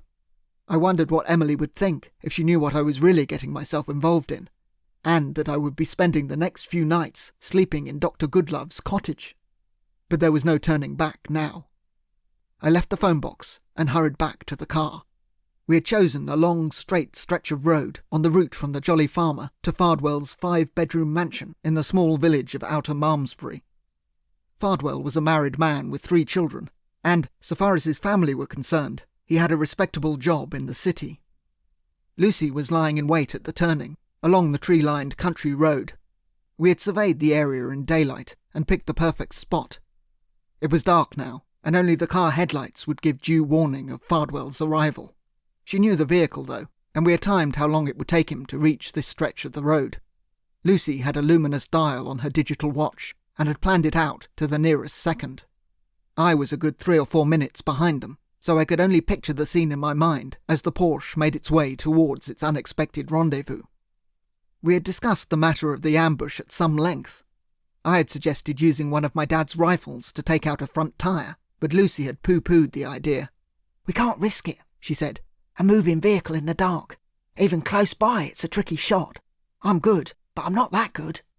Her suggestion was simpler and a lot more practical. She would wait until the car came into view, then slide a piece of wood into the road, jammed full of metal spikes. She had put something together that morning. The car would hit the spikes full on, swerve, and then either crash or come to a juddering halt. It was a bit of a risk. The car could easily hit a tree, and Fardwell might be killed. But it was a risk we were prepared to accept.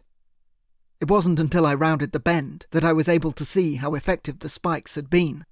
The car had skidded almost 50 yards along the road and then come to a halt on a grass verge. The headlights were still on, but there was no sign of life inside the vehicle. Nor could I see any sign of Lucy as I made my way towards the turning. There was a dirt track off to the left. We had chosen this stretch of road for precisely that reason. I pulled into it. Lucy's motorbike was parked just along the way, next to a second telephone box, the one I had called a few minutes before. The track led down to a couple of small farmhouses. At this time of night, there would be no one around. The main road was another matter. As I turned off the engine and switched off the lights, the headlights of the Porsche also flicked off. I peered back at the main road. I couldn't see anything. I turned on the interior light and fumbled in the glove compartment for the small torch I had stashed there. I'd like to claim I'd thought ahead, but it was Lucy who had covered all the details. At the same time, I pulled the revolver out of my jacket. Then I switched off the light and stepped out of the car. There was not a sound outside, bar the gentle rustle of the trees. An owl hooted, and I nearly had a coronary. I took a moment to recover myself, flicked the safety catch off the gun, and then moved slowly towards the main road. "Over here," a voice hissed. Lucy was standing on the near side of the Porsche. She had the passenger door open. "He's coming round." I shuffled towards her and heard a groaning sound from inside the vehicle. "He's been out for a couple of minutes," Lucy explained. He must have bumped his head on the steering wheel. Another set of headlights appeared in the distance, flickering through the trees around the bend. A vehicle was coming towards us. "Get down," Lucy whispered. Luckily, Fardwell's car had come to rest on a grass verge. It did not look like the scene of an accident. "Did you move?" She nodded. The spikes had been pulled back off the road. That had been her first priority, after Fardwell was brought crashing to a halt. The vehicle passed by without stopping. Lucy popped her head back up. Now the area was dark again. She flicked on a pocket torch and aimed the beam directly at Barclay Fardwell. Stay where you are, she ordered, as his podgy face came into view. The man blinked across into the light.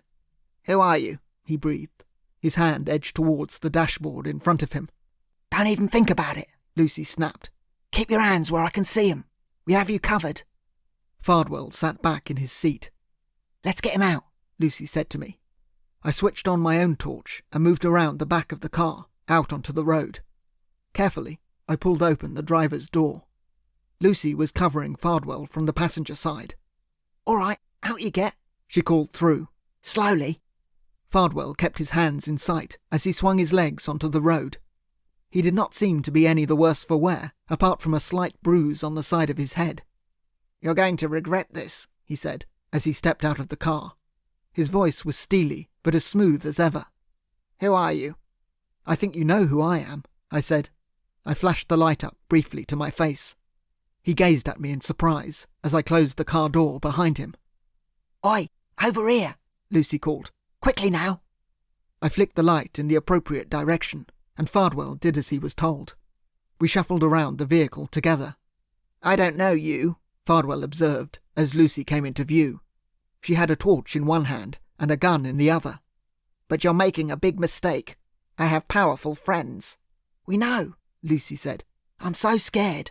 You better get a move on before I accidentally shoot you. We directed him along the track to the hire car. Up against the vehicle. Hands where I can see him. Fardwell reluctantly followed her instructions. Keep him covered, Lucy said, more for his benefit than mine. I kept my revolver aimed as Lucy moved in, pulling Fardwell's arms behind his back and clicking a pair of handcuffs into place, the same ones she had used on me. I'm arresting you on suspicion of multiple homicide, she said. You have the right to remain silent, but if you do, then we'll probably cut your balls off and feed them to the dogs. She was enjoying this, I could tell. You're insane, Fardwell snarled. Very probably, Lucy agreed. So shut up and do as you're told. We're going on a little journey, the three of us, after we've cleaned up here. Lucy produced some rope and set about tying his legs. Before we left the site, we would need to dump Fardwell's car, a two-man job now that the tyres had been torn to shreds. First, however, we had to secure Fardwell himself. Lucy found a gag for his mouth. He glared at her, his face red with anger, but there was nothing he could do about it. For a moment, I almost felt sorry for him. Then I remembered what he had done to Emily, and my sympathy evaporated. It was lucky for him that we needed him alive, for now. Lucy pushed him around to the back of the car and opened up the boot. She gestured to the metal interior, with my blanket laid out across it. Your carriage awaits, she beamed. Chapter 13. It was almost midnight when we arrived back at the cottage. It was quite a long drive, and I was not familiar with the route. Lucy took the lead on her motorbike, but she had to stop every few miles to allow me to catch up. We passed through a couple of towns, and I shuddered at the sight of a police car in one of them, on the prowl for drunks at chucking out time.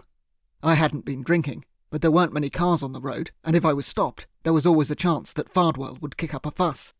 He was gagged and trussed up in the boot, but there was nothing to stop him from groaning and kicking if he felt so inclined. It was a relief, therefore, when we finally pulled off the road and trundled along the dirt track towards Lucy's cottage. The car rattled along the bumpy trail, doubtless causing Fardwell no end of discomfort. Once again, I couldn't help but feel sorry for him, and I had to keep reminding myself that this man was a cold-blooded killer. He might well never have shot anyone himself, but he had certainly been behind some of the most notorious murders of the last 4 or 5 years, and he had tried to kill me too. Lucy hopped off her bike and opened up the house. Blinding lights illuminated the little garden. She came back out, stowed her helmet with the bike, and skipped across to help me with Fardwell. We opened the boot. The light came on inside, and the bald man glared up at us. He didn't protest, however, as Lucy untied his feet and we helped him out of the car. From there, it was a few short steps into the house and down a narrow flight of stairs to the cellar. It was a surprise to me that a cottage like this would have a cellar. A coal cellar, apparently. It was an old building. It was the perfect location for what Lucy had in mind. Whatever happened here, nobody would know anything about it for quite some time. There's a postman in the morning and a milkman, Lucy said. But once you shut the cellar door, you could scream your head off and no one would hear a peep. Looking at the dank, lonely room, with its stark brick walls and single 40-watt bulb, I could well believe it. Coburn's basement had been a mansion house in comparison. We sat Fardwell on a large wooden chest, and Lucy pulled up a chair. I perched on the stairs, with the revolver in my hand. That was just a precaution. Fardwell still had his hands cuffed. Lucy leaned forward and pulled off the gag. "Sorry about the ride," she said cheerfully. "Didn't want you causing any trouble." "You mean you didn't want me seeing where I was being brought?" Fardwell's voice, though calm, was dripping with contempt. "Just take it as read. You're in the middle of nowhere." Fardwell looked across at me and raised an eyebrow. "A friend of yours, Eric?" He used my first name deliberately, attempting to put me on the back foot. "That's right," Lucy agreed, before I could answer. "But no friend of yours, I'm afraid." "You're making a big mistake, whoever you are. And I'm disappointed in you, Eric. After all these years of working together." "You could drop the act," Lucy said. "You know as well as I do he's not the Stiletto. You've always known that." The man shrugged. "Perhaps." I glared at him. Now that he was in front of me, examining us both with studied contempt, I felt a rare flash of temper. This was the guy who had kidnapped Emily. This was the man who had caused me all this pain. "I would never have got involved in any of this if it wasn't for you," I said, unable to hold my tongue. "Look what you've done to me. You've turned me into a criminal." Fardwell smiled thinly. "Your father would be very proud." I stood up, wanting to belt the swine, but Lucy raised a hand. "Leave it, Eric. He's not worth it." Fardwell regarded the two of us with something close to amusement. "Dissent in the ranks. Not professionals, then." "We got you here, didn't we?" Lucy snapped. She had good reason to hate him too. "And who exactly are you?" he asked. "I don't believe we've been introduced." "Her name's Lucy Titmus." Lucy shot me a look. "Eric, what did we say about giving out personal information?" "Oh, right. Sorry." Fardwell was not impressed in any case. "I shouldn't worry. The name means nothing to me." "Perhaps you know her brother, Thomas," I suggested. Lucy shot me another aggrieved look. "Sorry," I mumbled again. "But surely it can't hurt now. You arranged his murder." "Did I?" Fardwell shrugged. "I think you must be under a misapprehension. I'm a businessman, a facilitator. I've never killed anyone." "But you arrange for people to be killed," I said. "It's all there in my father's notebooks, chapter and verse." Again Fardwell regarded me with an icy cool. "Your father was twice the man you'll ever be. If I were you, Eric, I wouldn't try to keep me here. I have powerful friends. If anything were to happen to me—" "No one will care," Lucy cut across him. "People like you don't have friends, Mr. Fardwell. Your associates only care about you while you're useful to them. They won't give two hoots if you die." "Perhaps not," Fardwell agreed. He was starting to sound bored. "So you're going to kill me, are you? I thought better of you than that, Eric." "You could still walk out of here," Lucy said, "if you cooperate." It was a moot point whether that was true or not. Lucy and I had argued quite a bit about it. I still thought it might be possible to buy him off. "Help you?" Fardwell scoffed. "Why on earth should I do that?" "I can think of a couple of reasons." Lucy flicked her head back to me. "Looks like it's going to be a long night. Perhaps we should get a bite to eat first." She returned her attention to Fardwell. "Is there anything we can get you? Glass of water? Bread and cheese?" "Nothing, thank you. You're wasting your time. I have no reason to help you. Frankly, you're going to have to kill me, because if I do get out of here alive, I promise you, you'll both be dead within a week." I swallowed hard, knowing he was telling the truth. Lucy was right. You couldn't reason with a man like this. "You're not really in a position to make threats," Lucy said. "And luckily for you, Barclay."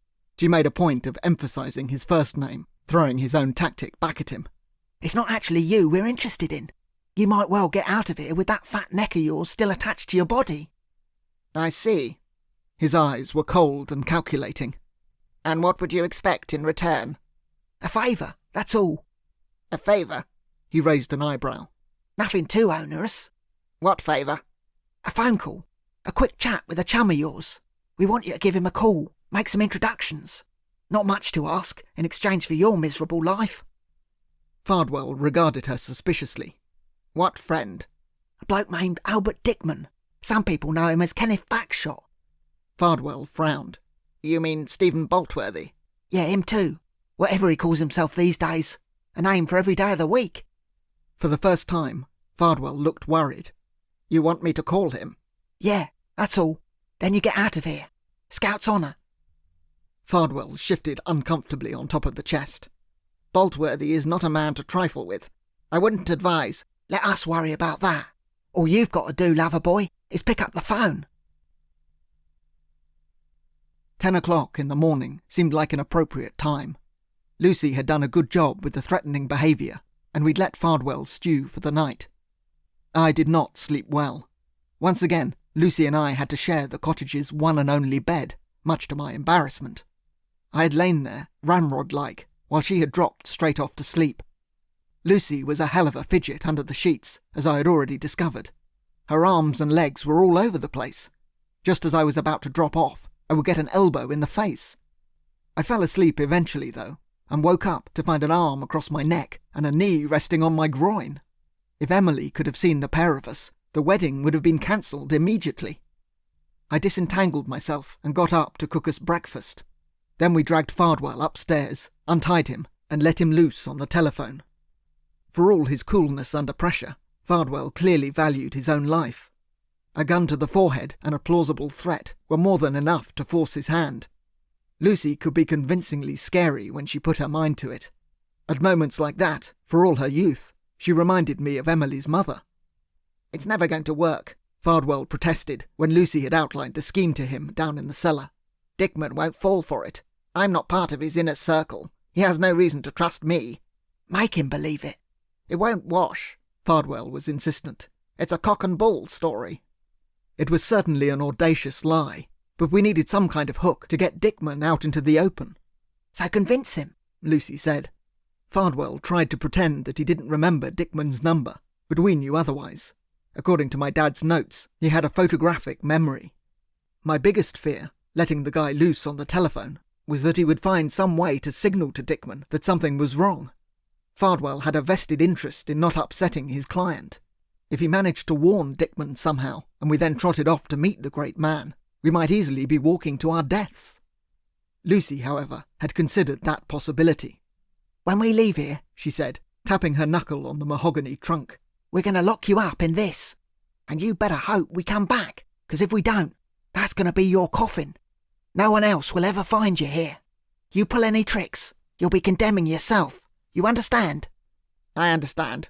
Fardwell nodded bitterly. No warnings, no code words. Just stick to the story we agreed. One wrong word and you're dead. Understood? Eric might be a bleeding heart, but I'm not. The cottage had a second telephone out in the bedroom. Lucy brought it out on a long extension so that we could listen in. Fardwell picked up the phone and dialed the number. It rang and rang for longer than my nerves could stand. There was a click and an answer. Orderly place? It sounded like a question rather than a statement. A woman's voice. Fardwell was staring coldly at us across the kitchen.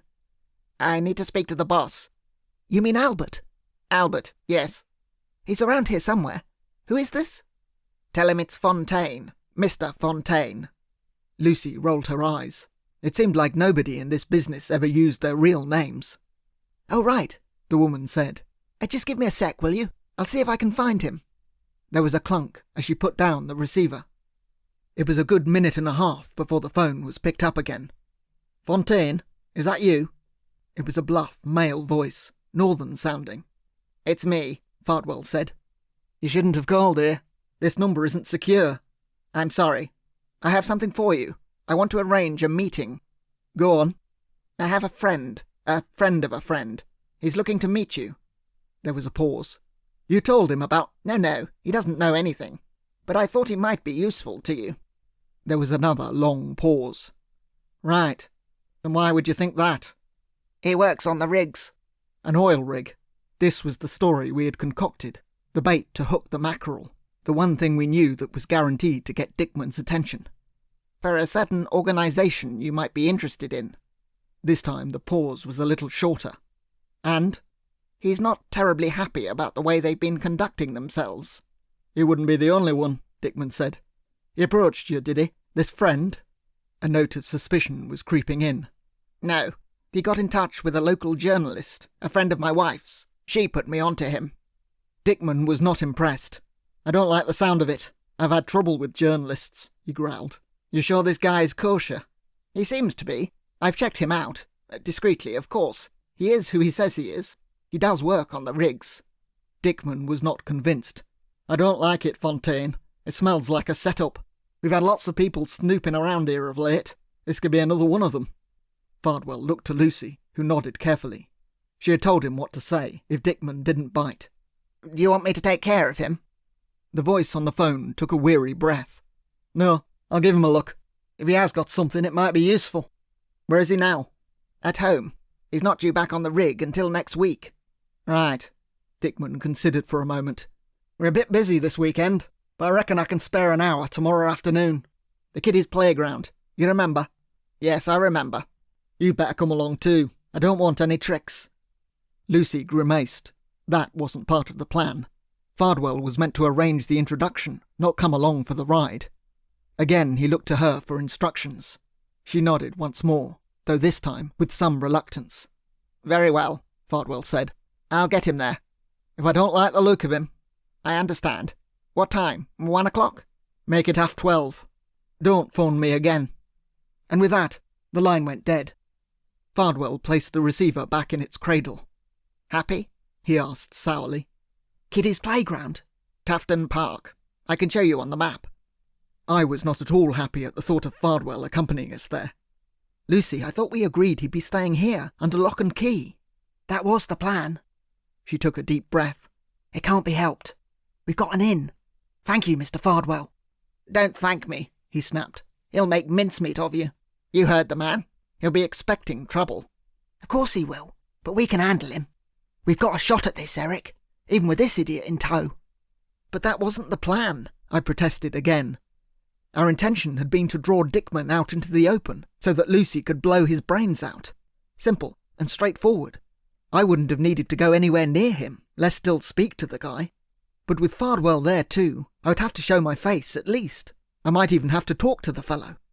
I'm not going to pass as an oil rig worker, even at a distance. He'll take one look at me, and he'll know I'm a fraud. We'll sort something out, Lucy said. But I don't know anything about oil rigs. Not yet, she agreed, glancing at the clock on the wall. But look on the bright side. She gave me a toothy grin. You've got a whole day to bone up on the subject. Chapter 14. Lucy Titmuss was out of sight, amid a clump of trees adjacent to the bicycle shed. It was one of the few areas of cover in the whole park. She shifted her legs on an upper branch and poked the end of my dad's specially adapted rifle through a gap in the leaves. Tufton Park was a rare stab of greenery in a heavy urban area. A main road cut off the far side of the field, while a school wall occupied the near view. It was far too public a place for my liking, and from up in the trees, Lucy only had a partial view of the front gates where we had agreed to meet Albert Dickman. It was a Saturday afternoon, too, which meant the park was jam-packed. Doubtless that was why Dickman had chosen it. It was the worst place imaginable to organise any kind of hit. There was a children's playground off to the right, full of screaming kids, and around the corner, a skateboard park for the teenagers. Even with all the noise, however, the sound of a rifle would cause a sensation. And, according to the map, the local police station was less than 200 yards away. We can't use live ammunition, Lucy concluded, when we discussed the matter on Friday evening. Even a pen gun would be dodgy, and Dickman's going to have people with him, that's for sure. It looks like we're going to have to go old school. Luckily, she had emptied out a fair chunk of my dad's armoury from the lock-up. She lifted up a small metal dart with plastic fins and showed it to me. I reckon this little beauty will do the trick. I looked up from my textbook. A poison dart? A projectile. There's a rifle that goes with it. It's a bit fiddly, not easy at a distance. She twirled the dart in her hand. But it has the benefit of being discreet, like a bee sting. The poison takes a little while to come into effect. That'll give you a chance to get away before anyone notices. What about Fardwell? Bringing him along complicated the matter enormously. Albert Dickman was expecting him to be there to make the introductions, but the guy couldn't exactly turn up in handcuffs. The thought of him running free did not sit well with me. Out in the open, there was nothing to stop him from shouting a warning. I'll have to put the frighteners on him somehow, Lucy said. Make sure he plays ball. This bloke Dickman is too clever by half. I'm not going to lie, Eric. This is going to be tricky. How are you getting on with that? She gestured to the textbook. I scratched my head. Not very well. I had gone to the library and taken out a pile of reference books on the oil industry. The librarian had given me a pitying look when I had gone up to the desk to check them out. Lucy had lent me her tokens. I had also photocopied various pages from an encyclopedia and a couple of magazines, but, in truth, very little of it was sinking in. I pushed the book away. I can't learn all this in one evening. I'm not the one with the photographic memory. Don't worry. Dickman will only ask you a few basic questions to make sure you know your stuff. You're not going to have to pass yourself off as an engineer. That was just as well. The guy would take one look at my hands and know I had never done a hard day's labouring in my life. The next day, I was a bundle of nerves. There was a car park adjacent to the playground. My knees were trembling as I pulled up the Fiat. Barclay Fardwell was sitting next to me in the passenger seat. He was looking straight ahead, his face a blank mask, completely unreadable. His hands were cuffed together. It would have been safer to toss him in the boot for the duration and let him out when we got here, but there was a chance someone might be watching us. No sudden moves, I said, as I pulled out the key. I tried to make my voice sound stern as I removed the cuffs, but it had other ideas. Remember, I am armed, I added awkwardly. That much at least was true. Another pen gun in my pocket, which I hoped to God I wouldn't have to use. And Lucy will have you in her sights from the moment you step out of the car. We had made a point of not telling him where she would be positioned, for the simple reason that the car park was, in fact, completely out of her view. You don't need to remind me, Fardwell snapped. Let's get this over with. He had already made clear his contempt for the plan and the likelihood of reprisals if Dickman realised anything was amiss. But Fardwell was a sensible guy, and the immediate threat of a poisoned dart in the side of the neck was enough to keep him on side as we stepped out of the car. At least, I hoped it was. Lucy had reconnoitred the park the previous afternoon while I was at the library, but this was my first visit. I had only a brief sketch of the area in my mind, based on an outline Lucy had shown me. The car park was half full, but the green itself was busy.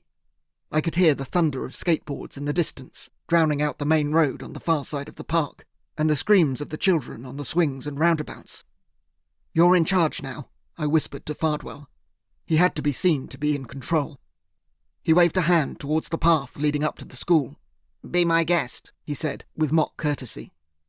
A woman with a pram was sitting on a park bench opposite the school gates. The gate itself was locked up. A figure a little way along was leaning against the brick wall, smoking a cigarette. He was in his early 30s, rough-looking, with a bomber jacket and highly polished shoes. He took one look at us and pulled himself up. "That's our man," Fardwell muttered. "That's Dickman." The guy didn't look anything like I had imagined. "No, one of his underlings." Fardwell raised a hand. "Good afternoon." The man stubbed out his cigarette and grunted as we arrived in front of him. He looked from Fardwell to me and then back at Fardwell. "This him?" "This is him. Where's Mr. Dickman?" "He's here," the man growled, though quite clearly he was not. "Come with me." "Not you," he added, as Fardwell made to join us. "You stay here. It's this one he wants to talk to." Fardwell shrugged. He didn't care one way or the other. But I eyed up the man with alarm. In front of the school gates, we would be well within Lucy's line of fire. However, if Albert Dickman was any distance away, there was no telling if she would be able to see him. "Where is he?" I asked. "Not far. Round the corner." The man turned his back to me and moved off, expecting me to follow him. I saw a smile creep onto Fardwell's face. I was on my own. Oh Christ. Why did I agree to any of this? A narrow alleyway ran along the far side of the school, between the outer wall and the exterior of the skateboard park. This was a shortcut between the park and the rest of suburbia. It hadn't been on the map Lucy had sketched for me. 2 men were waiting patiently halfway along, a very tall, thin guy and an older man of middling height. There was no one else in sight. My hand slipped down into my jacket pocket. It was obvious which one was Dickman, the older man. Could I risk shooting him in broad daylight? The alleyway was secluded enough for me not to be seen, but I was outnumbered 3-1, and the pen gun only had 1 shot. Dickman was watching me carefully as I approached. He was a solid-looking guy of about 50, around 5'9", his dark brown hair flecked with grey. A set of particularly hairy eyebrows sat atop a pair of thick NHS spectacles. Like Fardwell, he had a puffy face, but he was stocky too, with a definite presence. He shot out a hand as I arrived in front of him. "Albert Dickman," he said. His grip was like a vice, and I struggled to return the shake without wincing. "Eric Monteith," I said. Monteith was my mother's maiden name. It was easy enough to remember. Lucy had suggested I hang on to the Christian name, though. Makes it easier to avoid mistakes. "Thank you for coming," Dickman said. His voice was a thick treacle, the accent purest Yorkshire. If he'd had a flat cap on his head and a whippet by his side, I would not have been surprised. He did not look anything like the head of a terrorist organisation. It was only his manner that gave the game away. "Barclay says you wanted to talk to me." "Yes, that's right." Dickman spread out his hands. "Well, here I am. Spit it out, lad." Well, as you may know, I work for a large oil company. Zernan Oil. Aye, so I gather. You work on one of their rigs." He looked me up and down. "You don't look like a rigger." "I'm not," I said. "I work in the kitchens." I attempted a smile. "Someone has to feed the troops." "Which rig are you on?" "Radston Mowbray. It's in—" "I know where it is, son. One of the new ones. In the North Sea." "How long have you been working there?" His eyes peered at me, alive for any indication of falsehood. "About a year." "You work shifts?" "Yes, 1 month on, 1 month off." Dickman nodded. "And how many people work on the platform?" "About 200 at any one time. 4 of us in the kitchens." "And the drilling? Not your department, I know. How many barrels of oil do you produce each day?" I had the answer to that, too. "It varies, but on a good day about 60,000, and 900,000 cubic metres of gas." Dickman shot a look at one of his minders, who nodded agreement. "Aye, that sounds about right. Who's your boss out there? Who's in charge of the rig these days?" I blinked. Hell, I didn't know. I'd memorised a load of facts and figures, but I didn't know any names. What could I say? I had to give him something. "Jim," I said, the first name that came into my head. "Jimmy Hawkins."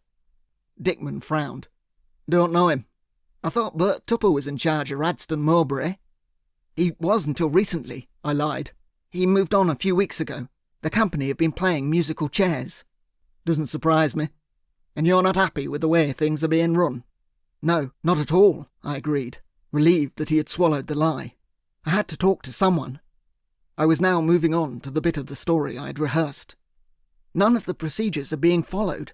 Safety is a joke. There's going to be a serious accident some day soon, and people are going to die. But the management don't care. They're cutting corners all over the place." "You have evidence?" "I have names, places. I can get the paperwork." I had to tell somebody. I tried to contact the papers, but they didn't want to know. "No, they wouldn't," Dickman said. "Not until someone dies. You've come to the right place, lad. We can get this out to the public. Make sure they know what's going on." "I just want things to change. I know you don't approve of what the company does, but if they just conducted their affairs properly—" Dickman riled at that. "It makes no difference. They shouldn't be there at all, pumping all that stuff out of the seabed and then burning it up in the atmosphere." I know, but it's not a question of practices, lad. A few managers cutting corners. It's the whole operation. You have no idea the harm it's doing. The toxic gases they're releasing into the atmosphere. They know well enough, the oil companies. The planet's already warming up. Their scientists tell them that. But they don't care. They're only interested in profit. If we carry on like this, the temperature's going to rise and rise. In the next 50 years, the average global temperature could go up by almost 1.5 degrees. And that's centigrade, not Fahrenheit. 1.5 degrees. Is that bad? I asked. It'll be a bloody disaster. A runaway greenhouse effect. The ice sheets are going to start melting. Sea levels will rise. There'll be flood, famine, you name it. Right. I nodded, cluelessly. He sounded as if he knew what he was talking about, but I had no idea if any of it was true. Last I had heard, we were heading for a new ice age. And the energy companies, Zernan Oil and the like, they know exactly what they're doing. They have all the figures, but they won't publish them. Don't want to harm their balance sheets. He adjusted his spectacles, warming to his theme. It's like the tobacco companies back in the day. They knew well enough that cigarettes were harmful, but they fought tooth and nail to stop the evidence coming out. It took decades for them to admit the truth. The energy companies are just the same, but it's not people they're giving cancer to. It's the whole bloody world. That's why it's important people like you and I stand up to them, challenge them at every turn, to get the truth out whenever we can. That's all I want, I said. Despite myself, I was impressed by his zeal. Although I don't know anything about the science. Even if Dickman was right, that hardly justified a campaign of murder. That's the trouble with extremists. They often have the noblest of goals, with the way they go about it. Well, now was not the time for a political discussion. We have a little place not far from here. I'd like to hear more about the rig, if you're willing. You fancy coming over for a cup of tea and a slice of cake? What could I say? I could hardly refuse. Yes, that would be fine. Don't look so nervous, lad, he smiled. I don't bite. I've never done anything like this. I'm in breach of contract. They could throw me in jail. Dickman put a hand on my shoulder. Sometimes the law isn't fit for purpose. It can stop you doing the very thing that needs to be done. Trust me, lad. You're doing the right thing.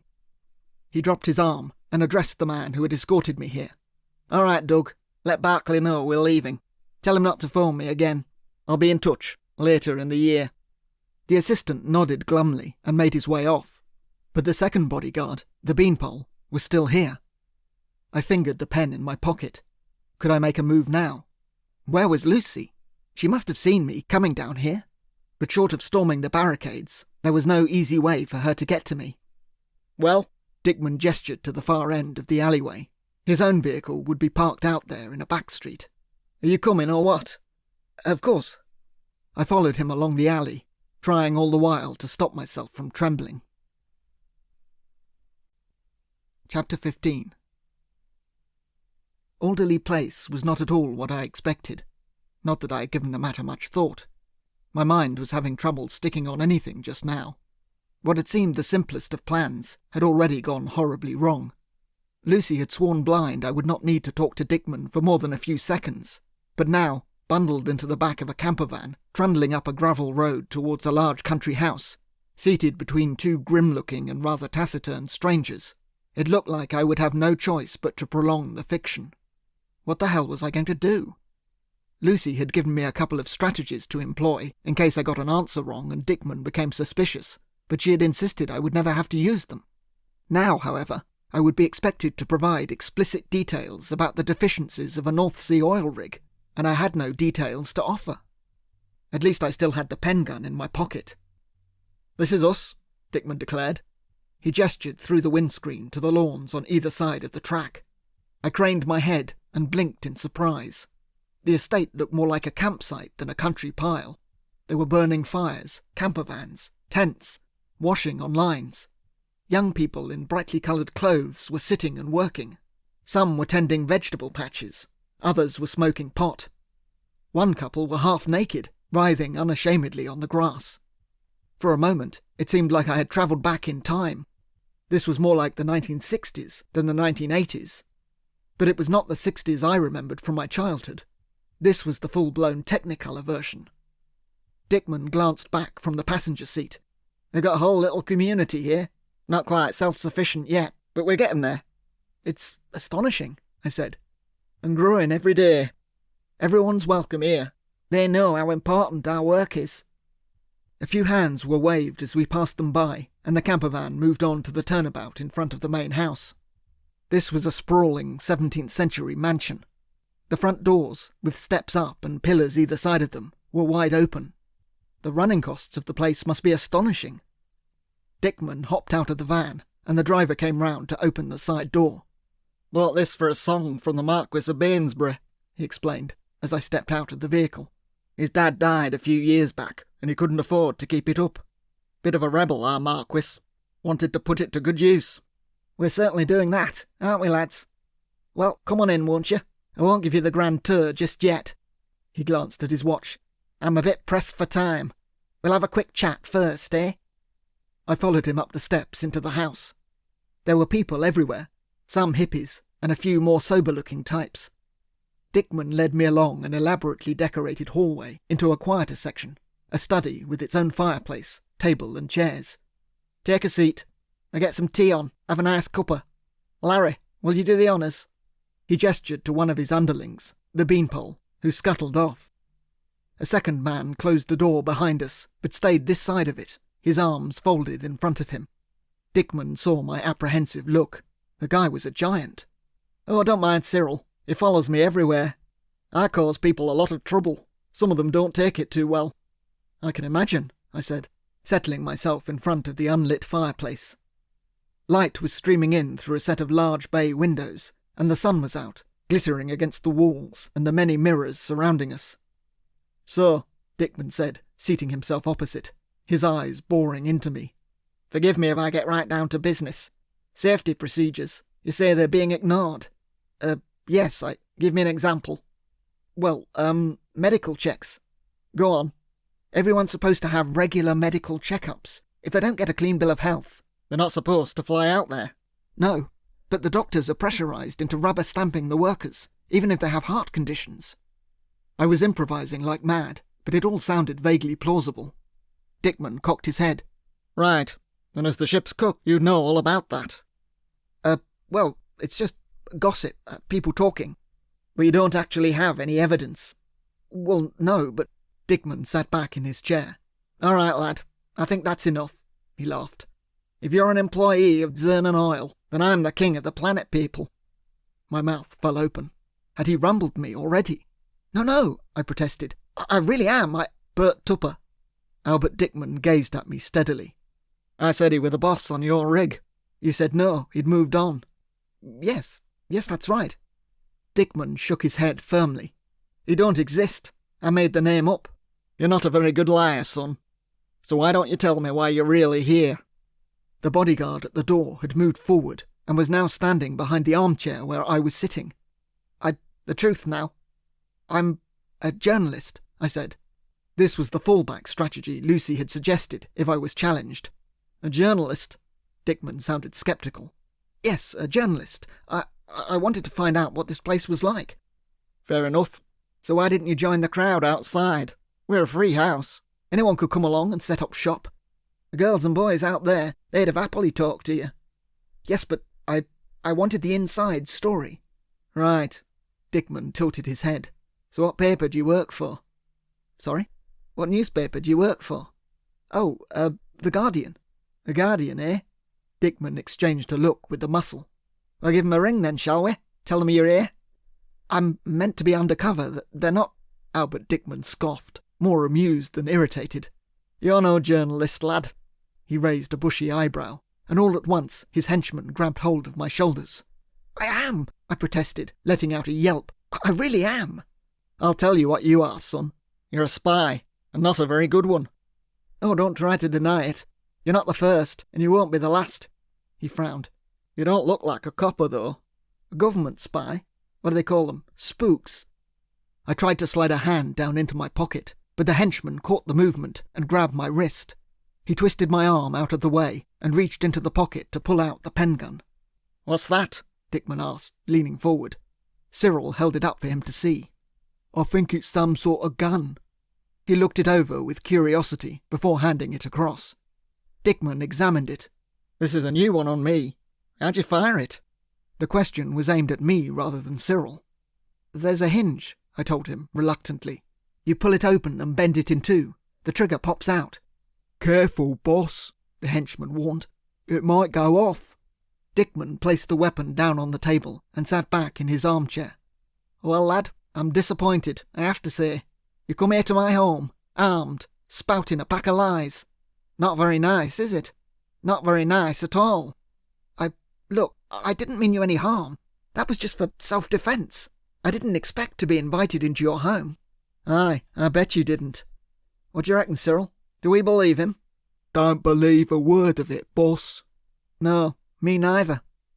Cyril let go of my shoulder and cracked his knuckles together. He really was a giant. If he'd been wearing a leotard, he could have passed as an all-in wrestler. "Do you want me to take care of him?" Dickman shook his head wearily. "Oh, Cyril, how many times do you have to tell you? No, we don't foul our own nest." Cyril looked disappointed. "It doesn't have to be here. We could take him on a nice little trip, out into the woods." Dickman considered. "Maybe. I'll have to think about it. It's up to you, son." He regarded me thoughtfully. "If you come clean, I might decide to be lenient. What do you want to know? Well, who are you, for a start? Who are you working for? I slumped back in the armchair. You wouldn't believe me, I said. I like to keep an open mind. Try me. What's the point? You're going to kill me anyway. Maybe. Maybe not. I don't like breaking the law on my own turf. We run a peaceful camp here. Oh, we organise protests, but we don't go looking for trouble. And we don't kill people. Leastways, not here. Causes all sorts of complications. That was too much for me. That's not what I've heard, Mr. Dickman. What have you heard? You may not do any of the dirty work yourself, but you kill people right enough. That's what Barclay Fardwell is for, isn't it? He organises it all for you. The assassinations. Dickman's bushy eyebrows narrowed. Go on. Sir Reginald Shotwell, Jason Coburn. You hired a man to kill them both. You hired the Stiletto, and you used Fardwell as the middleman to arrange it all. You're just a common criminal, a murderer. Dickman was quiet for some time. Well, you do surprise me. I suppose I should have guessed you'd be smarter than you looked. Fardwell's a bloody fool. I thought he knew better than to talk out of turn like that. Oh dear, and I was all prepared to let you go. Let the lads rough you up a bit and throw you in a ditch somewhere. But it seems you know a lot more than you ought to. He sighed. I'm not sure we're going to be able to let you go. Let me deal with him, boss, Cyril suggested eagerly. Me and a couple of the lads. We'll keep it clean. It'll be well out of the way. No, Cyril. Dickman rolled his eyes good-naturedly. He won't be told. No, I think this one might be more use to us alive, for the time being. Might be a good bargaining chip, if nothing else. He glanced at his watch. But I haven't got the time just now. Lock him up somewhere. Make sure you keep an eye on him. He rose up. Nice to meet you, son. We'll talk again later. But at the moment, he added, glancing again at his watch, I have more important fish to fry. The prison cell was an impressive first-floor bedroom. It had a four-poster bed, a fireplace, a mahogany dressing table, and a couple of gilded floor-length mirrors. Make yourself comfortable, the guy said, as he shoved me inside and prepared to close up the door. You may be here some time. I sat down on the bed. My God, what a mess. All the tension I had been holding in threatened to burst out and overwhelm me. What the hell was I going to do? I looked around the room, searching for answers, but there were none to be found. An escape route? A window looked out onto the rear of the estate, but it was fixed in place, a dozen or more glass panes criss-crossed with metal. Even if I tried to heft an armchair through it, there would be no escape that way. I got up and moved over to the fireplace. Dipping down to my knees, I shuffled forward and gazed up the flute. No, it was too narrow to climb. That just left the door, but there was a guy on a chair minding that from the outside. I was stuck here, well and truly stuck. Where was Lucy? How had she reacted when I had disappeared? And what had happened to Barclay Fardwell? If he had got away from the park, he could find a phone box and call the people here. He could tell Dickman all about me, that I wasn't a spy or a policeman, but the hapless son of a hitman. Whatever value Dickman may or may not have thought I had for him would evaporate in an instant. He tried to keep everything on the estate strictly legal, which was one crumb of comfort, but the big guy, Cyril, would have no difficulty spiriting me away and dumping my body somewhere where it wouldn't be found for weeks or even months. Emily might never know what had happened to me. My eyes caught on a telephone sitting on the cabinet by the side of the bed. I blinked in surprise. It was an old-fashioned phone in black. No, I thought, they couldn't be that stupid. They wouldn't leave me in here with the means of contacting the outside world. I rose up and moved across to the phone. With trembling hands, I picked up the receiver and put it to my ear. There was no sound, no dialing tone. I lifted the rest of the phone. There was a wire hanging down from it, but it was not connected to the wall. I put the phone down and shifted the bedside cabinet. There was a phone socket in the wall behind it. I grabbed the end of the wire and inserted it, then rose up and eagerly lifted the receiver again. There was still no tone. I closed my eyes in frustration. The place wasn't wired up at all. I walked over to the door and flicked the light switch. Nothing happened. Gently, I tried the door handle. It was locked, of course. "Oi!" a voice grunted from outside. "I need to go to the toilet," I said, If I could just get the door open, perhaps I could dodge past him. "Tough," the man called back. I let go of the door. That was it. I was out of ideas. I flopped back onto the bed. My mind drifted. There was a huge grandfather clock in the corner, but the pendulum was still. The guard had removed my watch, but I reckoned it had to be about 4 o'clock in the afternoon. An hour passed, and then another, and another. The sky was beginning to cloud over, and my eyelids were drooping. I started, as I thought I heard a noise nearby, but it was just someone outside laughing. Now I really did need to go to the toilet. It's strange how such trivial things can become all-consuming in moments of stress. My bladder felt like it was about to burst. I wasn't going to waste time pleading with the guard, though. I would have to find some other way to relieve myself. There was no sink in the room, and no ensuite bathroom. There were no bottles either, or other convenient receptacles. The only thing I could see that might be of any use was a vase on a small table by the side of one of the armchairs. It was filled with plastic flowers. That would have to do. I pulled out the flowers and was just fumbling at my fly when I heard a second noise. This time it was from inside the house. Out in the corridor, in fact. A dull thump. I took a firm grip on the vase. Somebody was at the door. I could hear the key turning in the lock. I skipped across and took up position behind the door. A brightly coloured figure moved into the now dimly lit room. I didn't hesitate. As soon as she took a step inside, I hit her as hard as I could over the head with the vase. The porcelain shattered into several dozen pieces, and the figure slumped to the floor across the Persian rug. It was only in the instant that I hit her that I realised it was Lucy Titmuss. Chapter 16. She was wearing a bizarre mustard-coloured dress. It looked homemade, with stabs of red and pink splattered across it. There were no shoes on her feet, but flowers were woven into her hair, some of which had been dislodged when I'd hit her with the vase. No wonder I hadn't recognised her. I crouched down worriedly to see what damage I had done. There was a trace of blood on the back of her neck, but otherwise she seemed unharmed. She was breathing anyway, that was the main thing. The bedroom door was still open. I took hold of Lucy's arms and pulled her clear of the threshold. Then I made to close up the door. Briefly, I stuck my head out into the corridor. The minder was sitting slumped in his chair off to the left. Lucy had taken care of him with her usual efficiency. With any luck, he would be out for hours. I was such an idiot. She had come all this way to rescue me, found the perfect disguise, crept into the house, and located the room where I was incarcerated. And what had I done? I'd knocked her out cold. The room was quite gloomy, and I'd only seen her for a fraction of a second, but that was hardly an excuse.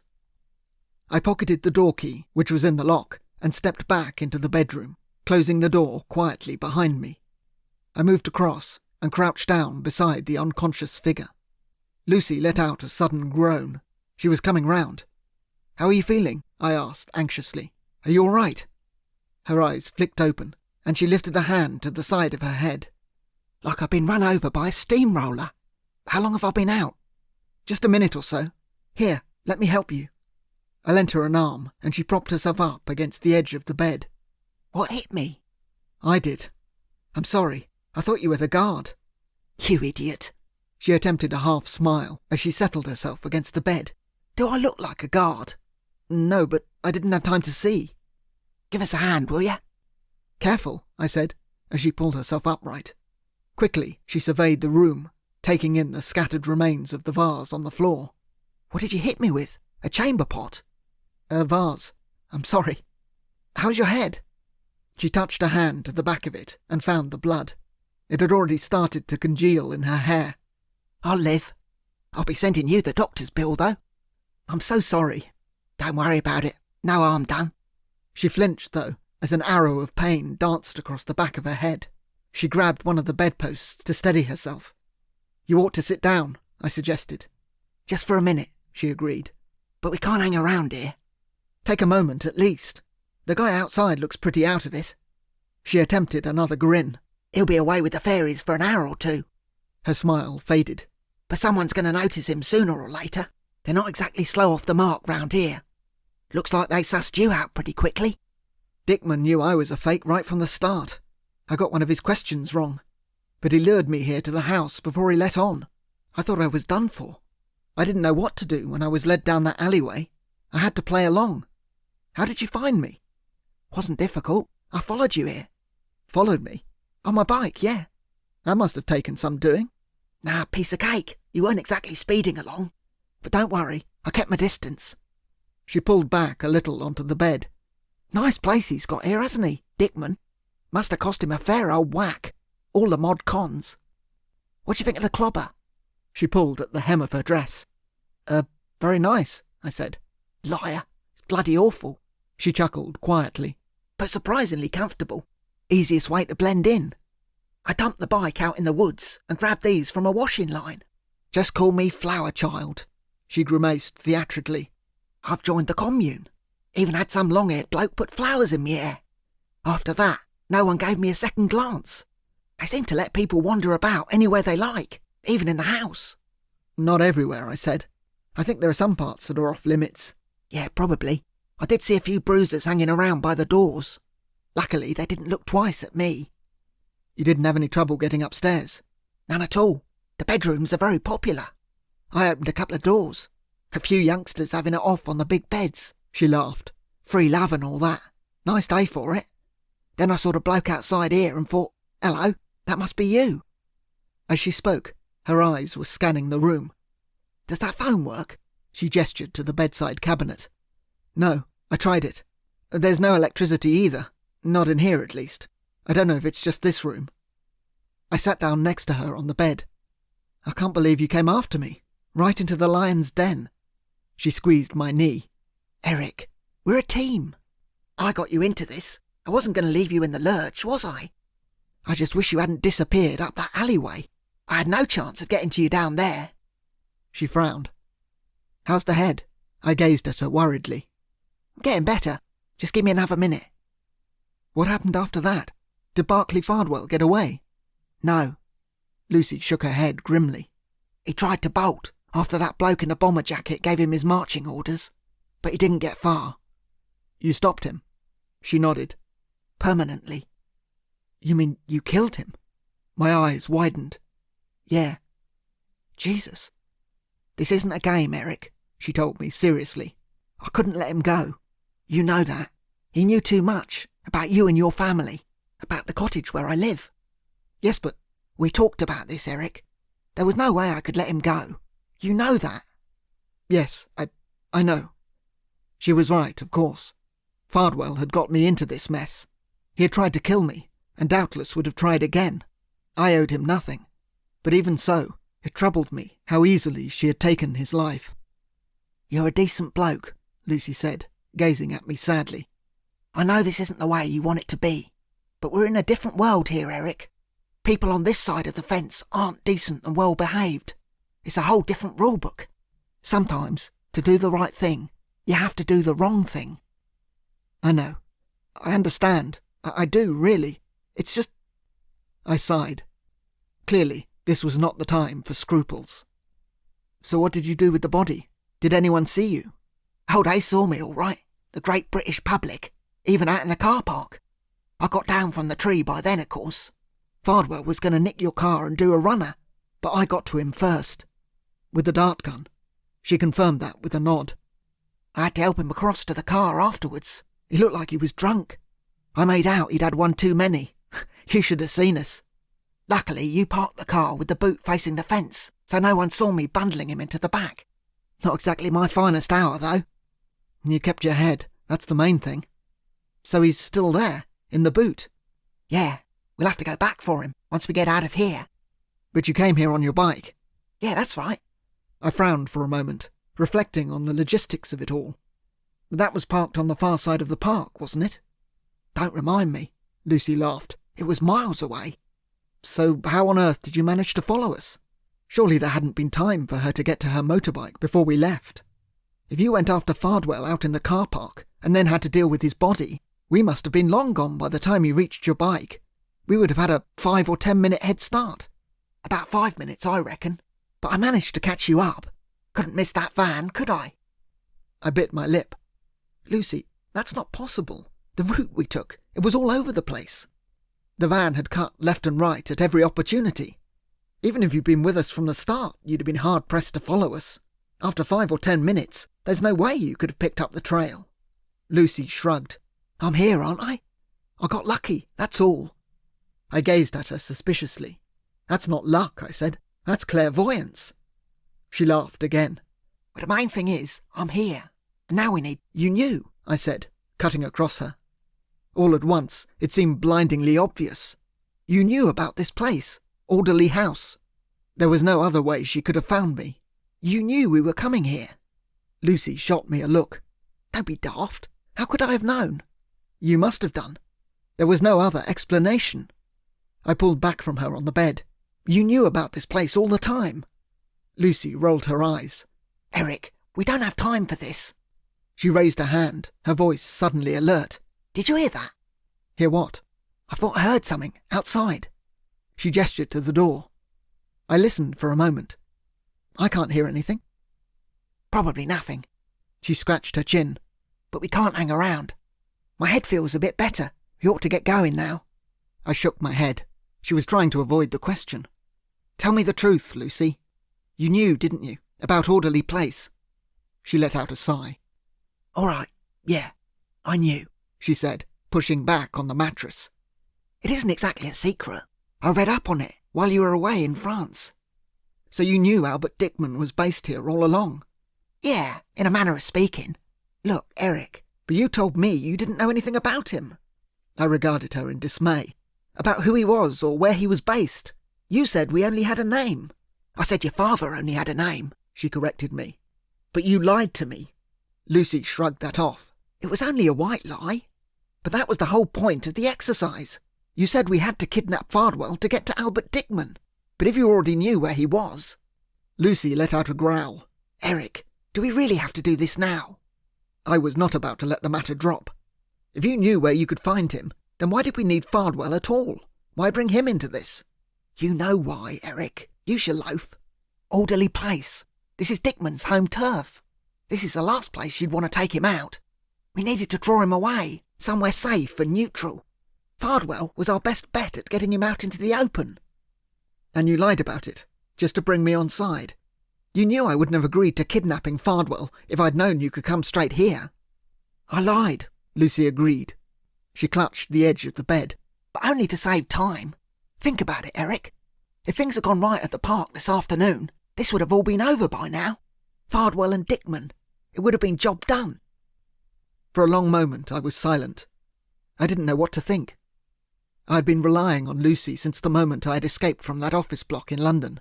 She had always seemed to know what was going on, always seemed to offer the best advice. But now I was beginning to wonder if I could trust her at all.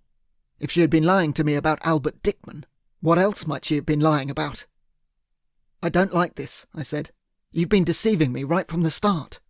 Not about anything important. What else have you been holding back? Eric, we really don't have time for this. Stop calling me Eric. It's your name, isn't it? It was my name, but she was using it in a calculated way, making out that we were friends, in this together. But she had been manipulating me from the very beginning. She had always been one step ahead, always seemed to know far more than anyone else. Had all of this been planned? You set me up, I breathed, that first day in London. Lucy shook her head vehemently. I didn't set you up. Barclay Fardwell set you up. It was all his doing. He kidnapped Emily. He forced you to become the Stiletto and to take pot shots at Jason Coburn. None of that had anything to do with us. Us? My ears caught on the word. Who's us? It's not just you, then? Lucy gave another short sigh. Look, it's complicated. Her eyes flicked up to the ceiling. This really isn't the right time to do this. I don't care, I said. She was working with other people, but not Dickman or Jason Coburn. I racked my brains for a minute, and then I had it. You're a spy. That was what Albert Dickman had thought about me. Lucy did not reply. Is that it? Are you working for the government? I'm on the side of the angels. That's all I can tell you. I'm one of the good guys, Eric. I regarded her uncertainly for a moment. I want to believe you. I really do. But you're the only person I know who's involved in all this, who's actually killed anybody.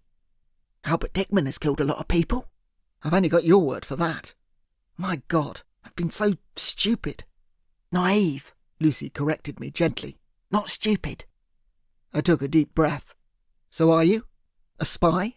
For God's sake, Lucy, tell me the truth. Do you work for the government? MI5? She gave a half smile. I might do. Lucy, what do you want me to say? There's this little thing called the Official Secrets Act. She met my gaze, though, and that was as close to an admission as I was going to get. So all that stuff you told me about your brother, about how he died, that was all made up, was it? To gain my sympathy? It was a cover story. I'm sorry. So you have been manipulating me? Yes, I have, she admitted reluctantly. It seemed to fit the bill, the dead brother. I got a few stories like that put by for a rainy day. And that photograph you showed me? I just picked one off the pile. Look, Eric, despite what you might think, none of this was planned. Not by me, anyway. I've been working on the hoof, almost from the very beginning. But all the detail, the electric cars, the fireball that killed him. Like I say, it was a prepared story, one I developed for a training exercise a year or two back. I knew it would come in useful one day. That's why Fardwell didn't recognise your name, I realised. What about the army? Was that true? 3 years national service? No. I have had some military training, but not overseas. So you're not working for the Israeli Secret Service? She laughed at that. Eric, I'm not even Jewish. But it sounded about right. I didn't want you asking too many questions. I closed my eyes. I'd been such a fool. How had I allowed this woman to take me in so completely? Is your name even Lucy? I wondered. It might be, she smiled impishly. Look, Eric, I'm sorry I lied. I didn't want to hurt you. You probably won't believe me, but I've been trying to protect you. And we've been doing a remarkable thing here, for Queen and country. For the country? Yeah, that's why we're here. She gazed at the grandfather clock in the corner. According to that, it was still midday. In the entire time I had been here, the hands hadn't moved an inch. Look, I'd love to sit and chat about it all, but we're not exactly in a safe position right now, and we need to finish what we've started. Finish it? You expect me to help you? Now? I boggled. After all you've just told me? I looked away. Coming here, it wasn't about rescuing me at all, was it? You came for Dickman. That's what it's all about. You want him dead. He's dangerous, Eric. Believe me, you have no idea how dangerous. Dangerous enough that you want to murder him? I did not try to hide my dismay. Dickman's a nasty piece of work, I get that. But so is Barclay Fardwell, and Jason Coburn, and my father. And you're not exactly an angel. Believe me, Dickman is in a different league. According to you. He's got blood on his hands, Eric. Not just a handful of fat cat energy bosses. All sorts of people. Innocent people. He started out in animal liberation. You remember Jason Coburn telling you? A few scientists involved in animal research met with some rather nasty accidents. We couldn't link it directly to him. I noticed the we there. But he was behind it, and that was just the start. Then he moved on to the environmental movement, the sons and daughters of Earth. It all looks innocent enough on the outside, all that happy-clappy stuff. She pulled a daisy from her hair. But believe me, it isn't anything of the kind. Dickman's got proper funding now, from certain foreign interests. They pour money into all sorts of organisations, anyone who wants to cause trouble. You mean... Lucy nodded. Our friends behind the Iron Curtain. We can't prove it, of course, but it's pretty obvious that's where the money's coming from. What do you think pays for all this? She gestured to the house and the grounds. Dickman doesn't care where the dosh comes from, any more than the IRA do, but he certainly puts it to good use. The sons and daughters have been directly responsible for 2 or possibly 3 major environmental disasters in the last 5 years. Environmental disasters? Yeah, we just can't prove it. The Popwell B fire last year, the oil rig, that was his doing. 16 people dead. I remember reading about that. It wasn't an accident. It was sabotage. My God. But why would a committed environmentalist want to engineer an environmental accident? Why do you think? To draw attention to the issue. To make everyone see how dangerous it all is. And he's not going to stop at oil rigs. We think the next target is going to be on land. We? That word again. She really wasn't the lone wolf I had taken her to be. A big infrastructure project, that's what we think. We've heard all sorts of whispers. It might be the water supply. Think about that, Eric. It could poison thousands of people. It might be a power station or the national grid. Whatever it is, if he pulls it off, it's going to cause chaos. There could be hundreds, thousands of fatalities. That's why we've got to stop him. My head was throbbing with all this new information. But where do I come in? What's all this got to do with me? Nothing at all, Lucy said. At least, not directly. We've been watching Dickman for some time, but we've never been able to get close to him. We've had 6 agents in here, but he spotted every one of them. That at least was true. Dickman had told me that himself. He does seem pretty astute, I admitted. He had caught me out in less than a minute. Not that that was saying much. He's got the patter too. Dickman is a master manipulator. He can run rings around most people, twist them around his little finger. He almost turned one of our agents. Poor bloke ended up in prison. That's what makes Dickman so dangerous. It's a once-in-a-generation thing.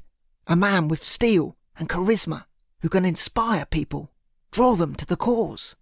He's dangerous, really dangerous. He was quite compelling, I agreed, remembering his diatribe against the energy companies. But not that compelling. He wasn't going to waste his charm on you, was he? She grinned cheekily. But a man like that, with a cause, it's the worst possible combination. In an ideal world, we'd just lock him up. But he's too clever. We've never been able to catch him out. We've tried everything, intercepting his mail, tapping the phones, following his goons all over the place. But we've never been able to prove anything. Well, nothing that would stand up in court anyway. So now you've decided to kill him, for the greater good. I shook my head. I had never thought my own government would stoop to political assassination. No, that's the point. We can't kill him, Lucy said. This isn't the movies, Eric. We don't have a license to kill. You killed Barclay Fardwell? That's different. It was him or me. But if we started randomly shooting people we didn't like, and the press got hold of it, it could bring down the government. This isn't a banana republic. There are consequences to extrajudicial executions. Bad consequences. Her Majesty's government can't be seen to execute anybody. Can't be seen? Those words hung in the air for a moment. I stared at Lucy long and hard. The scales were finally falling from my eyes. But if somebody else were to do it, somebody who had nothing to do with the government, someone like the Stiletto, then you'd be happy to let them. She met my gaze without embarrassment. Now you've got it. So that's what this is all about. I gaped at her. That's why she was able to bump off Barclay Fardwell. I'm the patsy. You've set me up to kill him.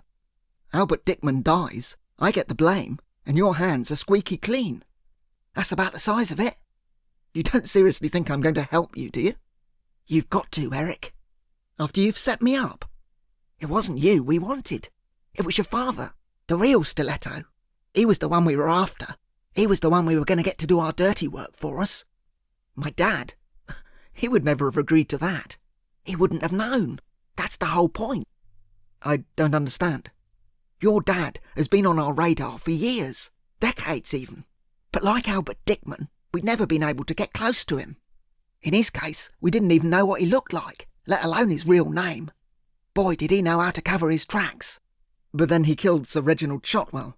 Yeah, and all that stuff Jason Coburn told you about the threatening letters, that was true. All those energy company executives, they'd received the same threat from the sons and daughters of Earth. We didn't know if it was hot air, but it seemed credible enough.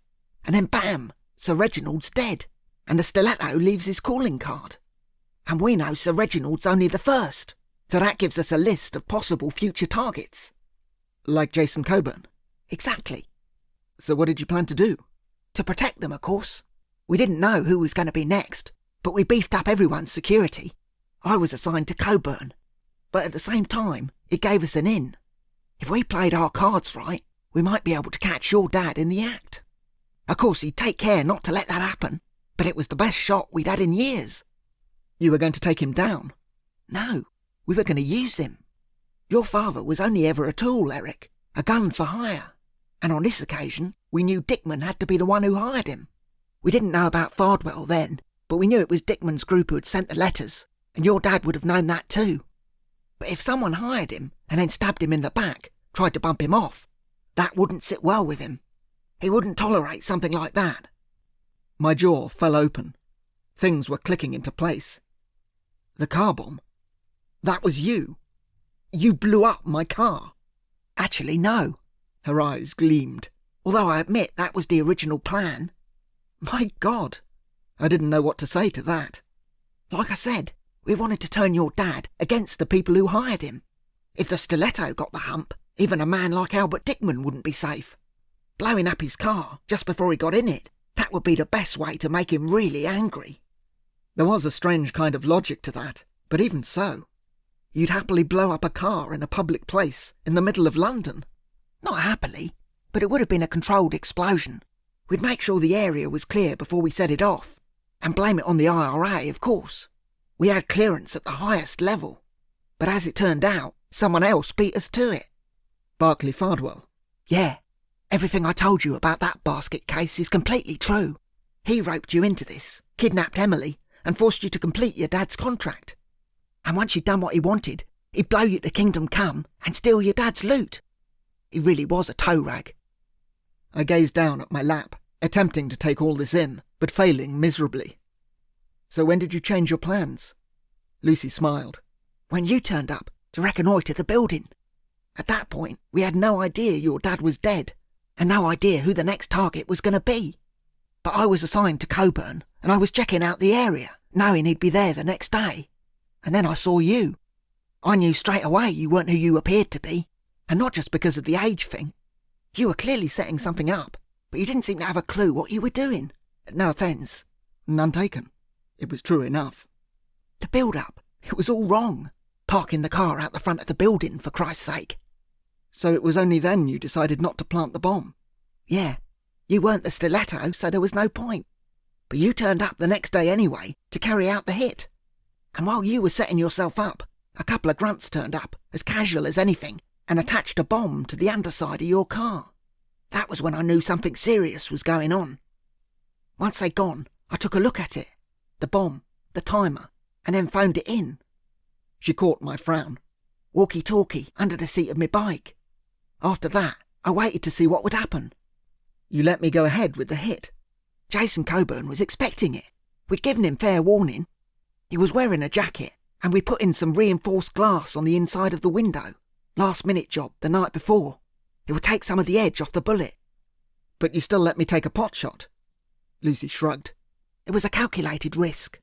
We didn't tell Coburn that, mind you.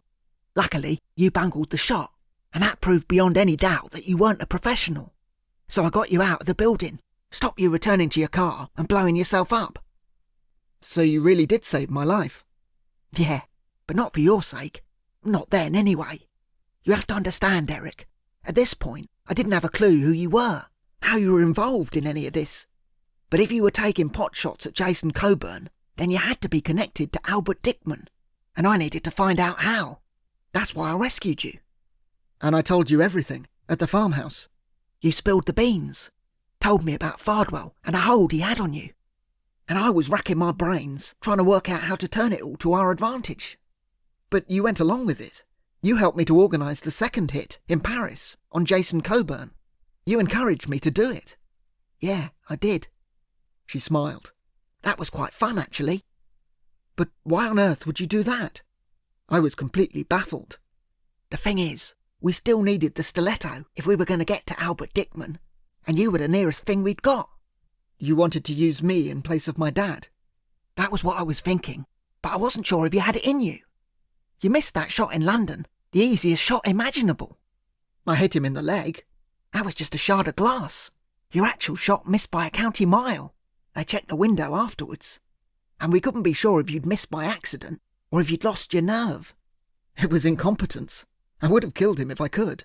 I know that now, but we had to be sure. And the Stiletto had to be seen to complete his mission. So I spoke to my superiors, and we set up a second hit with Jason Coburn as a dummy run to see if you had it in you. And he agreed to it. Surely that couldn't be true. The whole incident in Paris, a set-up. Lucy chuckled again. Oh, he agreed to it all right. Coburn knew you were coming. It was all arranged. With the cooperation of the French authorities, of course. He was wearing a vest. I might have killed him. What if I'd shot him in the head? I told you to aim for the heart. What if I'd missed? That wasn't very likely. But Coburn was willing to take the risk. He was, actually. He wanted Dickman brought down as much as we did. And in any case, we told him you'd be firing blanks. Blanks? That stumped me. Was I firing blanks? What do you think? Lucy had provided the ammunition. But he fell over. At point-blank range, he would do. Even blanks have a bit of a kick. But to go to all that trouble, why would Coburn take the risk? Why would he agree to any of it? He's a businessman, not a man of action. Because we told him who was behind it all. Albert Dickman. He was frustrated that the police couldn't do anything, especially after Shotwell had died, and even more so that we couldn't stop him.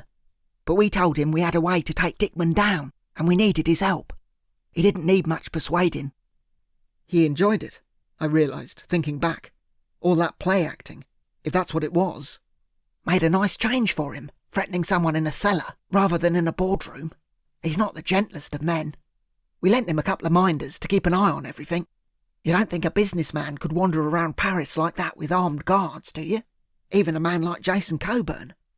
The ones in London were on our payroll too, but they were just ordinary bodyguards. They tried to shoot me. They had to make it look convincing, but you did well to get past them. That was part of the reason I thought it might be worth a punt on you. And you kept in contact with your superiors all the while? Intermittently. I tend to be kept at arm's length.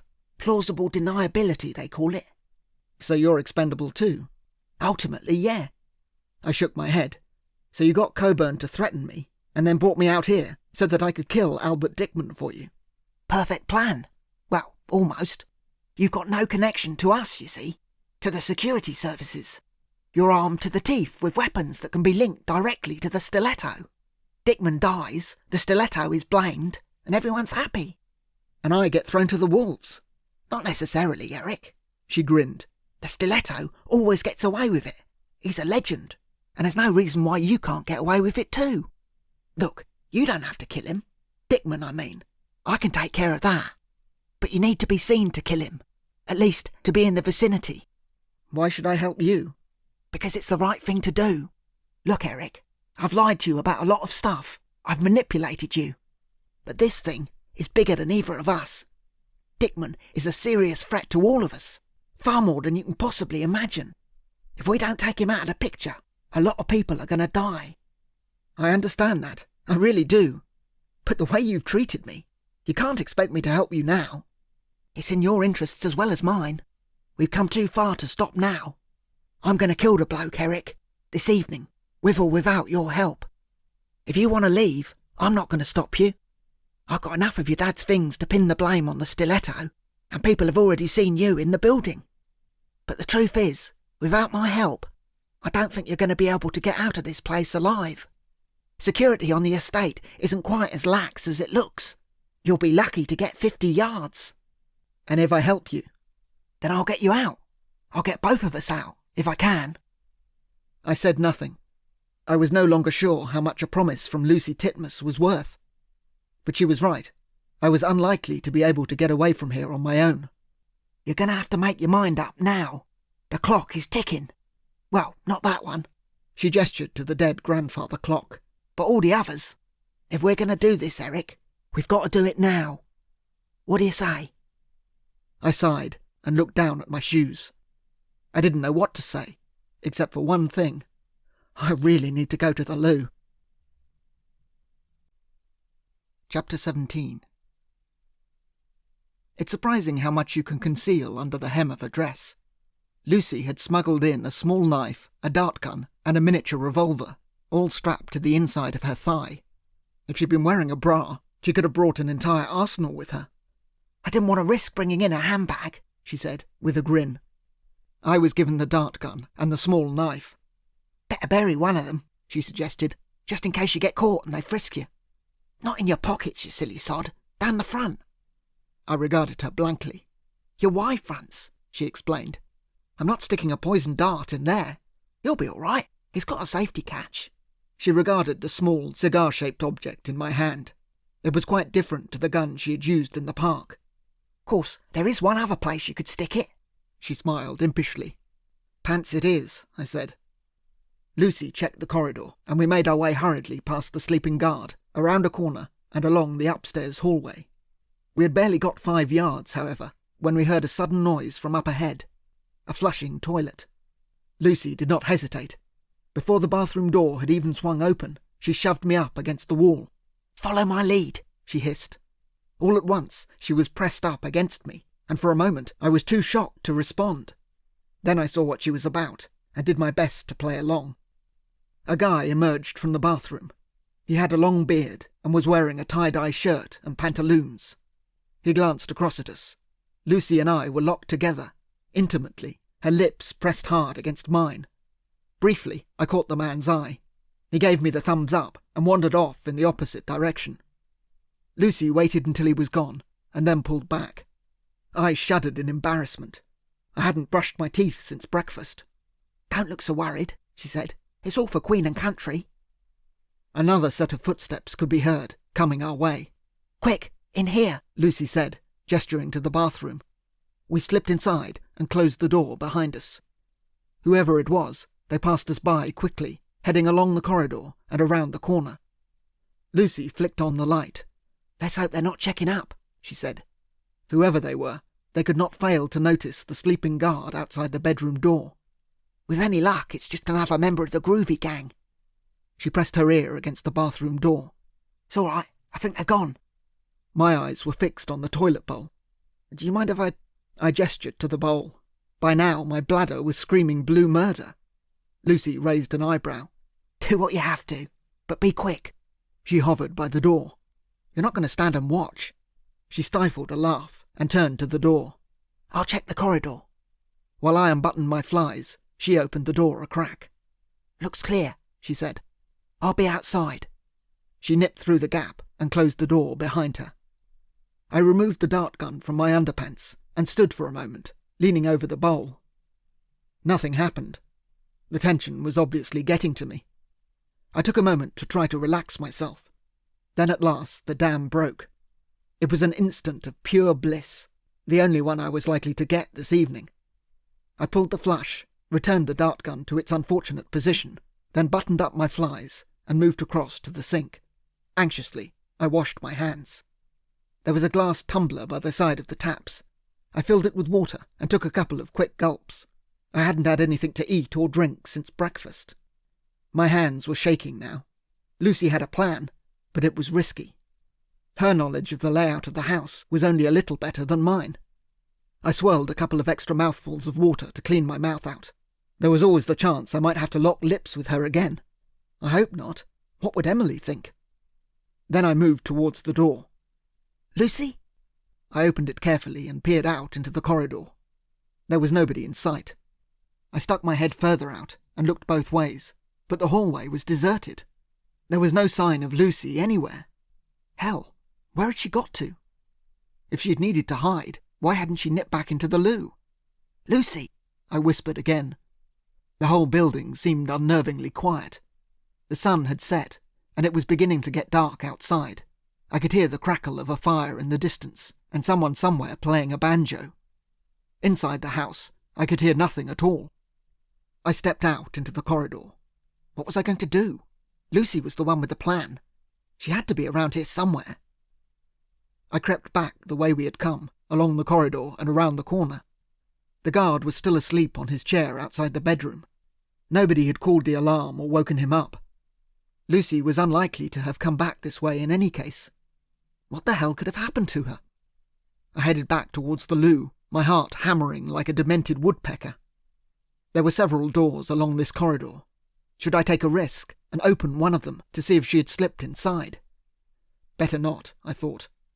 Now that I listened closely, I could hear a moaning sound coming from the nearest door. Free love in the bedrooms? Or something more sinister? I had no way of telling. But Lucy wouldn't be making a noise like that. What the hell was I going to do? Could somebody have found her? We'd only been away from the bedroom for a few minutes, and I'd not heard anything like a scuffle. One thing was certain. The longer I lingered in the hallway, the more likely it was that I would be seen. I had two choices: retreat to the bedroom and hope Lucy would come back, or head for the exit. Neither prospect was appealing, but I supposed it was better to go forward than back. Nervously, I headed along the corridor towards the stairs. This was the most public part of the house, but it was also the only way out of the building, at least that I was aware of. Without Lucy to help me, my only option was to head straight for the front door. I swallowed hard. There were probably safer routes out of the house, but I didn't have time to look for them. The stairs themselves were deserted, but the entrance hall was not. I had no choice but to bluff it out. A young couple were making love in an alcove as I descended the stairs. They didn't even notice me. Another guy was smoking a joint in a bay window to the left of the main door. The door was wide open. I reached the bottom of the stairs and moved across the hall, trying to look as casual as possible. It was not easy in a jacket, shirt and brown trousers. Unlike Lucy, I was not dressed for the occasion. The guy at the window gestured affably in my direction. "Hey man, do you want some?" He proffered the joint. He looked to be stoned out of his head. Maybe later," I said, heading towards the door. This was my one chance to get out. Lucy would have to take care of herself, wherever she was. She could not blame me for taking the easy option. If I could get into the grounds, perhaps I could blend in with the hippies. It was dark enough out there now for me not to look too conspicuous, and then make my way across to the woods on the far side of the estate. Maybe I could find a phone box and call the police. I frowned, imagining that conversation. They would think I was a raving lunatic. Or perhaps I could find Lucy's bike. I stopped dead. Two rather large men were making their way across the carriage turnabout towards the steps leading up into the house. They didn't look like members of the commune. Hell. I didn't have time to think. I swerved left, away from the door, and darted through a side hall into another part of the house. So much for that line of escape. My heart still pounding, I took a moment to register the new surroundings. It was another long hallway. The air was filled with incense. There were candles everywhere. People were sitting on the floor along each side, in the lotus position, meditating. One of them saw me, but did not look alarmed. I raised an apologetic hand and moved past her. This place was mad. How could anyone run a terrorist organisation in a place like this? But there were plenty of areas the flower children were not allowed to go. At the end of the corridor, a minder was staring out of a window, a giant of a man, with a tattoo across the back of his shaved head. I grabbed the handle of a door to my left and moved rapidly through it before he saw me. On the other side of the door was yet another corridor, short and dark, with no exterior windows. There was a light switch on the wall, but I didn't dare flick it on. On each side of the hall there was a single door. The one on the left looked to be a broom cupboard. The other had a light underneath it. I moved across and pressed my ear to the door. I could hear voices inside the room. The hair prickled on the back of my neck as I recognised one of them. It was Albert Dickman. This was the study where he and I had spoken earlier on. I had come to it from a different direction before. I took a breath and listened closely. There was a woman in the room too. I could not be sure, but I had a horrible feeling it was Lucy Titmus. She had been captured. Oh God. I didn't want to believe it, but it was definitely her. For all her duplicity, part of me had thought Lucy was invulnerable, that she could get away with anything. But they had caught her, somehow. It was odd. I had not heard any sound outside the bathroom upstairs, and Lucy had said the corridor was clear. Perhaps the guy who had passed us by had come back, and then someone else had appeared at the other end of the hallway. Lucy wouldn't have tried to put up a fight if two dirty great bruisers had blocked her in from each end. Damn! If even she couldn't move about the house without being caught, what chance did I have? Our plan to take out Albert Dickman was in tatters before it had even begun. I pulled away from the door and tried to take stock. I had a knife in my sock and a poisoned dart in my underpants. I briefly entertained the notion of bursting through the study door and trying to rescue Lucy, but that was clearly mad. The people inside were probably armed, and there were more of them than me. I would be overpowered, and Lucy would not thank me for getting myself captured. What else could I do, though? Sweat was dripping from my forehead, and I struggled to contain the rising tide of panic. There was little prospect of me escaping from the house. By now, Dickman would know that I was free. People would be out looking for me. I shivered at the thought. No, the best that I could hope for was to keep out of sight, to lie low somewhere and give myself time to think. The hallway bent round to the right up ahead. A small mirror on the far wall gave a dim preview of the adjacent corridor. I stopped dead, catching sight of a shoulder in the mirror. The study had a second entrance, and this one was guarded. That was the way I had gone in and out of the room before. The other door was probably locked. I shuffled backwards, as quietly as I could, hoping the guard hadn't seen my reflection in the mirror. I bunched my hands in frustration. I couldn't go forward, and I couldn't go backwards. The only other option was the broom cupboard. I pulled the door open as quietly as I could, and was surprised to find it was not a cupboard at all. In fact, it was another corridor, narrow and utilitarian. This place was like a labyrinth. I made my way inside and closed the door behind me. It was even darker in here, with just the dull glow of a frosted window on my right to help guide me. A pantry, perhaps, or maybe the butler's office. This was one of the old servants' hallways, connecting various bits of the house.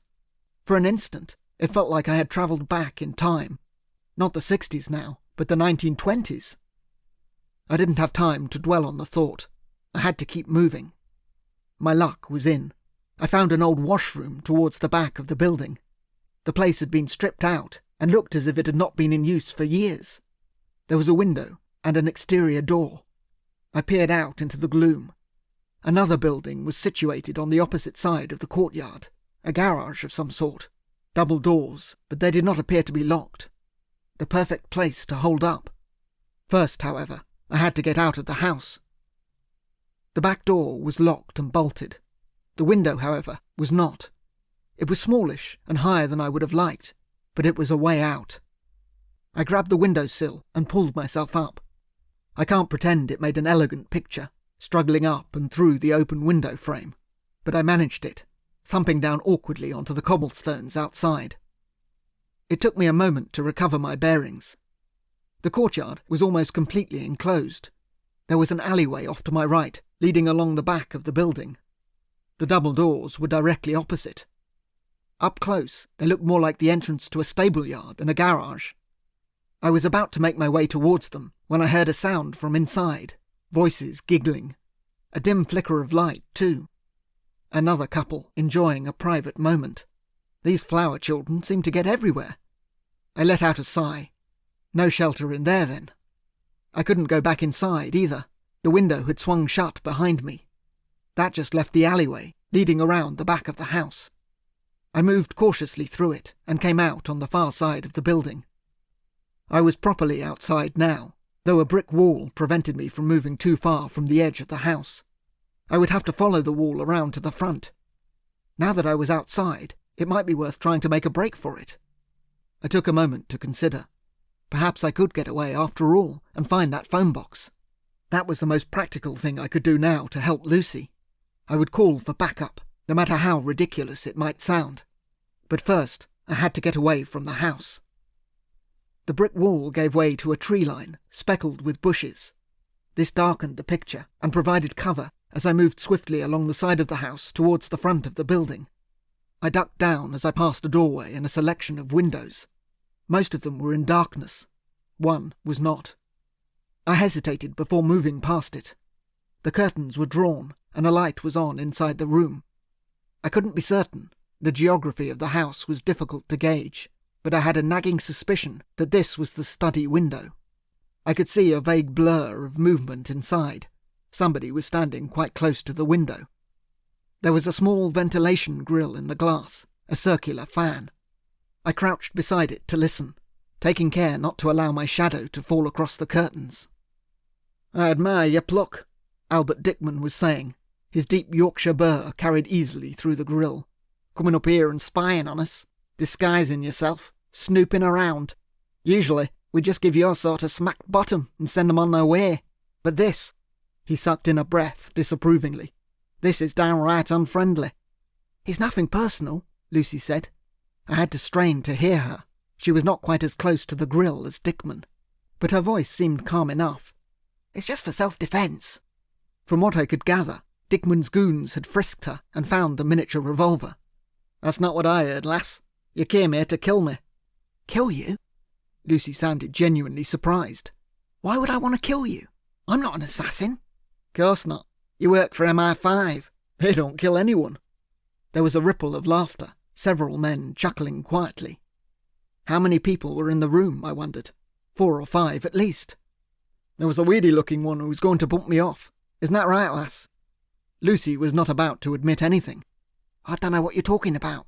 Your friend upstairs, the fellow we met in the park this afternoon. What's his name? Eric Monteith. He was the fall guy. He was going to distract me while you took the shot. That were the plan, weren't it? But I wrong-footed you. Made sure we were well away from the crowds when we first met up. I had a hunch it might be a set-up. But I didn't know about you, lass, or your little friend. Not until you broke in here this evening. You heard us talking? Aye. That room you found. The one upstairs. That's where we lock all the spies up, before we send 'em on their way. Sometimes they come in pairs, you see. Easier to fit in that way. We have the place wired up, just in case they get chatty. Wired up? I let out a silent groan. They'd been listening in to our conversation. No wonder they'd found us so easily. The daft thing is, Dickman admitted, the mic wasn't even switched on. It's been a busy day, and we've got more important things on our plate. But then Larry went up to take over from Jake, and he found him slumped there. Heard voices chatting away. He could have taken a look, but he's got a brain, as our Larry. He nipped downstairs and told us what was going on. I could picture Lucy grimacing at this point. That sound she had heard outside the door. She had not been trying to distract me. Someone really had been hovering outside. You heard everything, Lucy concluded. Aye, more or less. We turned on the mic and had a good listen. It was like a little play. We missed the first few minutes, but caught all the important stuff. Assassination, he tutted. And there was I thinking you people played by the rules. Don't get me wrong, I don't bear a grudge. Spies like you, they're 10 a penny. You have your job to do, I have mine. But killing people, that's a whole different kettle of fish. You killed Sir Reginald? Dickman chuckled. Maybe I did, maybe I didn't. But he had fair warning, and he could have changed his ways. But he chose not to. And that's another thing, Dickman growled. Jason Coburn, still alive. I can't pretend I'm happy about that. Perhaps you're not as clever as you think you are. No, perhaps not. And Eric's still free? Why didn't you grab him too, when you came for me? You must have known we were together. That was a question I wanted to know the answer to as well. Dickman's men must have caught her just as I was flashing the loo. 2 hefty bruises, one either side, insisting Lucy come with them. But why had they left me behind? There was a smile in his voice when Dickman answered. Call it idle curiosity. He's not exactly a professional, your lad. And after hearing what you put him through, I felt a bit sorry for him.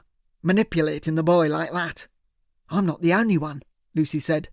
Aye, perhaps not. But the truth is I didn't even know the poor bugger existed before today. The son of the Stiletto. Who'd have thought it? Once again, there were chuckles from the other men in the room. I have to be honest, I was curious to see what he'd do. The lads reckoned he'd come and rescue you. I thought, no, if he's got any sense, he'll hop it the first chance he gets. And you'd let him? No. Dickman was firm on that point. He's seen too much. We can't let him go. But I were interested to see what he might do. Call it an experiment. And the lads were right. He didn't run. He's still here. He's coming to rescue you. Then he's an idiot, Lucy said. He should get away. This, quite clearly, was aimed at me. I shuddered. How did she know I was here? It's too late for that, lass, Dickman asserted, with some regret. He's outside the window now. He's listening in. I felt a shiver run down my spine. Isn't that right, Cyril? Dickman added, raising his voice. That's right, boss, Cyril replied. But Cyril was not in the room with the others. The giant was standing behind me. I spun round in horror. How a man of that size had managed to creep up on me so quietly, I had no idea. A door was hanging open behind me. I had no time to curse my own stupidity. Cyril grabbed hold of my lapels. Invite him inside, will you? Dickman called. Sure thing, boss. The great lump grinned horribly and pulled me back towards the door. Feel free to struggle, won't you? He suggested. I could do with a laugh. Chapter 18. The door was standing wide open, just a few feet behind us. Cyril wrapped his arm around my neck and dragged me towards it. I didn't try to struggle. His grip was so firm, it was difficult even to draw breath. All I could see was his hairy skin just below my chin, all the muscles and the faded anchor tattoo. I lost my footing briefly, but it didn't matter. Cyril yanked me through the door like a sack of potatoes, and then arced left into the study, where he dumped me unceremoniously on the carpet. Albert Dickman gave him a cheery thumbs up. "Nice one, Cyril." "No problem, boss," the giant replied, stepping back, his enormous bulk blocking the whole of the doorway. Dickman stared down at me, his chunky spectacles framed by a set of bushy eyebrows, his wide mouth beaming with pleasure. "Welcome back, lad," he declared, extending a hand to help me up. I took it reluctantly and pulled myself to my feet. "Good try. Have to hand it to you. 8 out of 10. But you got to watch your back when you're creeping about." For a brief moment, he sounded more like a football commentator than a criminal. Dickman dropped his hand and stepped aside as I dusted myself down and took in the room. The study was cosy and well furnished.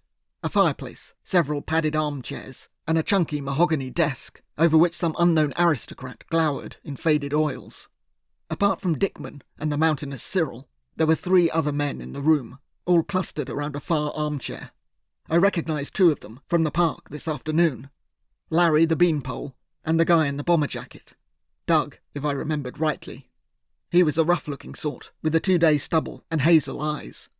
The third man, another Cyril-sized monster, I had not seen before. My eyes flicked nervously from him to Lucy Titmus, who was trussed up in one of the armchairs. She gave me a sad smile, as if to say, "Oh well, what can you do?" That, more than anything, brought the reality of the situation home to me. It was all over. We had gambled and lost. Albert Dickman had rung rings around the pair of us. "Put him over there with the girl," Dickman said. Larry and Doug moved towards me and grabbed an arm each. Dickman glanced at Cyril. "Did you search him?" The human mountain nodded. "Knife in his sock. Nothing else." I stared at the henchman in surprise. I hadn't noticed him frisking me. The guy was surprisingly nimble. He had not found the dart gun, though. Cyril lifted up the knife and examined it with an appreciative eye. "Good. Wouldn't want you getting any ideas about escape. Well, looks like we got the set now." Dickman beamed as I was forced down into the armchair next to Lucy. The 2 minders stood back. "You should have run," Lucy said, gazing across at me. Her hands were fastened uncomfortably behind her. "You should have left me behind." I tried. The house was crawling with people. "It's a busy old place," Dickman agreed, cutting in. "All sorts of people. We try to keep everything nice and casual, but that doesn't mean we don't have the place locked down. You wouldn't have got 10 yards, but full marks for trying, lad. You got some pluck, I'll give you that." I took a deep breath. My whole body was shaking now, as the reality of the situation began to sink in. "What are you going to do with us?" I asked, struggling to keep my voice level. Actually, I was not sure I wanted to know the answer. "Well, that's the thing." Dickman rubbed his chin. "Your friend, she came here to kill me, and that's not nice. I'm afraid I can't let something like that go. But you—" Dickman pulled up an armchair and gazed at me thoughtfully. He had a slightly puffy face, but the glasses and the eyebrows added character, and there was no mistaking the intelligence in his eyes. "You were dragged into this, weren't you?" I nodded unhappily. "You didn't have the first clue what you were letting yourself in for. Just trying to protect the woman you love. I admire that, son. I really do. And you did your best, trying to step into your dad's shoes. You really did try to kill that bastard Coburn. So you see," he leaned forward in his chair, "I got no grudge against you. You were in the wrong place at the wrong time, that's all." He sighed theatrically. "I'd like to let you go. I really would. But I don't think I can. I'm sorry, son. It's nothing personal. You're just seeing too much." I wasn't sure if the regret was genuine or just for show, but it didn't really matter. Either way, he was going to kill me. Oh God, he was going to kill us both. "They could be useful, boss," Cyril cut in from the doorway. "You said we could do with a couple of guinea pigs." "Aye," Dickman nodded. "That I did." He considered for a moment. "You come in here this afternoon. It's all been a bit of a distraction. Frankly, one we could have done without today." "You've got bigger things planned," Lucy guessed. She at least was keeping her wits about her. "Aye, we have, now you come to mention it. And the pair of you turning up might actually work in our favour." His eyes glistened behind his thick NHS spectacles. "We got something planned, you see. Something important. And you could help us out, the both of you, in your own little way." Lucy's eyes were locked on him. What are you planning? Another accident on an oil rig? "Not this time, lass." Dickman sat back in the armchair. There was something frosty in his tone whenever he addressed her, I noticed. "Something a bit grander than that. I'm afraid you won't live to see it, either of you. But you might help us out, in your own little way." Lucy scoffed. You seriously think we're going to help you? "You won't have a choice. We got a little dress rehearsal planned for this evening, you see." What for? Another idiot scheme? Murder dressed up as ideology? Dickman raised a finger. "Don't test me, lass. I'm in a good mood right now, but I won't be goaded by the likes of you." Lucy was not about to stop. If you're going to kill us, you could at least have the decency to tell us what you're planning. "Oh, you'll find out soon enough. But not here. We haven't survived this long by blabbing out our plans to any Tom, Dick or Harry. Or Lucy." He smiled and rose up from the chair. "So what are you going to do to us?" I asked, with some concern. "Well now." Dickman spread out his hands. "You broke in at a rather fortuitous moment. We're all going on a little journey this evening." Don't tell me, Lucy said. A one-way journey. "I'm afraid so, lass. For you, at any rate." So you are just a murderer after all? "I told you, it's nothing personal. This is nothing to do with you or your daft spying friends. We've got plans, lass. Big plans." What is it this time? The water supply? The national grid? Even trussed up and completely at his mercy, Lucy was still probing, still trying to find out exactly what was going on. "Never you mind. Suffice to say, something no one will be expecting." And we'll be the guinea pigs? "Aye, sort of dry run, if you will. It won't be pleasant, or quick, I'm afraid." I shivered, but then managed to find my voice. "And fatal. We're going to die." Dickman nodded sadly. "Look," I hesitated. There was a telephone on the desk by the window. Would you let me make a phone call before we go?" "A phone call?" Dickman regarded me in surprise. He almost laughed. "To Emily, to my fiancée. If I have to die, I'd like to speak to her one last time. I won't tell her anything about this place. I won't say a word, I promise. I just want to hear her voice one last time before I go." Dickman shook his head sadly. "I'm sorry, son. I wish I could. I really do. But we can't take the risk. I wouldn't. They tap the phones, you know. Her people." He gestured to Lucy. "Some of them, anyway. We have a couple they don't know about.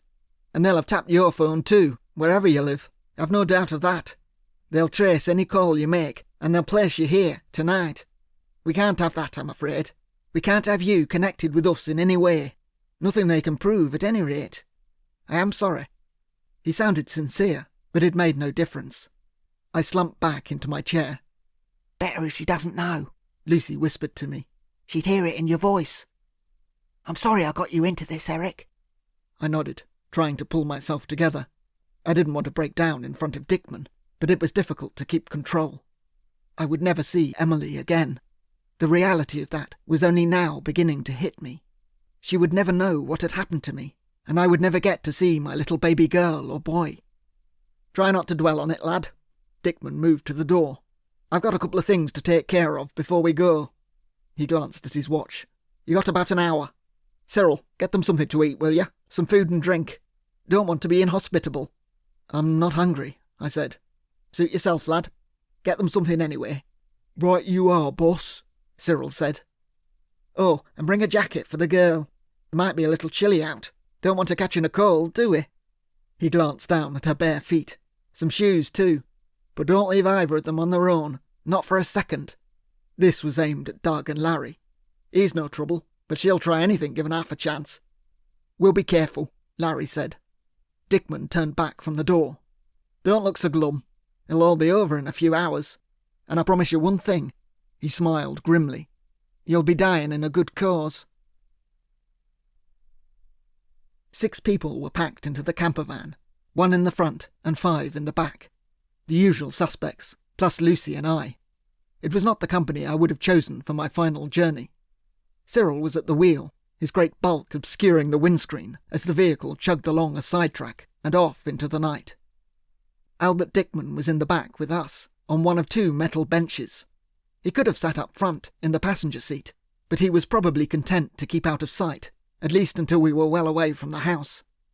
For all his showmanship, the Yorkshireman knew how to keep a low profile.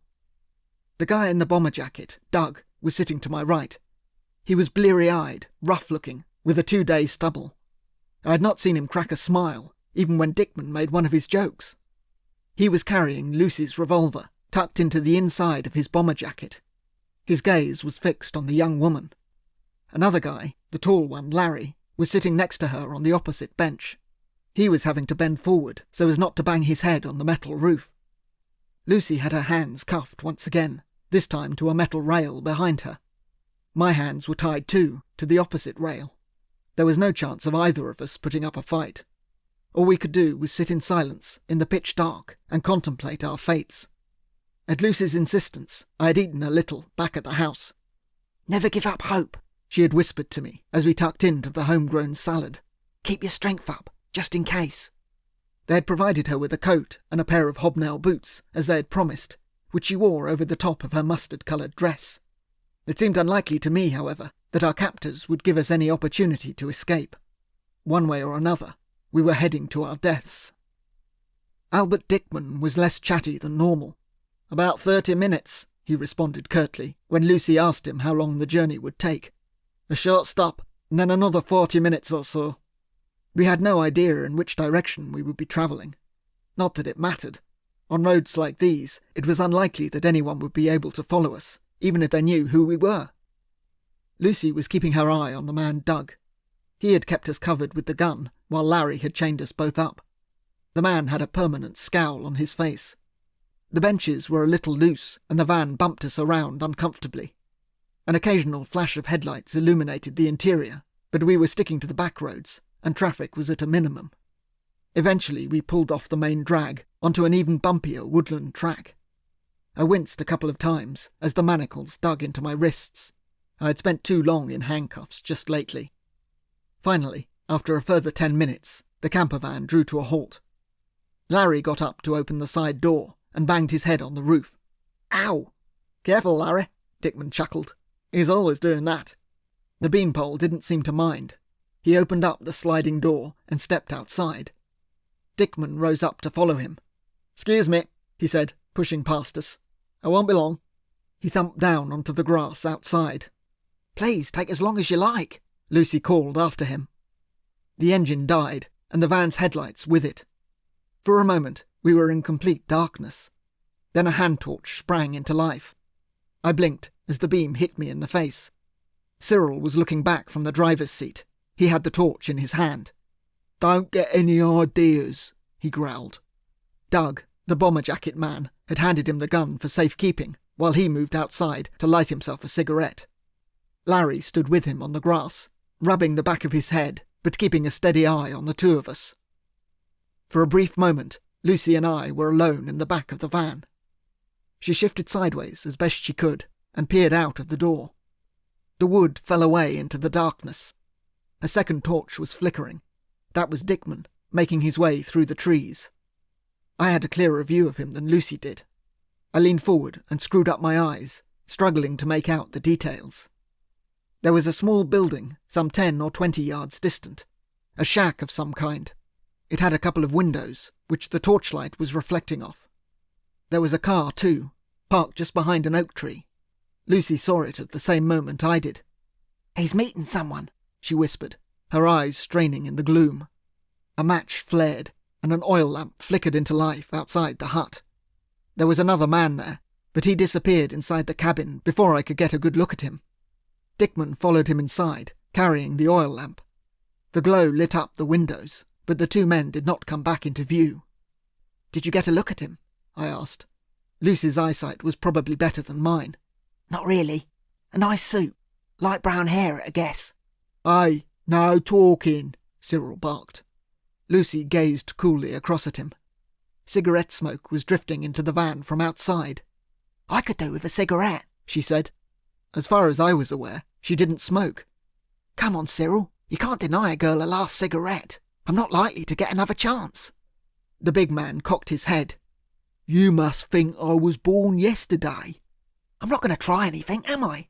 I'm trussed up like a chicken. No cigarettes. It's bad for your health. Lucy jerked her head towards the door. Tell that to your mate outside. Cyril shrugged and looked away. Doug can do what he likes. She sighed. So much for that idea. Silence descended.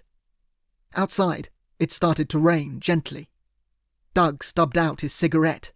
That's all we need, he grunted unhappily. It's only spitting, the beanpole said. Larry was leaning against the edge of the van.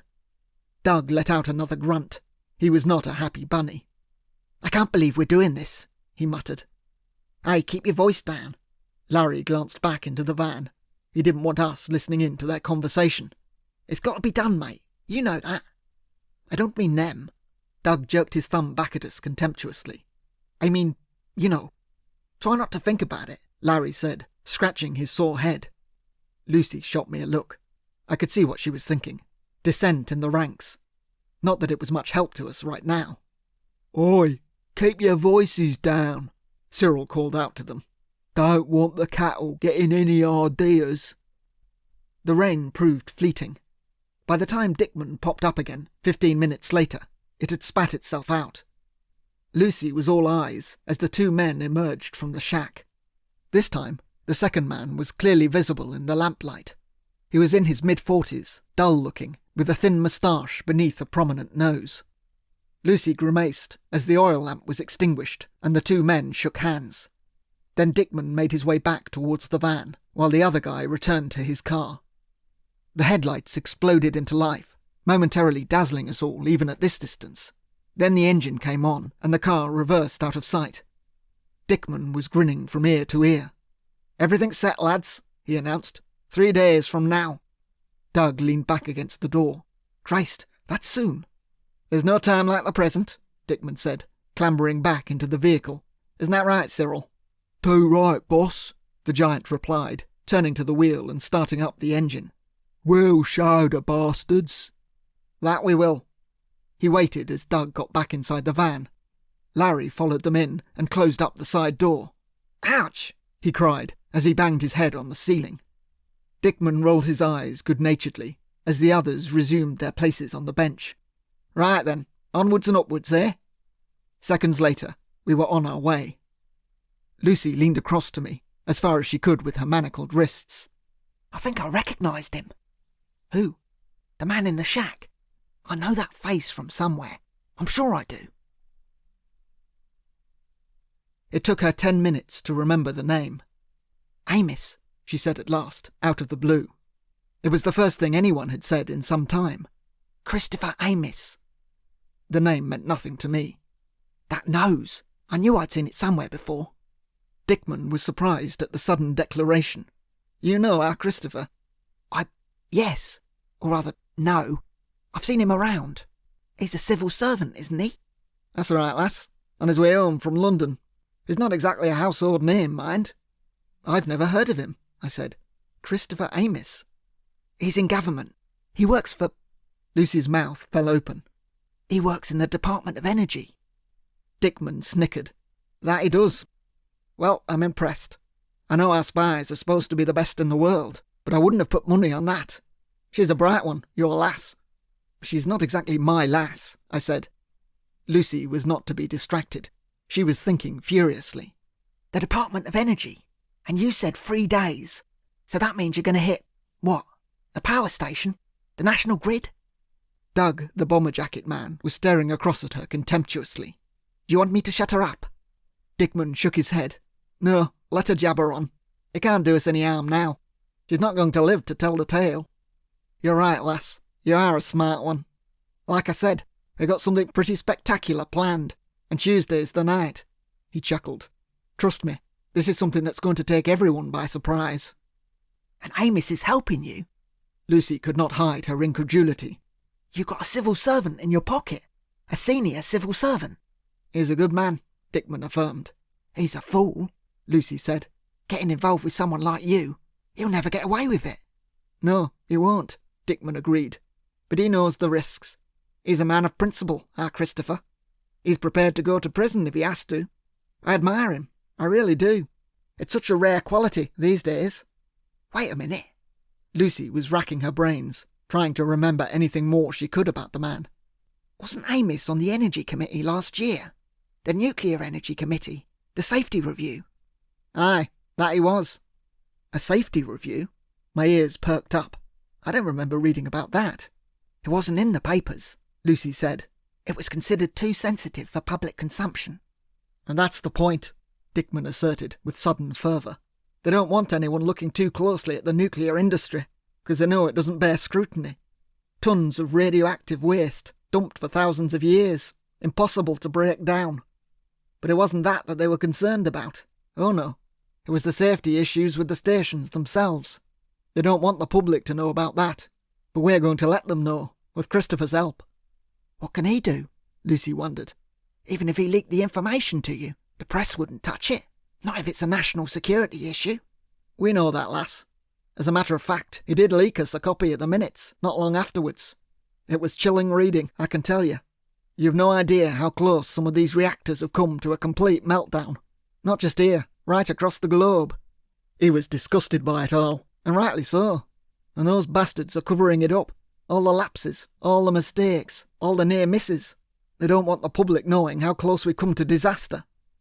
Concerns about nuclear power stations were nothing new, however. So why didn't you publish the minutes, I asked, or make the details public? Well now, I could hear the smile in Dickman's voice. It felt strange to be discussing all this in the pitch black as we bumped around on the metal benches. If we had made it public, there'd have been a leak inquiry, wouldn't there? It would have been traced back to Christopher. He'd have been put in jail, and we'd be no better off. So you buried the information? Aye, we had to. 'Cause you see, son, we had a much better idea, a much better use for our Christopher, but only if he could stay above suspicion. So we kept contact with him to a minimum. Nothing suspicious, nothing going missing, no rumours to link us up, no telephone calls or written messages, no diversions from his regular routine, like driving home at the weekend. And in the meantime, we'd been planning. Planning what? Lucy asked bluntly. The biggest operation we've ever contemplated. If we can pull this off. What operation? Lucy insisted. Christopher's our way in, you see. I was frowning again. Way in? To where? Lucy had the answer, though her voice was laced with scepticism. Into one of the power stations, she said. A nuclear power station. Ardwell Point, Dickman confirmed, with just a touch of pride. Our man Christopher's going to get us through the door. Chapter 19. A metal door had been secured to the entrance of the circular pillbox. Lucy and I were manacled once again beneath one of the slit windows on the far side. A concrete step provided a seat, and our hands were chained to a heavy metal stake that had been hammered into the concrete behind us. It looked like it had been there for decades. Quite why the government in the depths of the Second World War had chosen to construct a machine gun emplacement in thick English woodland, I had no idea. A training camp, perhaps, or part of the preparations for an invasion. It had certainly seen better days. I had played in pillboxes like this when I was a kid, but I had not thought that I would end my days in one. What do you think they're planning? I whispered to Lucy. It was well past 11 o'clock. A light was strung up in front of us, but the slit windows had been crudely boarded over. Not that anyone was likely to come by at this time of night. I dunno, Lucy said, looking around the room. The single 40-watt bulb did little to illuminate the drab concrete interior. Outside, the building was overgrown with moss and weeds. Nothing great, I'm sure. Albert Dickman had stayed with the van, which was parked a good half a mile away in a forest clearing. "Should we sort out the cash first?" Cyril had asked him when we first pulled up. "Or get them two locked up?" "We don't want to rush ourselves. Better get 'em chained up first," Dickman thought. "Got to take everything nice and slow." Lucy and I had been brought across to the bunker under armed guard and secured inside. Doug had remained behind as jailer, while the rest of the group headed off to this cache. Lucy reckoned it was an arms depot of some kind. It's what the IRA do. Bury a load of Semtex in the wood, then pick it up when they need it. Do you think he's serious? We were sitting at a slight angle to each other, so I had to twist my head around to talk to her. Do you think he's really going to do it? Neither of us had quite believed the plan Albert Dickman had laid out as we chugged along in the van on our date with death. Lucy had snorted with laughter at the very idea. Dickman and his cronies were never going to get into a nuclear power station. The security on those places is watertight, she told him. No one gets in or out without paperwork signed in triplicate. You're right, the man agreed. And we'll have it, all above board, signed and countersigned. Not for us, for the proper officials. Christopher's going to sort all that out. They'll trace it back to him, of course, and they'll have his head for it. But he doesn't care. He knows we need to make the point. A bunch of misfits like us parading around inside with our banners. That'll make headline news. Worth spending a few years in prison for. Of course, he has no idea what we're really planning. I gulped nervously. What are you planning? What do you think? We're going to blow the place up. We're going to overload the reactor. Lucy snorted again. You've got to be joking. I'm not joking, lass. He certainly sounded serious to me. You'll never get anywhere near it. There are armed guards everywhere.